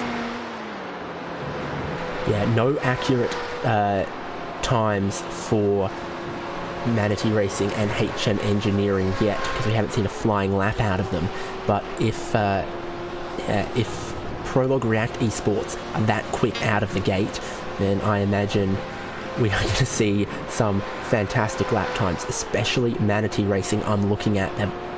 Tim Matska has already taken about a second out of the lead. He knows the job he's got to do in this stint, and he knows it's their only hope of winning this race. Well, Maxim is also on his own, mind you, too. Manatee Racing just out of the reach of slipstream here, following along with the two drivers in the pit boxes. Singularity Racing Pink off and away on some fresh tires. Awesome Sim Racing will do the same. And this pit exit can be a bit tricky here, a bit uphill, and making sure you stay in the white lines without touching the tire barrier. But this time, looking to make it easy, is Singularity Racing Pink off and away inside the top 5 by a large margin, 10 seconds. Yeah, Martin Derland in that car has done a fantastic job since he joined the race, really bringing that car back into contention. And Pink it is. Those wheels, the wing end plates and the mirrors certainly make that car very, very easy to spot if the lime green didn't help you. Yeah, that is a very bright race car, you have to say, for Singularity Racing. First flying lap from... No, not first flying. Yes, first flying lap from HM Engineering. Yeah. They lower the bar again. 2:12 flat. They ran a 2:11.815 in practice, should note. So HM Engineering now has the fastest purple time of the race. Fastest lap for Manatee Racing just set as well for them, a 2:12.350. 12 seconds behind this BMW on your screen. Get your orders in. It's happy hour right now. Track temperature still 23.3 degrees. Our top 3, some fresh drivers, some brand new tyres, and this is hammer time from Maxim Ramstein, because he, and it seems to be the agreement of Jordan Weeks, isn't the strongest driver in the car, but he's gone and done wonders on these last laps. He's got the fastest lap of the race, and he is pushing to make sure Prologue React Esports can't catch him. Yep, right now trying to pull away as fast as they can. Here's the positive for them too. They're in the mix of lap traffic to help them with slipstream. The other two cars are not. Manatee Racing actually losing time now a little bit to Prologue React Esport in the past lap or so it stayed 3.2 seconds. These cars are both losing ground to the lead as well. Yeah, Manatee were 12.5 seconds off the lead, now 13 seconds behind our leader, so they've lost a little bit of time there in that battle, unfortunately. We'll see Tim Matska, if he can get into his rhythm, he ought to be very, very quick indeed. What beautiful colours for our leading cars here. Very, very rich red for HM Engineering. Beautiful swathes of blue for Prologue React Esports. And the green monster for Manatee Racing. These spec maps absolutely help create these beautiful paint schemes too here, David. Like, to help with the different effects, to add these special colors. You have to give credit to the paint designers as well.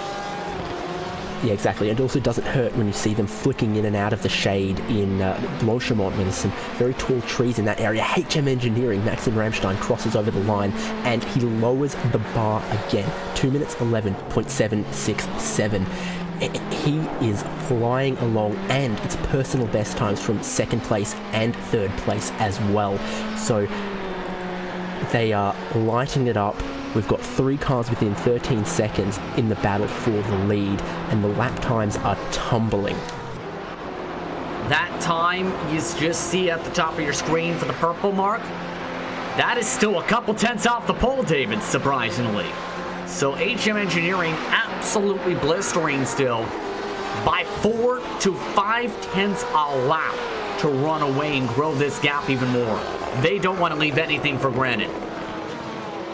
If I'm honest with you, I'm not surprised they haven't quite reached the pole time yet. Qualifying was 2 flying laps. These guys are driving around right now with the better part of 90 kilos of fuel on board in a race ride height race setup as well. So to get even anywhere close with all that fuel on board means that they're pushing, and the weather is good. Weather is looking very, very good with the 74 degrees Fahrenheit track temperature right now. The coolest it's been the entire day overall. 49 estimated laps to go on the track. By the way, one thing to note, Ritson just ducked down for NSR Silver, currently still holding on to a top 10 run. NSR Silver.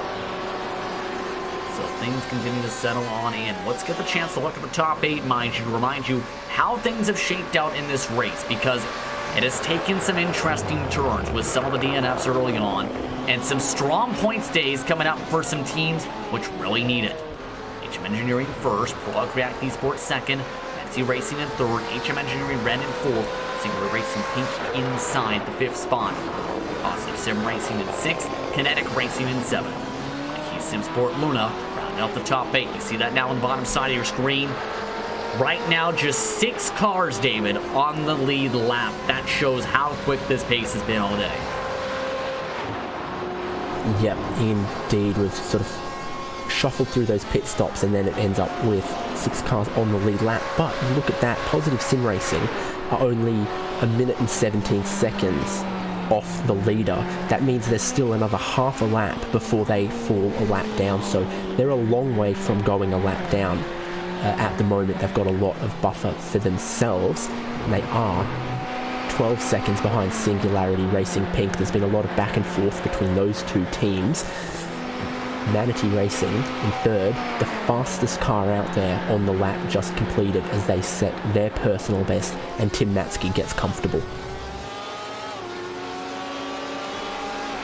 Look at that machine again. Remember, last time we seen Rasmus Busk inside that car, it went backwards and spun around and had to claw in a gap that was massive. They've clawed their way and pushed their way, kicking and screaming to 6th position. They look to somehow, though, have to close the gap now to Singular Racing, because they pulled away after their different tire strategies by 12 seconds after. Now they're on equal tires. So the raw pace has to come out yet again if you're Positive Sim Racing. We know that car is quick. It's just a matter of hustling it forward. Gap has meanwhile just shrank a little bit between 2nd and 3rd. Yep, so Tim Matska finding the pace again, and 2.5 seconds behind Prologue React Esports. And we talk about that 1.5 seconds is what really matters to get in the slipstream. The several long straights on this track, especially the Kemmel Straight, which has proved so valuable indeed. So really, Matska is looking to get to 1.5 seconds, and the rest of that gap sorts itself. Here's the question, though. If you're Prologue React Esport, what's the thought process now for the fuel? Because remember, they underfueled the car just a little bit. Are they going to be good to make it to the end is going to be the question I think many viewers are now asking. Well, they're definitely going to have to think about it. I've just literally pulled out my calculator, to say that it's predicted 54 laps to the end from when Prologue React last pitted. So they're going to have to do 2 27-lap stints. That's entirely possible, but they are going to have to do those 27-lap stints. They only did 26 last time, and by all accounts from the pit stop time, it looked like there was a little bit of fuel left in the tank because they didn't need the full 35 seconds to fill it. So I think they would have only needed to have stretched a teeny tiny bit from there to have done a 27-lap stint. They've done it before, they can definitely do it, but now they don't have a choice, they have to.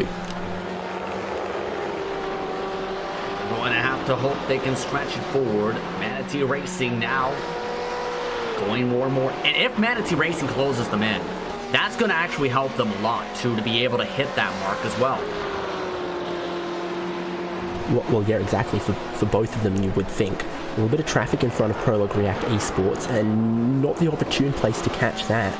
So let's see if Prologue React lose any time, or if they use the slipstream towards Blanchimont.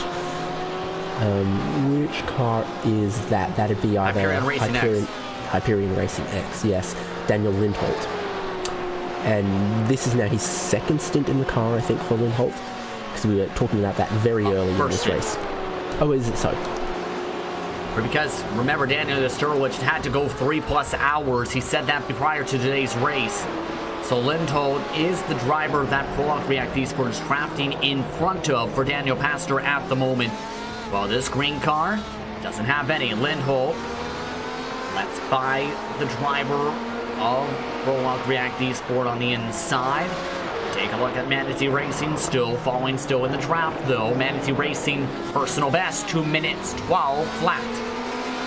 Gap still now a couple seconds, 2 seconds even inside the slipstream of Lindholt. If you take a look at the onboard for Lindholt, he's in 10th position. And if you look at the way the helmet is in that Hyperion Racing X machine, you can tell, well, was hoping you could tell, that driver is happy, regardless with the top 10 run. So he stays to the right-hand side, rolls out of the throttle a little bit and lets Tim Matska through. But Matska still picked up a little bit of slipstream, a little bit of draft, a bit of help down the Kemmel straight there. And that brings the gap down to about 1.7 seconds, him to Prologue React. He needs just a couple more tenths. Yes, indeed. As Tim Matske able to pass on by. Matske, though, that actually helped him along as well, as to be expected with the slipstream, because now it's about 1.5 seconds. That was a massive amount of help, in fact, to get that draft. Yeah, very, very critical. So if he can have a strong middle sector, and we'll see, is that the strong point of the BMW? Sometimes it seems like it is, and he looks very, very confident hopping the inside wheel over the curbs through Lafania here. So he does have just a little bit more confidence across the curbs through some of the slightly slower corners of the middle sector. 1.4 seconds. He's going to start picking up just a little bit of that draft now. Battle is on. Battle is on. Check your watches. It's battle o'clock. With about 1 minute and 40 seconds to go on the ticker. Matske has looked strong whenever he's been in this car. And they're actually starting to close the gap on the race lead, by the way, again, because HM Engineering has gone to the 212.3s. Now that the tires have gone to full heat cycle, starting to build up a little bit of wear. Another personal best for Tim Matske, a 2 minute 12.075 this time. Yep, had a little bit of help in the draft, and that only lowers his best time by a couple of hundredths of a second. And certainly consistent lap times there when Prologue React haven't quite been able to manage that. This is where it's going to matter. Is he picking up any slipstream off the Ferrari in front? In 6th gear, the Ferrari has just a little bit more punch. Tim Matske just doesn't match the speed of the Ferrari this time. Yeah, this is a position battle that's going to take a while to set up, David, at this point. And if you were the driver in front, what's kind of your thought to keep that push going, to keep on seeing the gap and saying, okay, there's still a car in front, but it's going to take me 100% focus to keep things going and potentially 100% effort. What's kind of your mindset as a driver to keep yourself going and keep that emphasis and enthusiasm and motivation to keep going? Well, it's just got to be no mistakes. It's just got to be get the braking markers perfect, make sure the car's stable through the corners, and I guess if anything is helping, the fact that the track is continuing to cool down now to 22.8 degrees Celsius means that each lap you can hopefully push just a tiny bit more, and you'll feel that the car's reacting well, that the lap times are strong. But now Manatee Racing 1.1 seconds back, not quite close enough, it seems, to pull in a straight line, but it's made up for through the corners. Half a second gain last time by, as you can see on the bottom side, 1.2 seconds. And again, this is something of an effect that you potentially can have. Even with the slipstream, drivers sometimes talk about, well, there is the potential of an aero bubble, so to speak, where you almost get within a couple tenths of a second, and then it's like you almost hit a brick wall. Matsky right now looking to still break that bubble here, David. Yeah, I'm not sure about in the GT cars, but yeah, certainly he's closed a couple seconds over this stint. Looks really strong through the middle sector. It's all about just getting close enough that he picks up a draft here in the Kemmel Straight so that he can attack at the end. He isn't close enough for that. Now 1.4 seconds back. Losing time actually this lap by, and just looking like the corners not as great this lap by. Matsky, questions kind of going to also lean towards, is he pushing too much? Because you can potentially do that here, David. Yeah, I mean, there shouldn't be concerns on the fuel for Manatee Racing where they are. More so on the tires. Yeah, having gone a lap longer than Prologue. The thing is, all of these teams, I think, are going to double stint those tyres to get to the end from here. Track is cooled down. It's the perfect time to do it. And Prologue have done it before. Manatee have done it before. HM Engineering, I think they might have to as well. So there is the possibility he's just thinking about looking after these tyres so it can be the strongest car in the final stint. 1 second even now all of a sudden. A good sector too in the second half of it to close up the gap a little bit more. Now inside the slipstream. Manatee Racing with the later break this time along the rumble strips. And back through the final chicane once again. It seems like the corner stability just a little bit of a bobble each time through that final chicane too for the BMW at the moment, where that track seems to dip down just that little bit into a divot. Yeah, 2 laps ago, it looked like the car was kind of floating through there. It was absolutely right on the edge. One thing, though, I guess I need to consider about the final pit stops is because it's the final stop. If you're sitting here and you save just a little bit of fuel, you'll have a shorter final stop on that fuel because you're only going to take enough to do the final 27 laps, for example. If you've got a bit left in the tank, that's a bit you don't have to take to get to the end. So, we've seen everyone filling the tank to the top at every stop so far. The final stop is the one time you don't do that. And that's where your strategists and team managers definitely come into play here, David, because you're going to need help to make sure you get that number right on the mark. If you messed up that number even by a little bit, there's a chance you have to come down and splash and go, or you run out on the last lap. Been a great run in this sector so far for Manatee Racing, now within 7 tenths. So they've really had the edge the first half of this lap. Yeah, they definitely have now to close this slipstream up a little bit more alongside the rumble strip. Matsky using every portion of the track limits he can here in that BMW. Going rumble strip to AstroTurf to rumble strip, back to rumble strip, this time to pavement because there's no rumble strip. That type of a run for Matsky to follow tire line to the Prologue React Esport machine. Gap is now to 7 car lengths once again.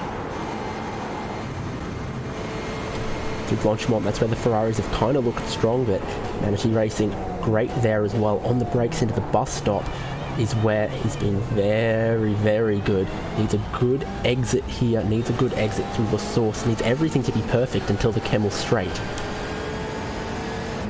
5 car lengths now the gap into La Source. Much deeper entry for Matsky to the point where I nearly overran the corner just a touch. Had to go a half lane up just about that time through La Source in the dip. But still in a good position to try and get some speed built up. A 2-minute 12.1 last time by for Manatee Racing. A 2-minute 12.527 for Daniel Pastor and Prologue React Esport. Prologue React Esport machine. We've seen Miguel Gar try and break the toe before in that blue machine. No attempt to do so from Pastor, as Matsky now is very close to that slipstream. That time it looked like the Ferrari had to tap the brakes, the BMW didn't. Yeah, there was a bit of a roll out of the throttle at the end of the Kemmel straight from Tim Matsky though, so he realises if he can't pass there, then every bit of fuel he saves will be a shorter final pit stop.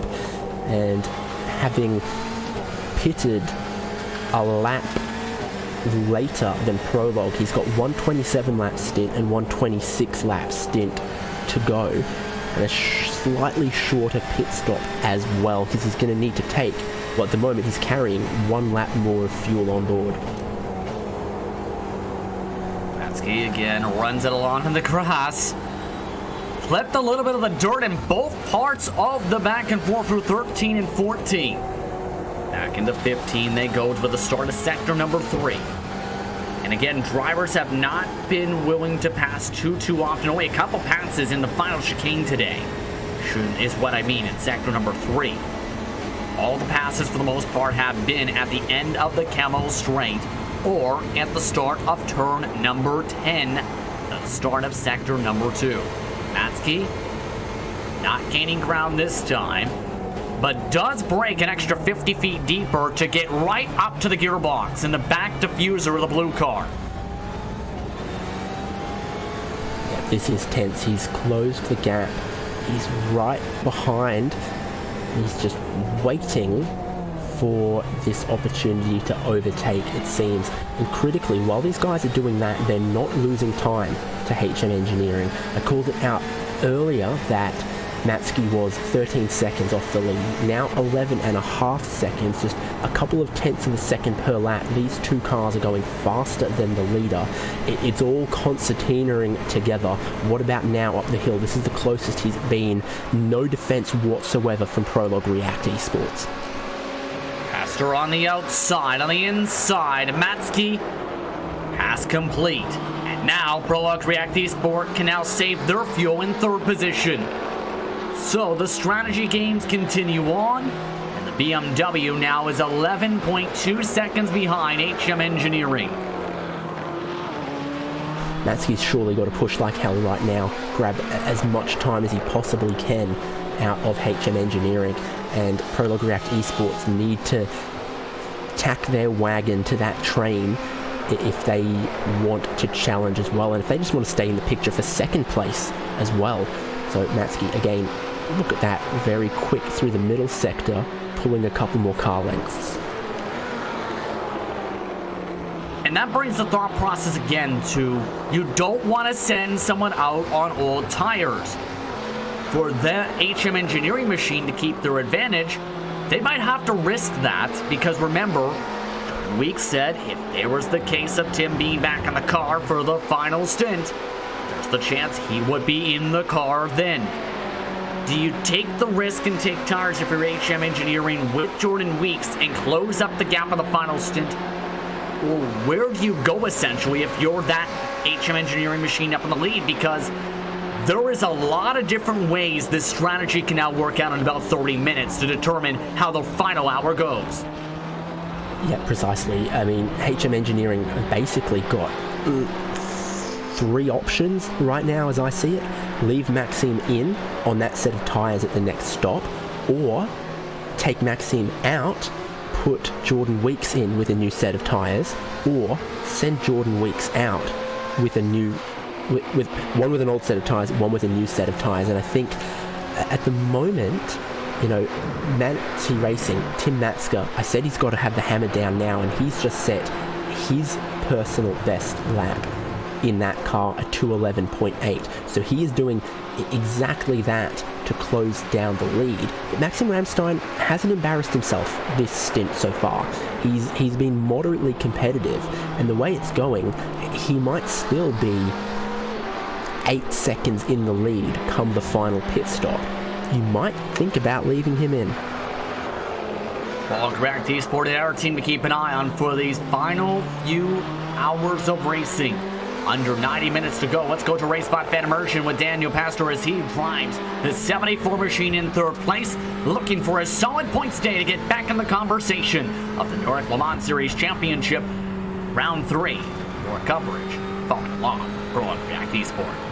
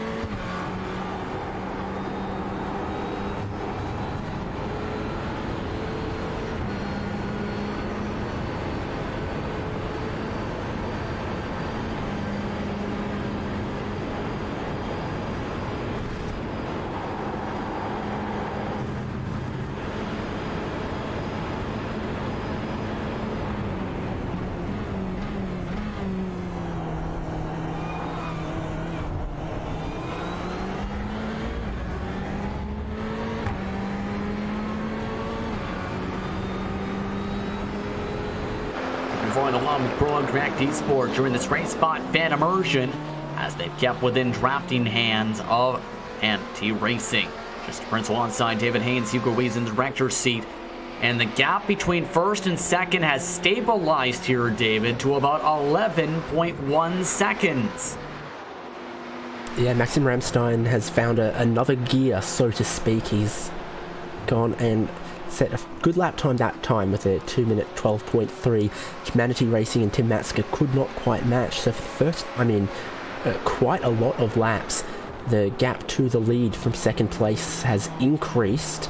HM Engineering are holding firm with their 11-second gap for the lead, and that builds a very, very strong case for one of the possibilities I said, which is leave Maxim Ramstein in until the end on a double-stinted set of tyres. He, far be it for me to say, but I feel like I've got more confidence in him than Jordan Weeks did. Absolutely at this point here. A 2-minute 12.328, by the way, for HM Engineering last time by. Pro-Direct Esports just losing the draft. Manatee Racing now 1.5 seconds behind. So all of a sudden, their fuel-saving help is gone. With about 20 minutes or so before they have to duck down, at least 10 minutes or so around the circuit until they have to duck into the lane to be able to get it on 27-27 to the end. Yeah, certainly there was a couple laps there where they would have saved a bit. That would have helped them because the teams can obviously do 27 laps all by themselves. So just a little bit of draft for a couple of laps, and it should not be too hard. I think sticking with Manatee Racing was important, not just from the fuel perspective, but just from staying in the picture of, taking the win or getting second place. So think about, if they stick with Manatee Racing and then Manatee Racing catch HM Engineering, then they'd be right in the picture there. And if anything happened between those two, or if HM Engineering went off trying to defend the position or something, then Pro-Direct Esports would be in place to pick up second place. Yeah, you can see HM Engineering red starting to close a little bit, but that is a ways behind, 21 seconds. So either way, car off backwards at the top of the hill. Wraith Energy Racing take the tow hook. A lot of damage on the 313. And that is not good for them. They had been on a different pit strategy a little bit. Take a look at the Race Spot TV replay. And it's another victim of the curbs. Left side curbs this time. Well, they lose control of that very, very late in the corner, and then big impact, the front fall off, and then it has to get towed out of the environment. Yeah, it just looked like when they went on those curbs on the left side of the racetrack for Radion and El Rouge, that's what just destabilized it, where it just hit a bump right in the middle of the apex of the corner, and it just became too late to try and save that Ferrari. Yeah, we've seen this from some of the onboards and the replays we've seen like that, where the rear of the car starts sliding a little bit. Driver thinks they've got it under control, and the rear starts sliding a little bit more. They correct, nothing happens. They correct a little bit more, and then it snaps the other way. Pastor again, looking on board with him. About a minute 18 to go or so until the expected pit window opens up to be able to make it to the checker flag. 36 estimated laps to go this time by. Now it becomes the question again. Can Pastor get to that mark? We talked about looking like it is. What about the other teams is in our thought process too, because everybody else has been running clean air essentially this entire stint, David. Yeah, so where are we at? Is there anyone as far into their stint as Pro-Direct on 18 laps? I think almost all of the other teams are looking at like HM Engineering red, Singularity Racing pink. All of them are heading towards 127 lap stint and 126 lap stint to get to the end. So they will have to make at least 127, but they're not gonna have to do it twice.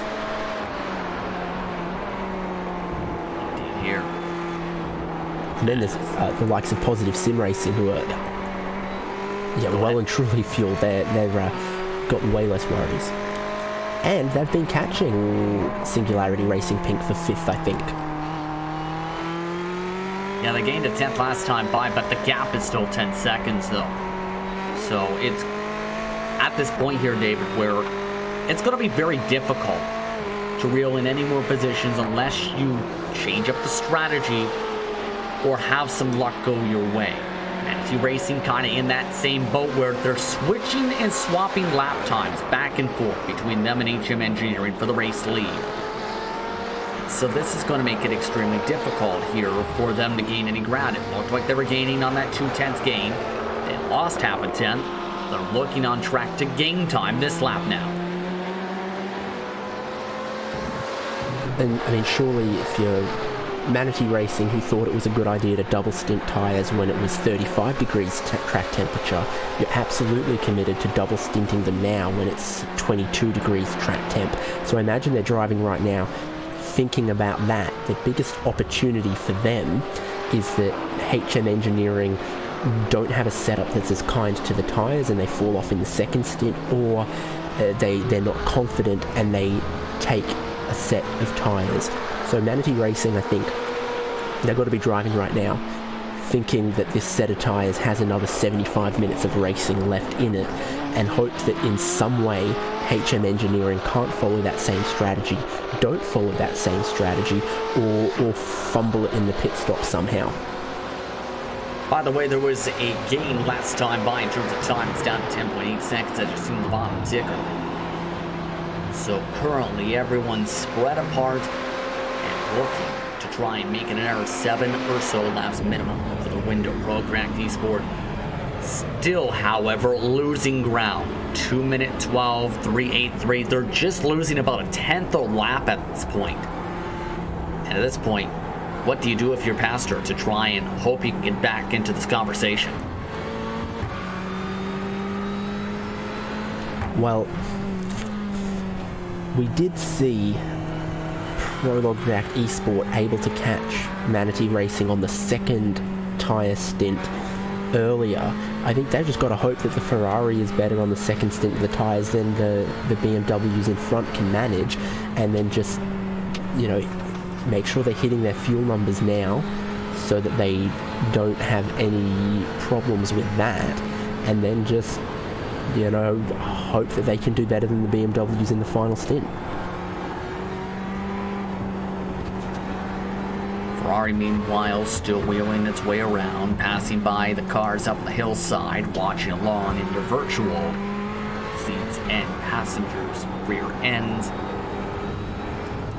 Still wheeling around these cars at the moment here. So, just that type of a race where one more stop, get to the checker, get the best points possible to get to the halfway point of the season. Yeah, and another battle that we might look to a bit later in the race, 7th and 8th. Now, Heike Simsport Luna, they were in the top 5, had some solid speed, and then they had a long pit stop where they lost about a minute. They are now, give or take, 15 seconds behind Kinetic Racing for 7th and lapping half a second a lap quicker. So a lot of speed for Heike Simsport Luna, and they are trying to hunt down that 7th place. We saw it briefly there, 3 laps in a row where they've closed that gap down. They aren't close yet, but they're tracking towards it, and they've got the same amount of fuel as Kinetic. Both of them are on the same age tyres as well, so you account for all the variables. Heike are definitely going quicker, definitely closing that gap. And Heike Simsport, remember, they had to they do it by 2.5 seconds this lap just gone. A solid drama of some kind for Kinetic Racing, whose lap was then several seconds off their previous lap time. They've had an issue. Maybe they're succumbing to the pressure. I said 15 seconds, it's now 9. If we can go back towards their lap 125, you're going to see something strange. And this is through Blanchamont, where Kinetic Racing, where I think once they got back towards the racing line, it's like they just hit a bump and it swung them hard right into the grass. This is about 15 seconds or so before this current shot. So if we can go back a little bit more on the BMW, it would be again through Blanchimont and towards turn number 18 where you see Kinetic Racing have some trouble and they're sent off into the grass. There should be a decent point to show this effect here after the DHL bridge, where keep an eye on the right side of the track. That's where they run in that runoff area after this turn here, after clipping the grass on the entry, right here. Or right after the section it should be. They were sent off towards the grass. Not sure why I wasn't seen there. They did go off in the grass in the lap 125 to the lap 126. Did the replay start on the correct lap but early and then we rewinded to the lap previous to the incident potentially, but certainly several seconds lost for Kinetic Racing. Apologies there on that one, as Kinetic Racing is back in that same section right now. Again, it is right about here where they went off of that rumble strip. That previous time by was off in the grass to the right side there. That's where they lost all the time. That's why they are now down a little bit in terms of a gap to 10 seconds.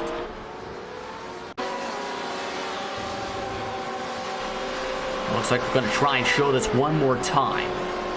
See if we can get this right here again. Keep an eye on this right here. Yes, indeed. Do you see that bobble? Off to the grass they go.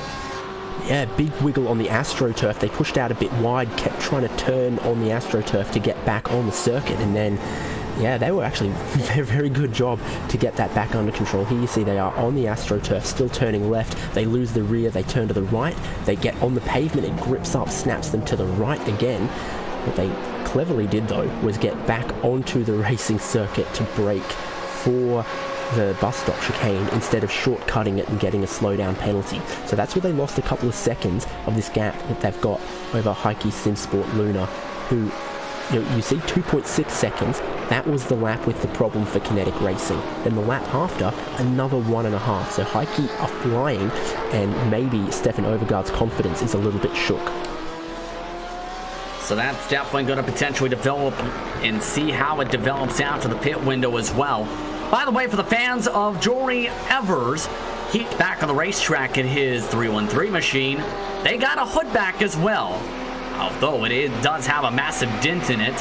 You can see a massive divot. That is the last car running. Took 5 minutes and 5 seconds of repairs, David, to get back on the track. And they're already off the track again. That was close to another one. I think that car is still not particularly well, but they are trying to make sure their car is running at the checkered flag. Points pay a long way down the order in this championship. They don't drop off massively, so as long as they finish, there's definitely a couple of points that Wraith Energy Racing are going to pick up. It might be a bit of babysitting to get that car to the end. Unfortunately, they've been a big reason for Ferrari spare parts to stay in business. Now, by the way, this would be their max points day so far in the season. 66 points for where they're finished right now in 12th. They are the last car running. He doesn't want to turn right. A couple of corners in a row, he's braking, trying to turn to the right, and it doesn't want to do it. Yeah, look at the right front fender. That's partly where they hit that tire barrier, remember, through through Radion and Eau Rouge. It's crushed right in and crushed in hard with a crack right above the tire. I'm looking on board and I'm trying to work out. I think the car might be... Well, the steering's moderately straight. I was worried there was going to be a lot of right hand down, but what there is a lot of understeer. Maybe the under tray at the front is missing some of the grip. It's a car that just doesn't want to turn. Give credit to them to try and finish off this race, though, and as a driver yourself, what's kind of your thought process when you're trying to drive a car like this? There's points at the end. There's points at the end. What's the second thought process? Push the brake bias a long way back. to try and make sure that the car will turn while you're riding the brake, but then make sure you brake early and softly so you don't lock the rears early in the braking zone, but can still turn deep in the braking zone. Get it. Looking to make it to the finish line. That's the goal, it looks like, for this round today, as they, this time, make their way through. Let's go this time, cleanly.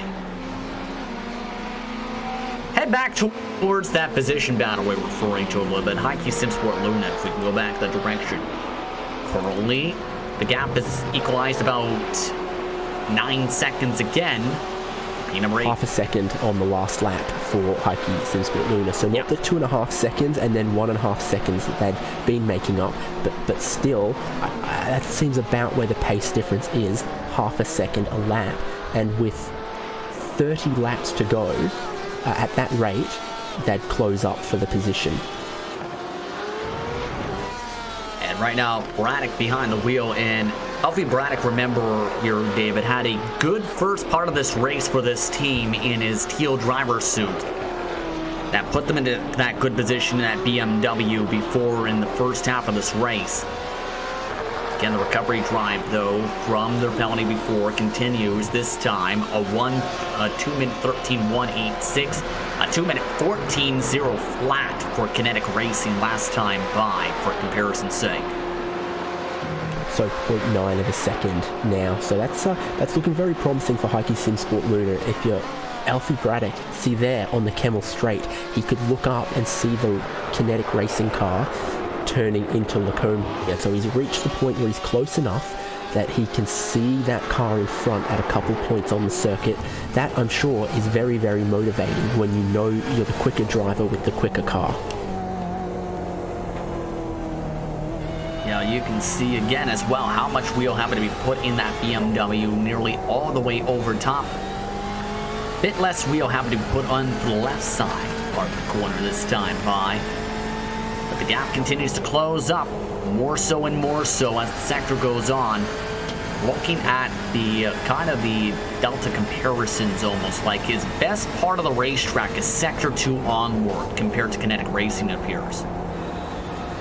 Well, if you're Kinetic, we saw that issue for him where it looked like the car pushed wide, didn't want to turn through Blanchimont. Then once he was out wide on the slippery stuff, then it decided it wanted to turn on him. So if he's rolling out of the throttle early through Blanchimont for Stefan Overgaard and Kinetic, I wouldn't blame him for just making sure the car makes it safely through that turn.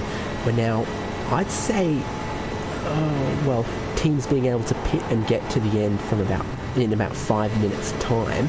I don't know if we'll see anyone jump in early just to get their last stop done if they're thinking about double stinting. Normally you want to keep the fuel low on the second stint on the tyres for the best performance.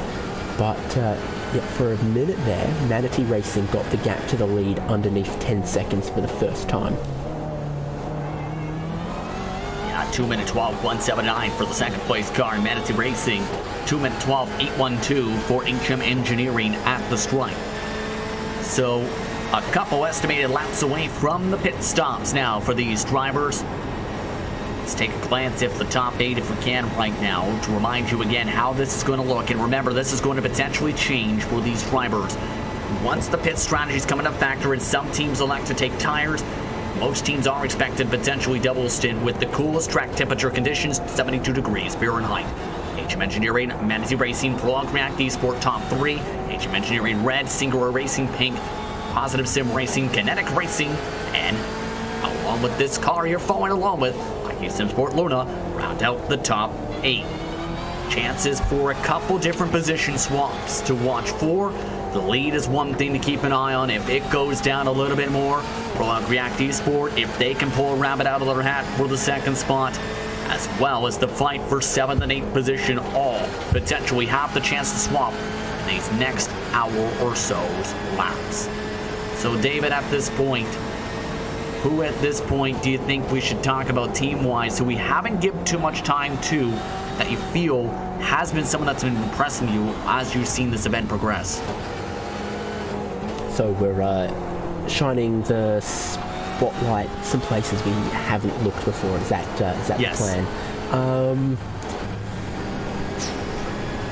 Well, we've been looking sort of at the top 4, and we've been looking at this battle here, 7th and 8th.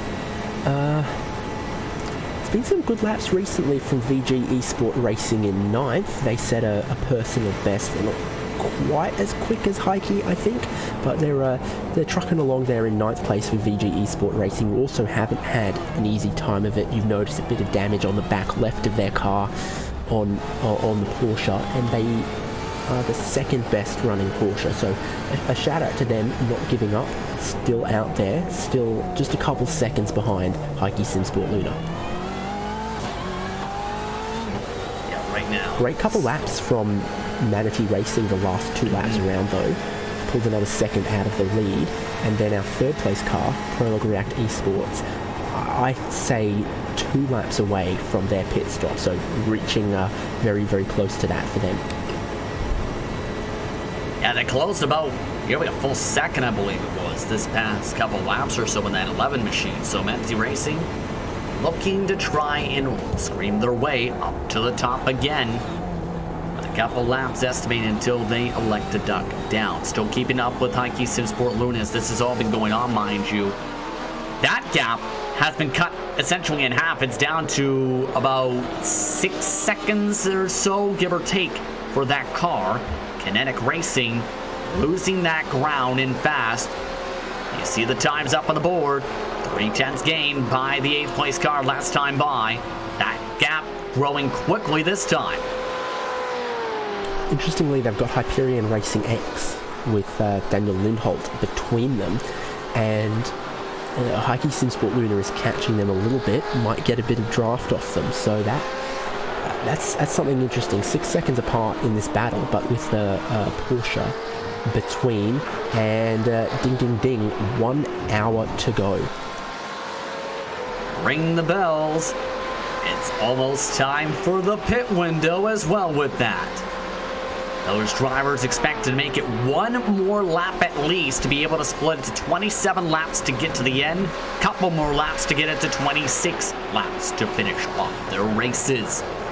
So Kinetic Racing, will they elect to take it down a bit early? No, they do not, as it's still an extra lap they'd have to try and get. Only one team or so has been able to get 28 in HM Engineering Red on their fuel stint in this event.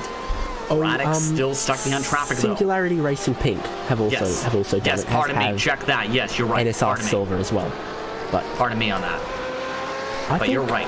My numbers have recalculated a little bit, saying this race might go 1 lap shorter. Obviously, the pace for our leading car in HM Engineering's dropped off maybe half a second a lap since the first couple of laps of this stint. Oh, and look at this. Esport Racing. Yeah. And Radstead, this is looking like they might have played those same types of numbers too, and they might be thinking the same thing. They can make it to the end from here. So they open up the pit window for the final time. One thing to note, they do have a cut left front fender just in front of the tire. But the car, for the most part, outside of the rubber buildup and the marbles all scattered alongside the white portions of the paint scheme, looking pretty clean throughout the past 5+ hours. Yeah, that's about how it's looked all race, isn't it? It's just a tiny flick to the back left there. This will be the final stop for VG Esport Racing. Interesting to see, is this going to be fuel only for them? We're expecting fuel only at the last couple of pit stops for HM Engineering, your race leader, who are in now. Keep an eye on the HM Engineering pit box. Jordan Weeks is inside the sim. Weeks is Manatee Racing follow them in. First, second, and third all in the pit lane together on the same lap. So we're going to see them all in their pit boxes in a line. We'll see which cars go up on the jacks, which don't. Who's going to be the first out of pit lane from these 3 to try and lead to the checkered flag. The most crucial pit stop of the race. HM Engineering Red did not duck down this time by. More drivers getting ready to go towards the pit lane that are 1 lap down. So keep an eye on how these drivers take the strategy. VG Esport Racing did double stint their tires in the 9th position. so they will keep the same rubber. HM Engineering does have a slight bit of damage now into this pit stop window on the right front fender. And keep an eye on if they make the swap. Are they comfortable with their driver? No, they are going to make the swap indeed, as to be expected, as discussed by Jordan Weeks. Weeks jumps in the car to end the race. Yep, so this is absolutely critical. All the cars are stopped together. HM Engineering, Jordan Weeks, the driver swap. Is he going to go out on an old set of tyres? If he takes a new set of tyres, he's undoubtedly going to lose the lead to either Manatee Racing or yes, they take the old tyres. So a bold call. Weeks now going to have to go out on old rubber. Manatee Racing also off and away. So the question's going to be, can Weeks hold on old rubber? The gap between the two, about 7 seconds. Critical phase of the race. More other cars coming in for their final pit stops, including Heike Simsport Luna and Kinetic Racing. We were watching them earlier. Heike Simsport Luna had almost entirely closed that gap down. Will both of these cars double stint to get to the end? You have to imagine they will, but if Kinetic don't, they're going to lose that battle for 7th. These cars inside the pit boxes. Every driver except right now, every driver, check that, who has taken a pit stop has double stinted. Kinetic Racing also joins the club at the moment. Heike Simsport Luna also joins the club. 3/10 longer of a stop though for Radek & Co.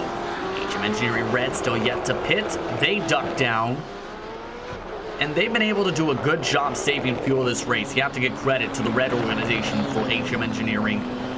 They've been able to save fuel with precision. Yeah, unfortunately they're in a little bit of a no man's land for 4th position right now, though, where our battle for the win is definitely between our top 3. They're a little bit further back, but with a comfortable gap over what's going to be 5th place Positive Sim Racing. So final stop for these guys here. Here's the thing though, if they stick firm and make sure they don't make any mistakes, there's the chance they exit today's round at the halfway point of the season still inside the top 3 in the point standings, behind their own teammates, and maybe, depending on how things swap around, anyone else. There's the chance they go as high as 2nd in the standings after today's round. Yeah, consistency is definitely rewarded with the way that the points are laid out. So, you know, if you just picked up some top 5s every race for the championship, you'd be sitting in a very, very solid place indeed. So from here, I think they just got to make sure they bring the car home in that spot. Their teammate car whooshes past there on track, and shortly we'll have had everyone having made their final pit stop, and we'll know where they stand.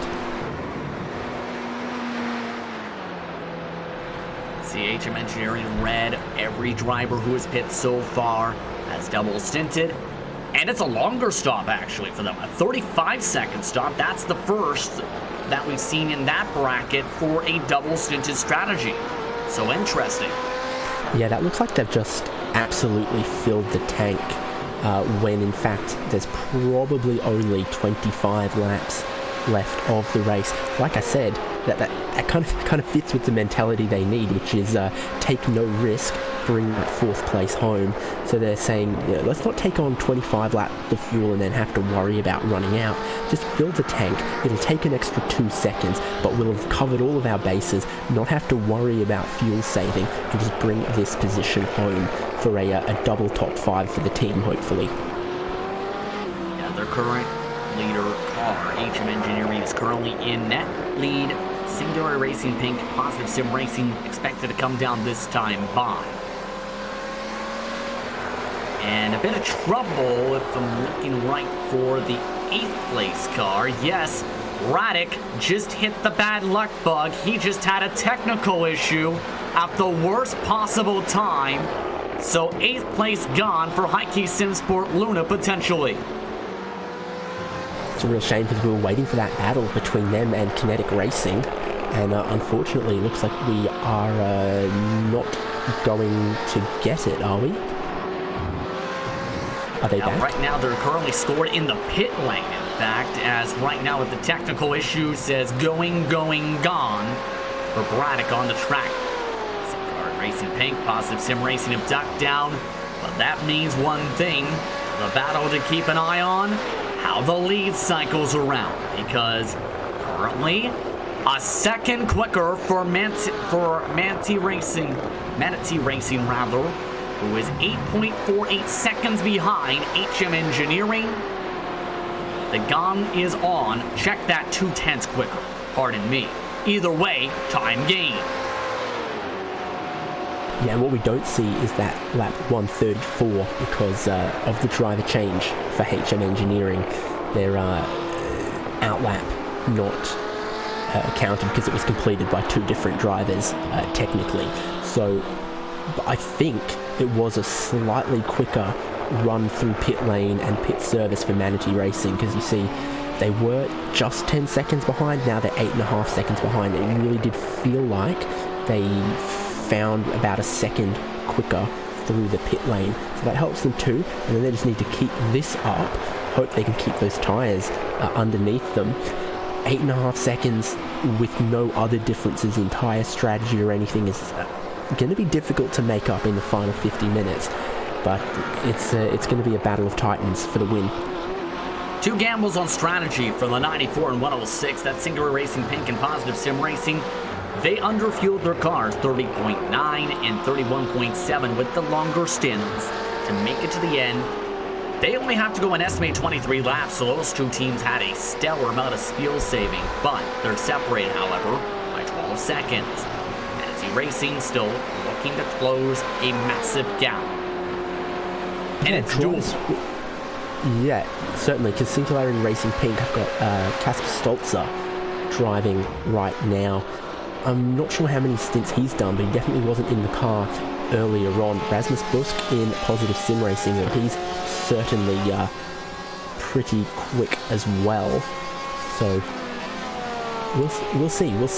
12 laps, definitely closable in 50 seconds there. Reverse that, 12 seconds closable in 50 minutes. And long race balls, girls. 5 hours of racing action. Singular Racing Pink. Nor that time on the lap 135. That is, I believe, the outlap there specifically there, but still. The gap is 30 plus seconds.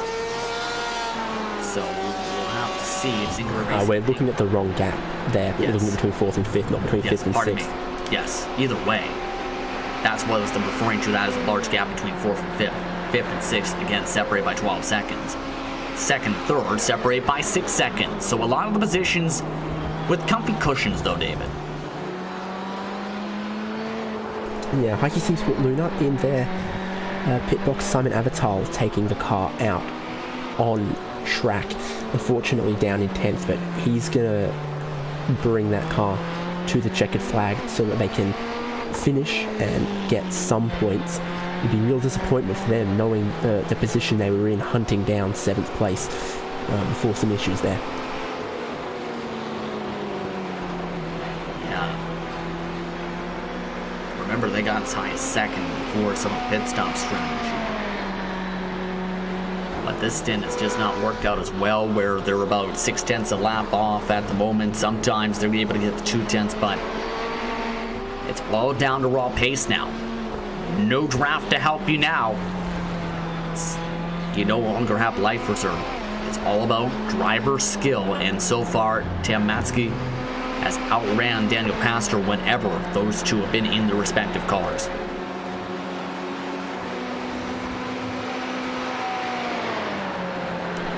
So into the final stint, and Prologue React Esports hoping maybe their Ferrari better on the tyres in the second stint. Doesn't quite look it, does it?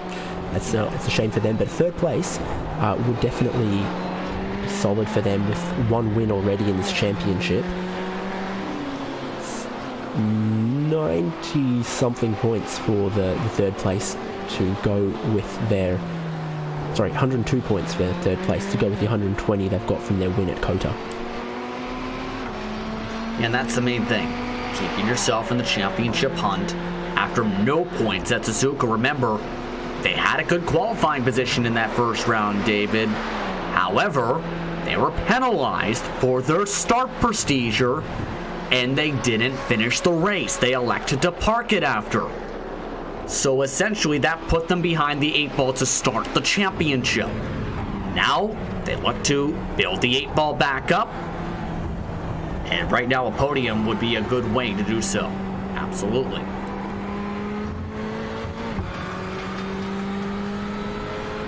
So red boxes on the timing screen right now. Our battles, we're sort of waiting for them to form. Simon Avatar in the Heike Simsport Luna, though, is 7 seconds behind NSR Silver, and I think he'll recover at least one position for that team.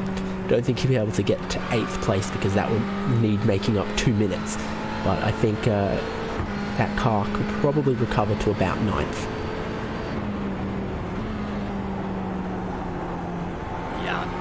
That, at least it's a good thing that they're back on the racetrack. They took on a 12-second pit stop service, Heike Simsport Luna, by the way, after the technical issue, and had to get, and it was quick for them to finally get a driver in. Simon Avatar is the man behind the wheel of the 38 machine. They're 2 laps down. NSR Silver looking to try and hold on to a 9th place finish at the moment. That, again, comes down to how the next 20 estimated laps or so turn out. You're taking a look at that Silver machine, where it's in behind the wheel, and they right now ignore those times on the bottom because there's the driver swaps, the technical issues on the bottom last 2. The gap is still at 6.7 seconds they have to hold on to. Yeah, the Heike Simsport Luna car went on the tow hook, lost about 2 minutes, so that's where those numbers figure in. And they haven't had a complete flying lap since then, so the graphic doesn't quite know what to do with that. But I think it would be fair to say that if there's not damage on the Heike Simsport car, it ought to be a little bit quicker than NSR Silver. Well, Heike Simsport Luna actually used a lot of runoff, and look at that, the Silver car's in the pits. To be fair, I should have looked and seen that NSR Silver hadn't taken their final pit stop yet. So I'm going to call it now. I think Heike Simsport Luna can get 9th. Well, that's a confident bet. They pit on lap 110 the last time, and pardon us on that because they were way off strategy by at least 15, 16 minutes. They were able to get some longer stints, but still, this is going to drop them down the running order and potentially out of the top 10, because when they've done this, now that I think about it, Hyperion Racing X have leaped by them on the running pylon. Daniel Lindholt already approaching them quickly by about 10 seconds. And not only fuel to get to the end in Hyperion Racing X, but also only car I can see that took a fresh set of tyres at their final stop. I mean, we'll see what NSR Silver do here, but Hyperion Racing X, they had them in the garage, they'd already paid for them, so they've gone and chucked on a new set. NSR Silver in the boxes, and the service goes long and on away. Off and away goes the top 10. Hyperion Racing X off into the sunset, and we're not talking about the sunset orange on the race car. Silver is though on the jacks, and away goes the car for a split second, still in the pit box either way. Yeah, took a little bit less fuel. NSR Silver still taking that service, new set of tyres for them to go with the fact that they did a driver swap as well. But yeah, indeed, 56 seconds for the total stop. And Nielsen off and away. Almost finds a different wall inside the pit lane on his way out. Yeah, he did hit the railing. He hit the railing. I tell you what, he was probably looking at something like, where's the button for my pit lane speed limiter, or how do I reset something in the cockpit, or no doubt when you've just got in the car, just started rolling, there's some things to look at that aren't the road, and he's clipped a little bit of the railing. Car looks okay either way, still pending any trouble in 11th position, looking like where they're going to finish right now. So they will look to try and finish off the race with an estimated 20 laps to go for them on the circuit. HM Engineering, by the way, though, Jordan Weeks has absolutely opened up the speed and the pace up the front. He stretched this gap a little bit more. He's gone to faster times than he was at the start of the run. The gap is about 8.2, 8.3 seconds-ish at the moment between them and Manatee Racing. They were faster last time by too. Yeah, Tim Matska just hasn't quite been able to match the pace of Jordan Weeks on the old tyres here. And I don't know if either of them are going to have to save much fuel to get to the end here, but it was possible that, well, they're on the same strategy, memory serves, so we'll see. We'll see who has to save how much to get to the end, but at the moment, the pace advantage is Jordan Weeks. He's going to cross the line again, and it'll update the times in 1 second, but it was a 12.5 last time, and he does a 13.1 this time, so that's maybe a little bit concerning. Wasn't as strong this lap. I'm not sure Tim Matska can make the same advantage consistently for the 20 remaining laps, though, to close that gap. Times adjusted to gain about 3/4 tenths last time by on Jordan Weeks. Weeks this time going down the straightaway. So we'll have to see if he can close this up. It's still 8.1 seconds. Going to have to hope for some mistakes maybe at this point. The way it's not going down quick enough. I mean, we said Manatee Racing a little more experience with double stinting the tyres didn't necessarily mean they were going to be better at it, though. This is the first time I can remember HM Engineering double stinting a set of tyres, so maybe a little bit of an exploratory trip into the unknown for them. But certainly, so far, they haven't been too far off pace. Yeah, you're looking at the racing lines for weeks at the moment, and there hasn't been really any major mistakes on the lap. They've actually gained a tenth once again this time by, and when they hit the marks, it seems Weeks is good. When Weeks starts to deal with the double stinted tires, makes a little bit of a bobble, that's where the time reels its way back in. Another 10th gain through that complex of corners. Yeah, so strong middle sector this time from Jordan Weeks. What about Blanchemont? That is one of the places that seems like it's pretty difficult on that second stint of the tyres. We saw dramas for Kinetic Racing there. No real dramas this time for Jordan Weeks, but we didn't know how aggressively he attacked that. It's looking pretty good though from him. Did, however, I think have to lift because he did hit the curbs a little bit, and already compare that to Matsky. Matsky gained a little bit of time, but it's reeling its way back for the start and finish line at 2:12.474 for HM Engineering. This time by for Matsky Racing at 2:12.6. So they're trading lap times, but it's going to potentially need some luck now for Matsky. That is one of the closer battles on the racetrack, currently separated first and second, 8.299 seconds. For One React Esports 16, make it 17 seconds behind the race leader. HM Engineering Red, 35 seconds back. So focus again, get the points, get to the finish, keep it clean, and for the love of goodness sake, if you're close to an incident limit, don't cross it. Yeah, I wonder if that is a concern for anyone, if there's anyone out there walking the tightrope with 38 or 39 incidents and know that they can't afford to cross it. If we see anyone come into the lane from here until the finish, we'll know it's because they've fallen foul of that rule. Let me put it this way. The estimates, they went out the window about 3 hours ago for some of the cars, based on the numbers that were given after what we heard from Manatee Racing as well as HM Engineering. It's a difficult track, but here's the thing, and this was talked about by some drivers in competition discussions for this year's special events. If you have those limits, drivers will try as hard as they can to make sure they don't cross them if you keep the limits too open.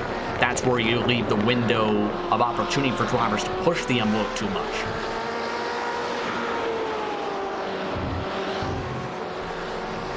Your So thoughts? a couple of other battles that are slightly possible. 5th and 6th, Positive Sim Racing being just some laps a tiny bit quicker than Singularity Racing Pink. These two cars are about 10 seconds apart for the final spot in the top 5. And they are, then the closest battle the rest of the way down the order there. They've been trading laps a little bit as well. So that was 12 seconds. It's now 11. Now it's back out to 12 again. So very, very similar, but neither of them can then afford a mistake in that place there. Like Casper Stolzer, for example, 12 seconds in hand, but it goes one way, it goes the other, and now it's reading as 11.3. Let's go to Race Spot Fan Immersion and follow along with the Singular Racing Pink machine, why don't we, as they try to keep their advantage. It's a Porsche Fan Immersion, live from Circuit de Spa-Francorchamps, watching round 3 of the Nordic Le Mans Series.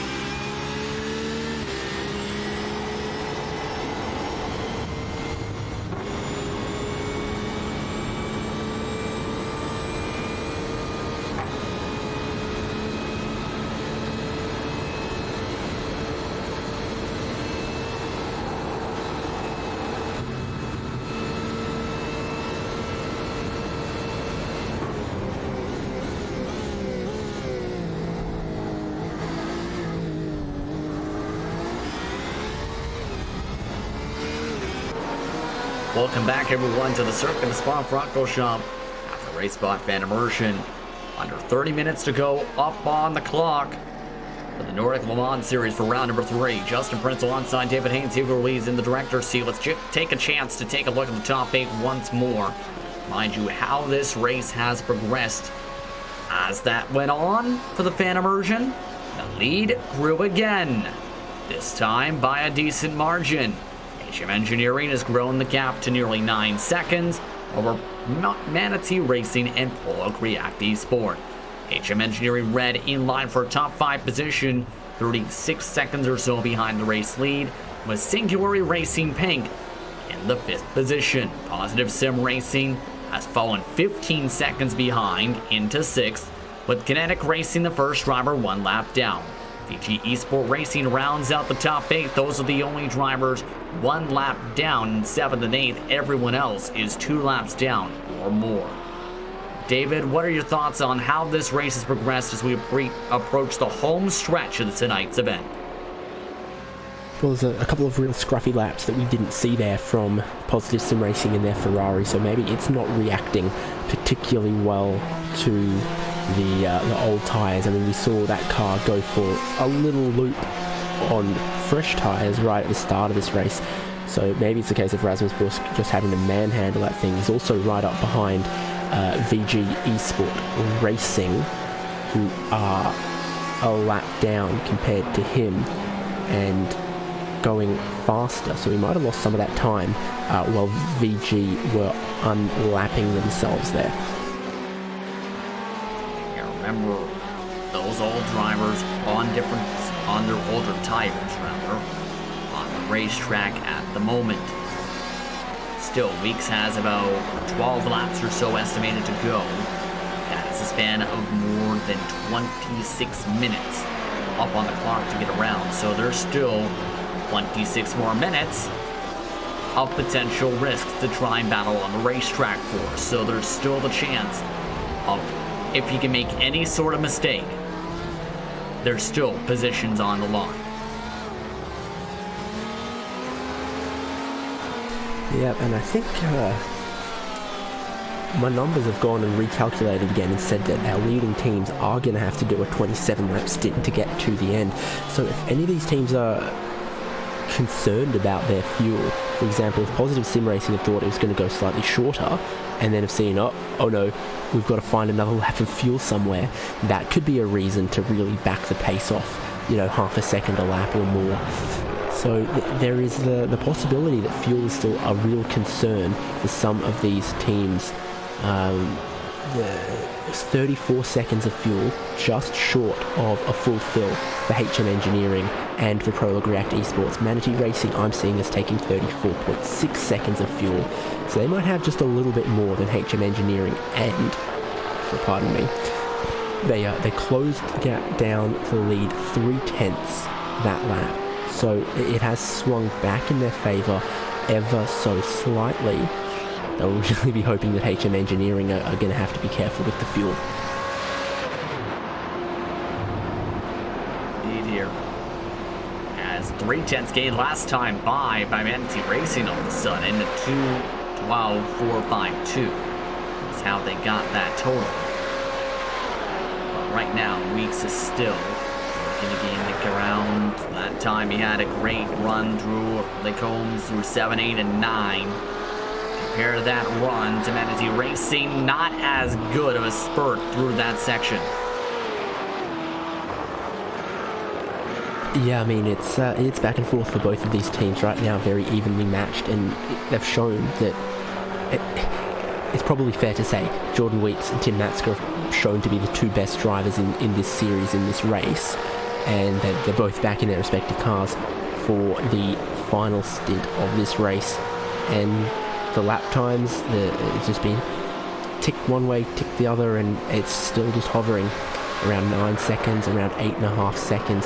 And what that means is the window of opportunity for Tim Matsker to be able to close that gap or put any pressure on HM Engineering just keeps getting less likely. It just keeps closing and getting less probable that they can do something, find something somewhere to put pressure on HM Engineering for that win.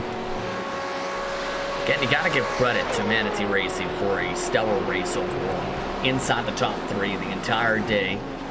Again, one of the teams to keep an eye on, I think you can say, based on what we've seen, obviously, in their performances. They're also a team, mind you, that has competed in such as the series such as the VVLN, had some stellar performances there.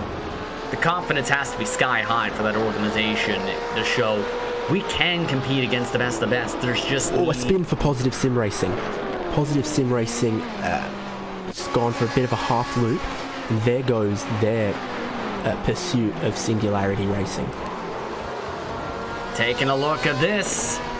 Not what they wanted to see at this time, so throw any chance of a P5 miracle out the window. Those tires going to also be a little bit angry for the next 11 laps or so to get to the finish. If they weren't already, that's for sure. So any time that you've got to grab reverse gear on the racetrack, things probably aren't going fantastically for you. So it's a real shame there for Rasmus Busk. I mean, the pursuit of 5th place goes out the window, as you say, but he can probably afford to do that another couple of times with the more than minute and a half gap over Kinetic Racing in 7th place. I don't think you want to do that every single lap, though, because... Oh, no. But you could. Wouldn't. You wouldn't. But you could. But you wouldn't. Manatee Racing might be thinking, can you do that? I don't think they're going to. They still lost 4/10 last time Manatee Racing. If you look at the splits right there with a lap 149. But importantly, that would have been, at a minimum, probably 2 incident points. Now, the incident limit isn't strictly only about off-tracks. It's incidents of all kinds. Yes. Be that contact, 4x, loss of control, 2x, or off-track, 1x. So if they were close to the limit with that team, that could be costly more than just the time they lost on circuit having to find reverse gear. If they're close to their incident limit, then they would have probably, a loop or a half spin like that, picked up at a minimum 2 incident points, I would think. Yeah, that's at the very minimum at that point. So right now, under 10 laps estimated to go this upcoming time by for weeks. Fastest laps continue to be traded. And it's just been a picture-perfect race for HM Engineering outside of the technical issue. Since that, they've just seemed to be completely motivated to get their first round win of the season. They finished second twice. But now HM Engineering ready to come away with the victory as after being the bridesmaid a couple times over, David.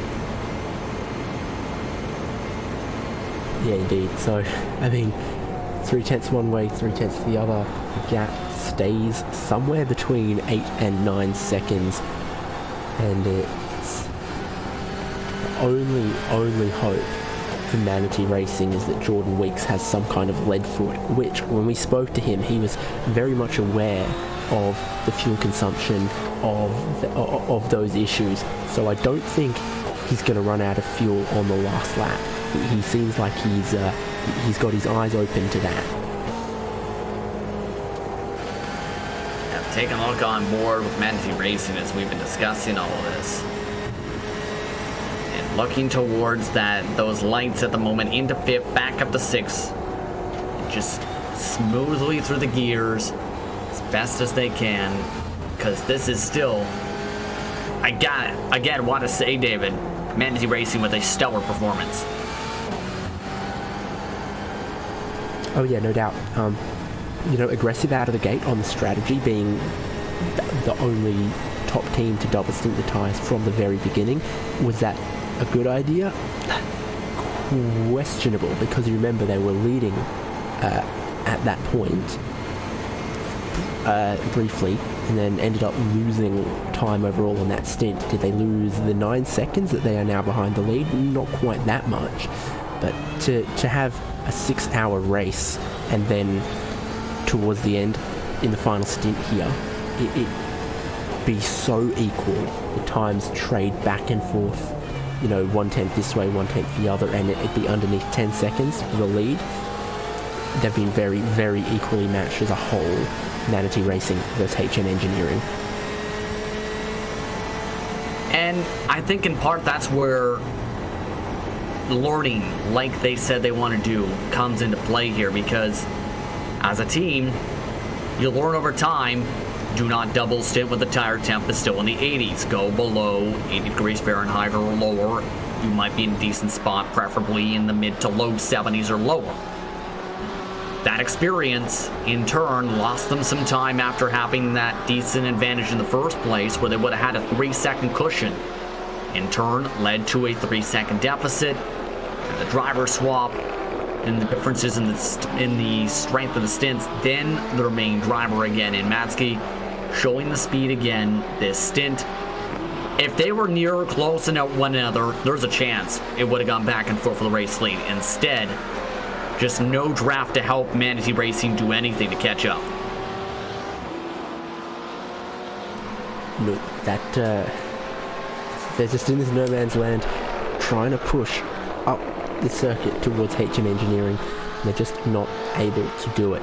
Now, earlier I talked about, looked like VG Esport Racing tried to get their lap back off Positive Sim Racing, and now I know why they were so very, very keen to do that, because Positive Sim Racing was between them and Kinetic Racing. They needed to get that lap back if they were going to keep closing in on Kinetic Racing in 7th. They've taken more than a second per lap out of Kinetic the last 2 laps, and the gap, I think, is underneath 10 seconds now for 7th and 8th. And it's around that mark, in fact, yeah, because that is Kinetic Racing, VG Esport Racing. Stefan Obergaard behind the wheel for Kinetic Racing at the moment. For those wondering, VG Esport Racing has Asper Radstedt still behind the wheel, where he has controlled the car for much the final third of the race. So there's a chance that is on, because VG Esport Racing did gain ground in sector 2 on P number 7, but that is still a ways back. Part of the reason, 1.4 seconds lost for Kinetic Racing's Overguard last time by. Still keeping up with Manatee Racing up on the screen as they come to 16 minutes to go. This time just within the same straightaway, just out of arm's reach still, with no life preserver to help them push them along for the draft. Frog React Esport. Identical lap times between HM Engineering and Manatee Racing, within a 10th of a second most recent time around. So it's to describe them as very, very equal combatants is all you can say for that. Yeah, to put it in simple terms. Again, give credit to the Prolog React Esports today. They're the 3rd place car at the moment, 21 seconds back of the race leader. They've been able to put themselves back into the conversation in the top 5, potentially for the championship, with some consistency and good speed today. There's a chance that Prolog React Esport machine is back in the discussion point for the next round, because they were one of the favorites in remember 1 at COTA last round. And the next round, mind you, David, is going to be an interesting run, because they go to Sebring to start the second half of the season. And that is always an interesting track with a mix of the back straightaway for its drafting section, but also the very tricky technical corners. Yeah, so the remainder of the schedule, Sebring, Circuit de Catalunya and Silverstone, so both of them interesting, all of them interesting circuits. Sebring, though, as you point out, though, bumpy in the concrete sections, some relatively smooth paved bitumen sections, probably requires a lot more of a setup compromise than the tracks we've had so far of Suzuka, COTA and here at Spa. So that will, one of the teams we interviewed said that the setup they're running here, very, very similar to COTA. Well, if it's good at COTA and it's good here, you might still have to tweak it a bit for Sebring. Thing is, though, and I'm not sure how your approach is for setups, some teams like to use very different setups at different tracks.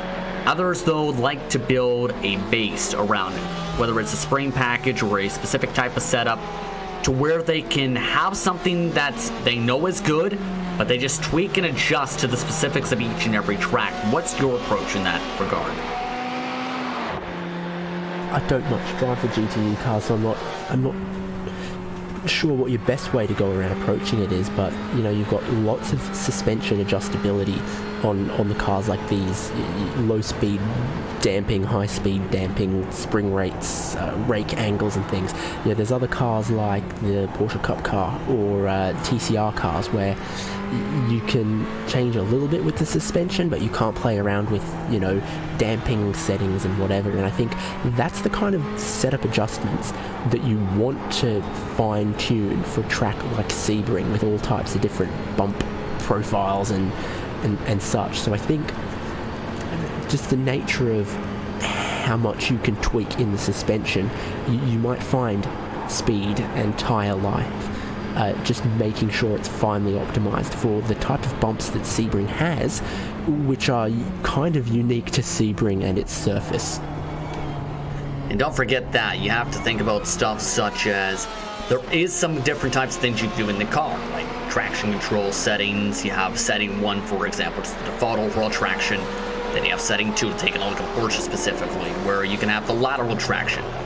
But there's also things like engine mapping that some of these teams have to think about, potentially depending on the type of cars. You can even customize, depending on your setup, what LED strips you want in the car. There's a lot of things you can adjust, but sometimes it comes to preference, others it comes to getting a target in terms of wanting to get a balance of speed and handling to have the best run at the best preferable conditions, David. And you can see the LED strips on the BMWs during the daytime. We're getting closer to the evening, but we're not quite going to race into the darkness. You can see this HM Engineering car has the blue strips above sort of the rear windows. What would you call them? They're kind of like the rear passenger windows there. So it's blue on this car.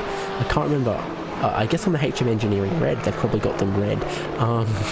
But yeah, the other cars, like the Ferrari, have those LED strips. You just can't see them during the day. Is it bad that I just noticed it? Gets right out of the way. Yeah, that's the car you've been following along with, the 313.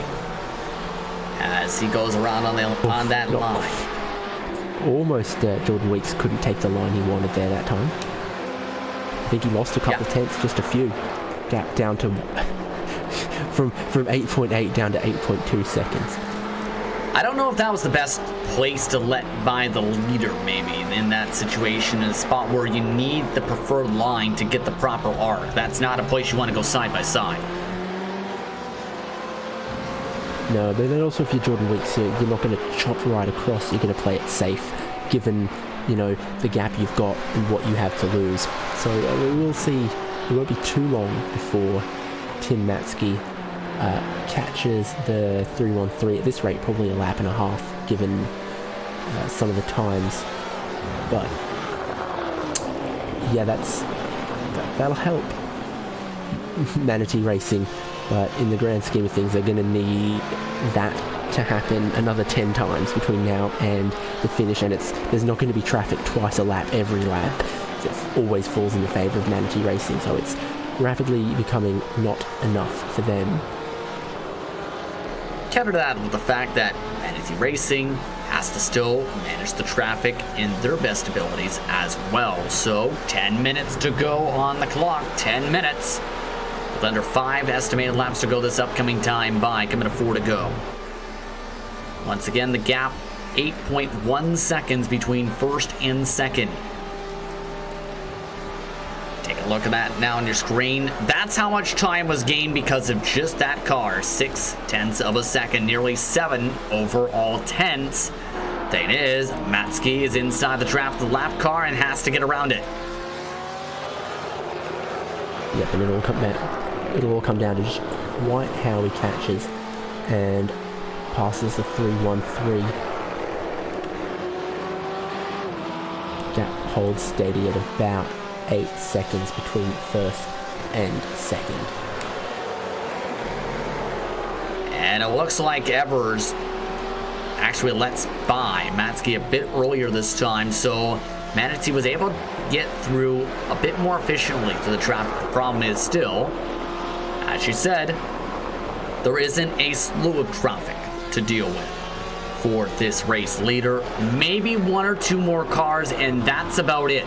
10th place is Hyperion Racing X. 6th place is Positive Sim Racing are the closest two cars in front of this BMW as he continues to stabilize the gap on the gold tires. The amount of fall off this run, by the way, only about 1.1 seconds throughout the double stint. Not just throughout the pit window throughout this entire cycle, the whole double stint. Yeah, tracks continue to get cooler, and that's the official track temperature measurement, which I'm not sure quite where they do that. There's definitely more parts of the circuit that are very solidly in the shade. Like you take the pit straight here is still in the sun, but Blanchimont entirely in the shade.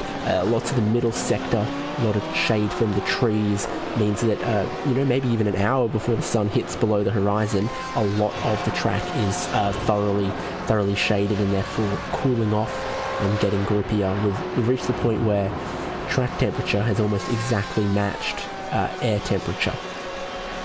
Randy Chenathan once explained this. This was last year, around the time they introduced the dynamic track temperatures across the iRacing service, where essentially if you put they use a radar gun, so to speak, in real life, and point at a specific spot of the racetrack around the pit lane or start and finish line, if I remember correctly, the exact positioning, to measure that track temperature. So that in turn, I believe, is what is elicited, if I remember correctly, the exact details of that discussion. By the way, P7 and 8, keying up a little bit. Kinetic Racing has been reeled into about 6 seconds with 7 minutes to go on the clock. Yeah, it's getting closer, but they just, at the rate it's going, not going to be enough laps for VG Esport Racing. They needed it to keep going 1.1 seconds per lap, 1.2 seconds per lap. As it is, Kinetic Racing are almost picking up a draft off Heikki SimSport Luna, who are a lap down. So in a way, I think that's just starting to help Kinetic a little bit with their lap times. Maybe they don't have to save fuel anymore, but it's I think the closest two cars for position on track at the moment. It's 2:14 there as Kinetic cross the line. In the background, VG Esport Racing manage a 2:13.1, so 8 to 9 tenths. Keeps closing, but again, just not enough. I think these cars are going to have 4 or 5 laps to go. Hard to tell. Remember, they're going to have to go a long while because 4 for these cars, 3 for the leader. Yeah, that's what I was about to get to, yes. So it's a decent margin that they'll have to work their way around the track. 5.5 seconds now the gap.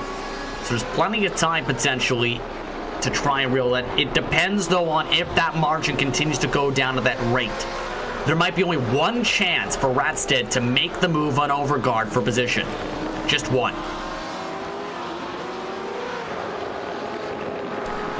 So interesting, just the position of Heikki SimSport Luna is having an effect on this, maybe helping Kinetic Racing. At the same time, if they drop off the pace a little bit, then it could hinder Kinetic Racing if they are catching to put them another lap down. As it is right now, there's no way this is impeding Kinetic Racing, but there's a mistake from the car in front. Oh, trouble for Singularity. Kasper Solze went sideways a little bit. Still able to hold on to the 5th place at the moment, but nearly spun it off and around. Went sideways off into the sand trap. Take a look. I believe this is the same corner that Positive Sim Racing had their issue as well. We'll take a look here. Does he get a bit too much curb, or does the rear just lose early and then he has to stomp on the brakes, lock them all up? That would have been an off-track 1X, but I'm not sure if the car actually rotated enough for it to be officially a loss of control. He realized he was going to lose it and then stood on the brakes before it fully rotated.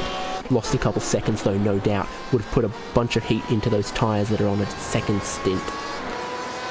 That's an error car potentially up the road here in front of that potential battle for Kinetic. As Kinetic currently, now the gap is closing quickly. 4 minutes to go or so on the clock. Manatee Racing still in second, even down to 8.2 seconds. 7th and 8th, one of the closest battles, in fact the closest battle on the racetrack to still keep a window towards. Yeah, and Kinetic only a 14.3, even with the draft that they were picking up. So that's something to see, no doubt. Manatee Racing cross the line and trade an almost exact identical lap time with HM Engineering. That gap has been 8 seconds now for 2 or so laps. You see 3 minutes 30 on the clock there. I think it's going to be 2 laps to go. Wraith Energy Racing, 13 laps into their stint, and they're on pit lane. I think the problems that they've had with that car, the number of times they've hit the wall, that might be the first pit lane penalty we're seeing from exceeding the incident limit with the 313 right now on the lane. Yeah, they took a lot of hits at 313 today. And with 3 minutes left in the race, unfortunate for the penalty to come up at this point. Terrible timing, David. Terrible timing. Unfortunate. Apologies for the slight giggle there, but just the bad timing there sends them down to the pit lane in 12th position. If you don't laugh, you'll cry. Well, that's the saying, I guess you can say. By the way, under 4 seconds for 7th and 8th. Back to the race cars. Yeah, like I said, Kinetic Racing had a pretty poor lap in the most recent time. Despite being in the draft of Heike, VG Esport Racing are pushing, and they've been very, very consistent at about 2 minute 13 flats. So they are going to have, I think, when they cross the line, 2 more laps. So this is going to need to be the laps of his life for Asger Radstedt if he's going to close in 3.5 seconds in 2 laps and somehow in all of that make a pass. Lots of pressure to try and get some good points for VG Esport Racing here. 3.1 seconds now the gap. Wide of turn 1. Goes very wide in the source there. Didn't make it turn at all. Yeah, he's pushing. Radstedt's definitely pushing here. Kinetic have gotten past Heike, so there's now that lapped car between the two of them. Is that what cost Kinetic a bit of time? Is it going to cost VG Esport Racing time, or is it going to help them pick up a toe? Who knows? Big question marks.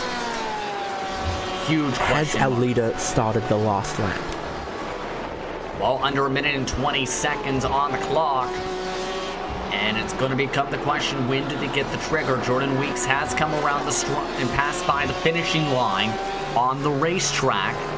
Second and third place have also crossed that finishing line. So about a minute to go. This is currently projected as the final lap. But we'll have to wait for official ruling from the iRacing Race Control to see if this is indeed the checkered coming up for Jordan Weeks. But these drivers still have a couple laps at least for 7 to fight. Yeah, I know Jordan Weeks was live on Twitch and I found him, so I'm going to screen sheet and see if he's got a white flag. Indeed he does. White flag for our leader right now. Jordan Weeks does. Thank you, Jordan Weeks, for your live stream.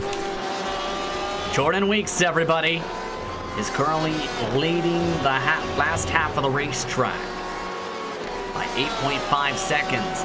These cars are fighting for the next couple laps or so. They still have to make a full way around and then some. But the clock reaches down to 0. And for Jordan Weeks, who gets ready for the final sector. Lap traffic very tight for P8. Heike letting by the 8th place car. That was near contact. That could have spelled trouble. Yeah, that was a dive and a half. VG Esports understand how desperate their situation was. Our leader is approaching the same section of track as well. Jordan Weeks has just 1 corner left to go to take the win. Jordan Weeks and HM Engineering. They've been the bridesmaids for the past 2 rounds. They are the bride tonight.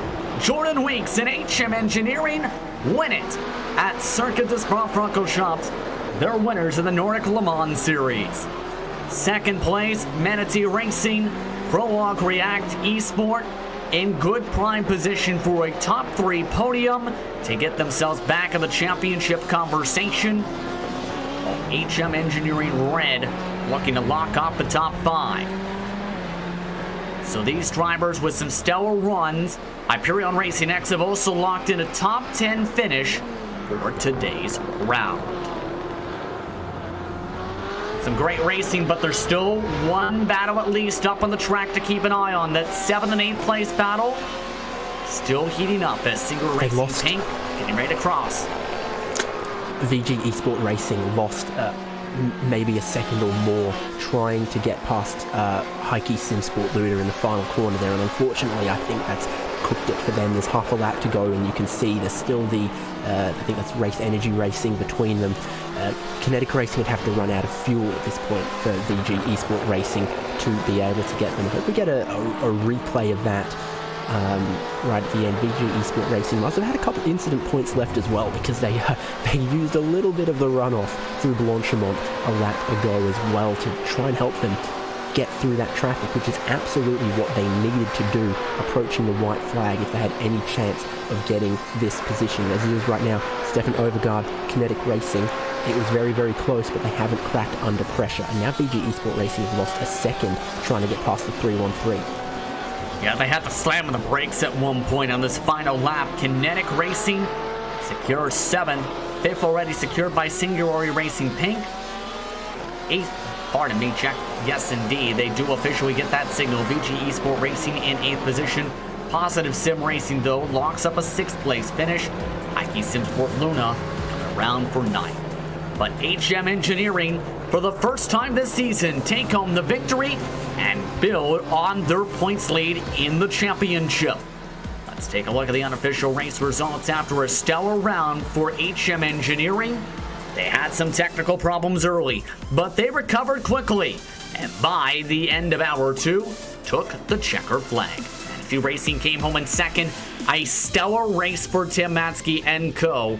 to come home in 2nd. Prologue React Esport finished in 3rd. HM Engineering Red in 4th. Singular Racing Pink rounded out the top 5. Positive Sim Racing in 6th, split rounded out the drivers in the lead lap. Kinetics Racing and VG Esport Racing finished in 7th and 8th, 1 lap down. Heike Simsport Luna with the technical issue finished in 9th. Hyperion Racing X rounded out the top 10. David, let's take a look at the rest of your finishing order. Yeah, 6 more cars. NSR Silver, our second last car taking the checkered flag, 3 laps down. Race Energy Racing, well, in the wall a couple of times. A very tough and bruising race for them, but they did not give up. They finished in 12th, 7 laps down. Their first retirement, Hyperion Racing Onyx Black, then VRS Coanda Simsport. Tommy Ostgaard retiring that car. Hyperion Racing Laser Blue in 15th there, and Formula Racing in 16th, also a retirement. Well, here's the replay I wanted to look at, Justin. This is coming towards the white flag. VG Esports have the lapped car in front of them. They absolutely want to clear. They go to the inside, they flash the headlights, they dive in, and contact, I think, was made. That cost them a lot of time there from VG Esport Racing. Optimistic? Yes, but it was approaching the final lap. Blue flags waving, and might have cost them their attack on Kinetic Racing. It was already low probability, I think, but there was a chance. And what do they say? If there's a gap and you don't go for it, they had to try it, especially needing to catch up to the leader, to the position that lap or so to have any shot at 7th position. But as the drivers finish down the cool down lap, take a quick step aside. When we come back, post-race coverage. You're watching RaceBot TV live from the virtual circuit of Spa-Francorchamps for round number 3 of the Nordic Le Mans Series. The most realistic online racing sim ever made. This is iRacing. Detailed laser scan tracks, fully dynamic real-world cars, and over 50 series to choose from. 6 online world championships offering over $400,000 in annual prizes. This is the original esport racing game. This is iRacing.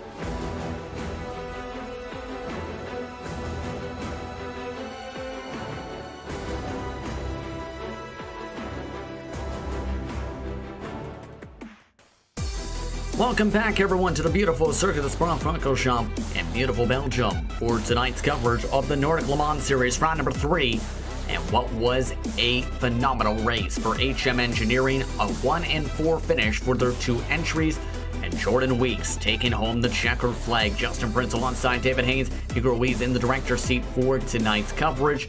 Let's have the chance to head towards victory lane, where Jordan Weeks ended up coming into the car for the final stint of this race, David, and in the end was able to take home the checkered. Let's see if we can speak with Jordan at this time. Yes, indeed, Jordan. How does it feel to be a winner after 2 straight second place points finishes in the first 2 rounds, finally coming home with the victory tonight? Jordan, do you have a copy? I'm really happy.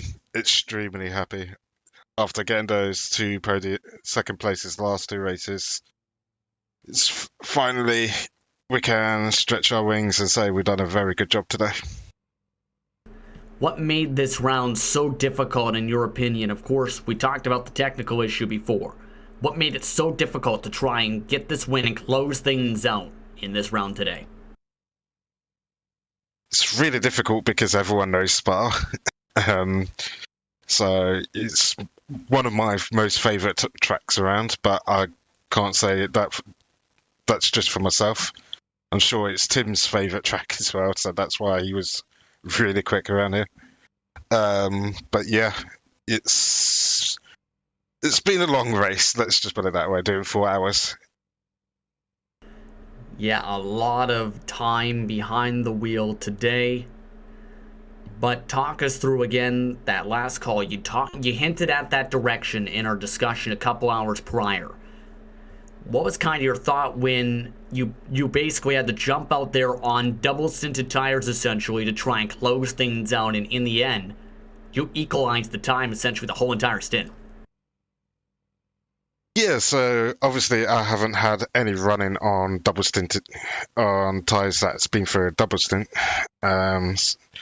But yeah, after getting into the car and doing the first couple of laps, I was just like, this car feels exactly the same as at the start of the race when it's really hot. So I just got used to it straight away. But yeah, for the final pit stop, me and Max was just discussing if he should stay in for the rest of the race or I should jump in. And we had 3 options.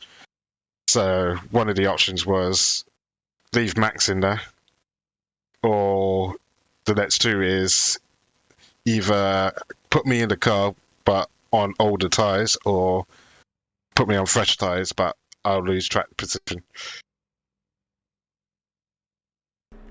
Track position definitely came into play in the end to hold on to that time by 8.55 seconds. Make it 8.612 to be the exact official timing for that finish. Now, you grow the points lead as an organization today at the midway point of the season. Next round at Sebring, your thoughts on that circuit to try and continue to build upon this strong start? Sebring is going to be a fun race. It's going to be the most unpredictable race, considering how bumpy that track is. Yeah, but it just highly depends if we get a lot more teams around. And seeing Coranda retire, ultimately, I was really upset over, because they're one of our championship rivals, and yeah, it's I would like to see them keep going and have a really interesting end to the championship if they're still around. I hope so as well. But is there anyone you want to thank for being a part of your team's victory today, as well as your HM Engineering Red Machine finishing in 4th as well? Yep, I would just like to thank my teammate Maxine. He was literally a last-minute driver for us to jump in with me, and he done a fantastic job on his double stint. I mean, can't fault him. But yeah, HM Engineering Red, they did a good job themselves, despite a few issues along the way. But yeah, it's a good result for both teams either way. Congratulations on the victory today, your first of the season. Well-deserved, heck of a drive, Jordan, for you and your organization. Congratulations.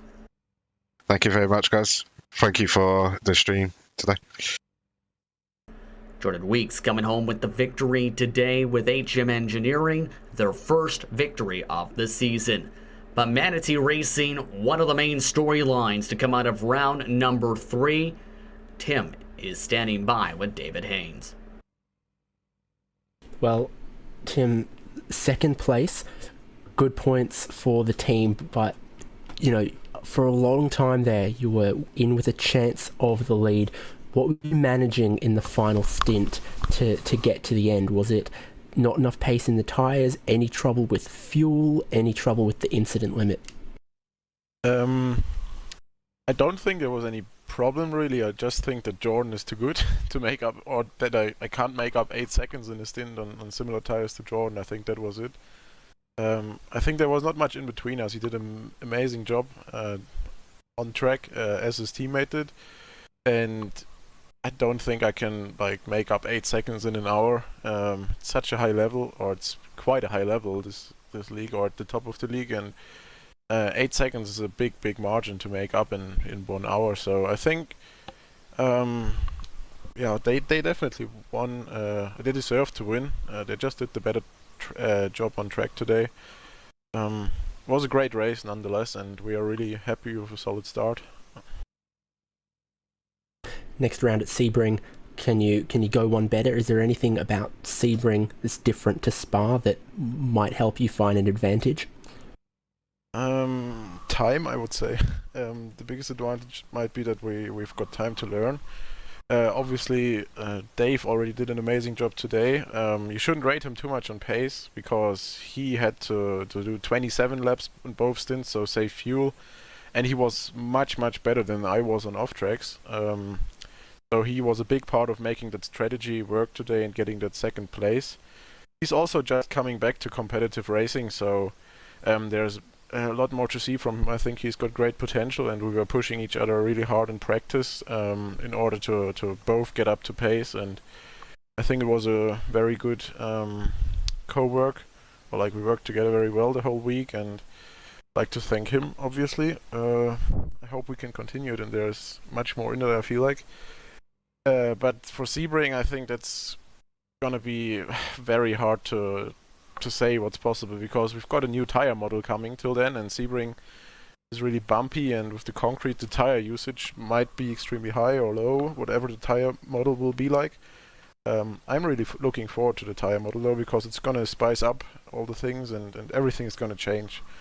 And it's going to be more realistic, in my opinion at least, so I'm really looking forward, and whatever our pace will be, we're just going to try to practice as much as we can and do our best job, have a good time on track.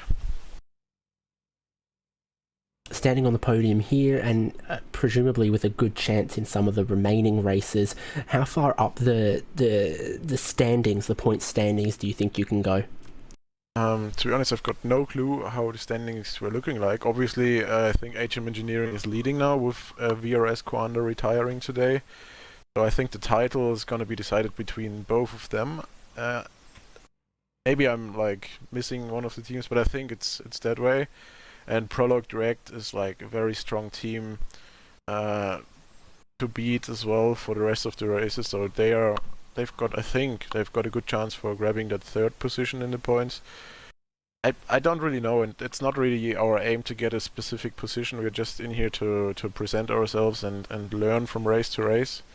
Have a good time on track and represent the team. Well, you certainly kept this race interesting over 6 hours. Anyone you'd like to thank? Any final shout-outs to give, or any thoughts that came to your mind that you didn't get to share with us from last time? Yeah, once again, I can only thank Dave for the great time we had in practice and in the race. He was a big part of this today, bigger than you might think, looking at the lap times. Obviously, the whole team supporting behind us, behind our backs. I think it takes more than 2 drivers to finish in P2 here, so obviously it's a whole structure behind that always keeps us happy or motivated and pushing on, getting that data if needed in practice. So the whole team, in the end, I want to thank. Well, best of luck with 3 races still to go, and I hope we see you for them, and I hope we get to chat with you because you're on the podium again. Yeah, I hope so as well. And thank you for commentating. You always do a great job here. There we go, Justin. I think the show is yours now. Yes, indeed. Thank you very much, David. A stellar race today for Manatee Racing. And before we say goodbye here, David, your final thoughts on this round and what to expect for round number 4 at Sebring. Well, I think this race, the first half of it was all about keeping an eye on the weather, keeping an eye on your fuel consumption. Sebring, I think, a shorter circuit, traffic might be a bigger concern. Keeping the car off the wall will be a lot harder than it is around here. So survival will be more important, and I think there'll be less eyes on the fuel gauge and more eyes on the bumps. We'll see how round number 4 goes, but until next time, it's time to say goodbye. For David Haynes, for Hugo Weeds, I'm Justin Prince saying so long, and thank you very much for tuning in for the Nordic Le Mans Series and round number 3 from the Circuit de Spa-Francorchamps. Congratulations to HM Engineering on your first victory of the 2019-20 campaign. We'll see you in a couple weeks' time.